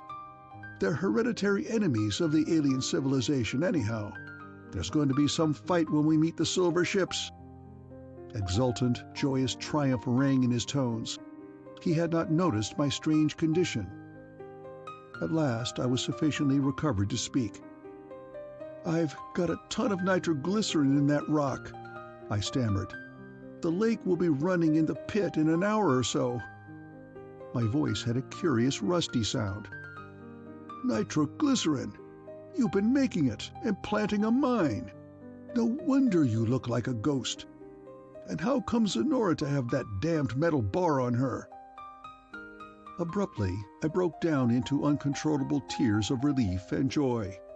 I did not try to answer. In a few minutes, the vast army of winged monsters had wheeled about, and was headed north again over the crimson mists, line after regular line of beating green wings that bore the strangest army of history to the strangest battle ever fought. But at that moment I was paying little attention, for I was mounted on another of those vast flying creatures, and in my arms was Sonora. She was limp, unconscious, sleeping the sleep of utter exhaustion. But she was free again from the Lord of Flame. With tears of joy streaming down my face, I tried to dress her bleeding hands and feet. End of Chapter 31. Chapter 32. When the Red Roof Fell.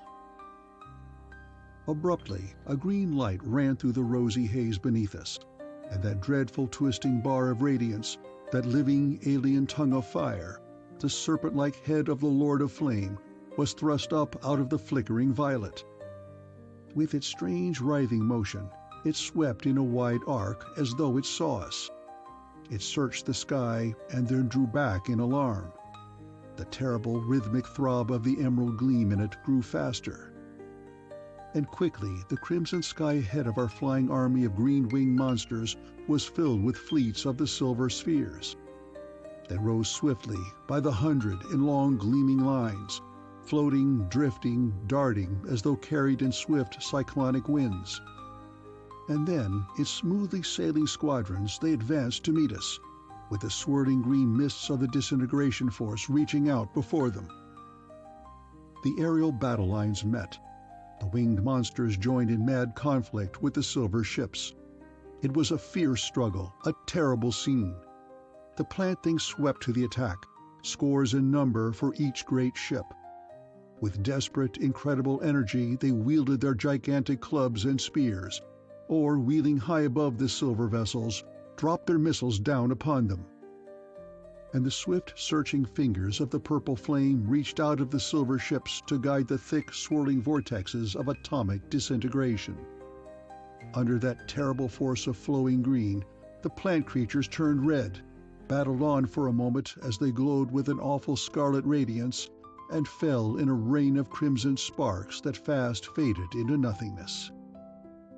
And ever the throbbing emerald column rising above the sea of ruby mist below us, the writhing serpentine bar of green that was the Lord of Flame, moved and twisted, directing its armies. The plants battled with desperate ferocity, with incredible strength. In ones and twos and threes, the silver vessels fell in twisted, battered wreckage, fell among the showers of sparks from the vanished creatures that had crushed them. It was a battle of animal strength and courage, of desperate, savage energy against deliberate, inhuman science. It was the battle of the mad elemental beast against silent, pitiless power. And the plants won. As the monsters that carried Sam and Zenora and myself swept along high above the line of battle, we saw the silver ships give way, saw them drop into the red mist with the avenging, victorious plants following close upon them. And then my mind went off. A vast white cloud of smoke and shattered rock rose deliberately above the cliffs, spread into a titanic mushroom shape, and fell in a great rain of debris into the abyss and into the lake. After many seconds, the sound of it reached us, a crashing, deafening blast. The great wave of air swept up the green-winged fleet like leaves on a stormy lake. Below the cloud of smoke, where the black cliffs had been, I saw a vast white sheet of waters, a rushing Niagara multiplied manifold, plunging over the brink in a sheer and gleaming arc. Even as I gazed it, in dazed wonder at the thing I had wrought, Sam was suddenly close beside me, shouting something with alarm and urgent command in his voice. "Smell! The roof! Where's the omnimobile? For God's sake!" "In a crater in the abyss, by the metal cylinder," I cried, wondering. Then I looked up and saw that the flat roof was cupping up, like a vast inverted basin. The waters above were rising. With no further word to me, Sam shouted a strange order to the monsters we rode. Their vast green wings were folded. We dropped like plummets into the crimson mist. The violet gleam appeared, and we made out the crater-pitted floor. I shouted directions, and in a few minutes we settled into the same little crater in which I had met disaster. The omnimobile was still lying there, just as I had left it. The creatures that bore us dropped us near the ground. Those great red tentacles set us gently down on the rocks by the machine. Sam led the way, and I carried Zenora. Desperately, we scrambled aboard and screwed down the manhole. Sam's mount, Alexander, slumped into a curious attitude of dejection. Suddenly, one of the silver vessels shot into view above the crater's rim, drifting swiftly toward us. The machine was watched. It had been left as a trap. The thing flashing beams of purple flame reached out eagerly, found the omnimobile. The whirling spirals of thick green mist extended toward us. Sam fumbled with the dials and made a hopeless gesture. Then I saw Alexander spring into the air and fly toward the terrible gleaming thing. With mad, desperate speed, the plant creature dashed straight into that fearful, swirling mist. It charged on through it. Already glowing red with the disintegration beam, it struck the white machine with terrific force. The argent globe paused, hung uncertainly, and then fell with swift acceleration until it crashed upon the walls of the pit, with the gleaming, wasting form of the heroic plant still clinging to it in the agony of a fearful doom. For a long moment, Sam was still. Suddenly, he roused himself as if from a daze of pain and turned again to the instrument boards. "The Earth is not frozen," he shouted. "The power in the ether is dead." I thought of the havoc my cannon fire had wrought with the machines about the flaming brain. In a moment he had the generators going, and the machine crawling to an upright position. Then he turned on the rocket tubes. The crater was filled with the roaring jets of steam, and we were hurled into the crimson sky. I had a fleeting glimpse of the metal brain, the vast cylinder of violet, with the green beam still throbbing from it, and with the last of the silver ships battling the victorious army of plants that swarmed about it. "The roof is lifting," Sam cried. "The equilibrium was very delicate. The gas that kept issuing from the Earth was lifting the waters to the danger point, and your explosion carried them past. The attempt to freeze the Earth was probably undertaken because a roof of ice would have been more secure."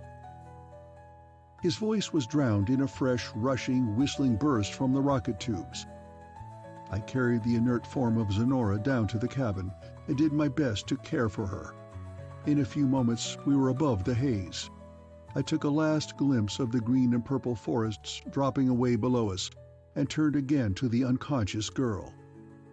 Soon the fierce red glare that poured in the ports told me that we had reached the red roof.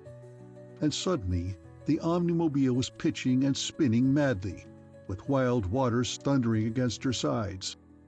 A sound reached my ears, a roar, dull, distant, and slumberous at first, but rising to a crashing, deafening storm of sound. It seemed an eternity that I held the sleeping girl upon the tossing couch, while the very heavens rocked with thunder. Abruptly, the bloody glare grew lighter, and was streaked with shafts of bright sunshine, white, precious sunlight of the upper earth. We had followed the vast bubble of gas through the roof of waters.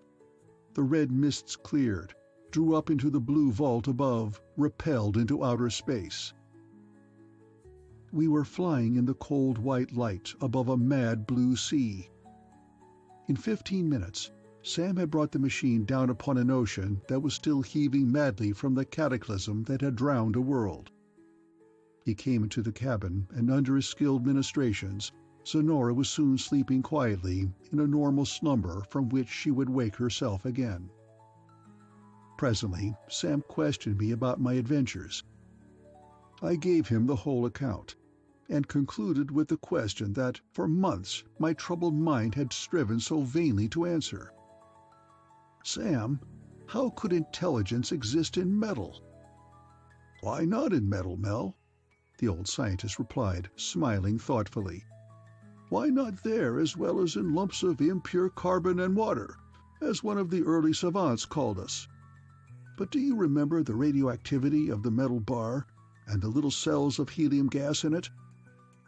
I think the radium had somehow set up neuronic circuits between the cells, like the circuits between the neuron cells in our brains. It is not impossible. That was a helium brain, but it was formed as naturally as yours or mine."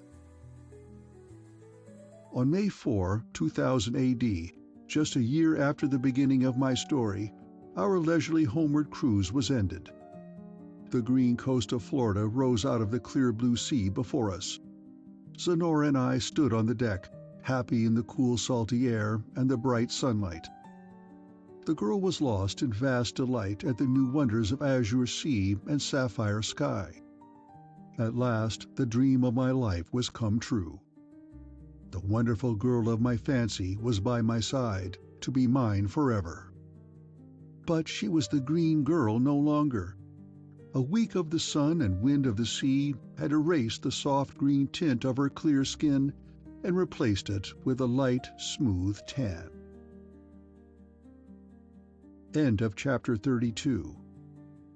The End of The Green Girl by Jack Williamson. We hope you enjoyed tonight's sleep audiobook. If you liked this audiobook and want to listen to more, please check out our channel at Sleep Audiobooks. And if you prefer to listen to each story individually, they will also be uploaded to our secondary channel at Sleep Chapters. You can access our entire catalog of bedtime story audiobooks through our web app, which can be found at sleepaudiobooks.com. There, you will also find our suite of sleep tools, including a complimentary Better Sleep Quick Guide if you sign up to our mailing list. Links are in the description below. All likes, comments, and especially subscribing help this channel grow so that we can reach more night owls in our quest to help as many people sleep easier so they can live their lives more fully during the day. We appreciate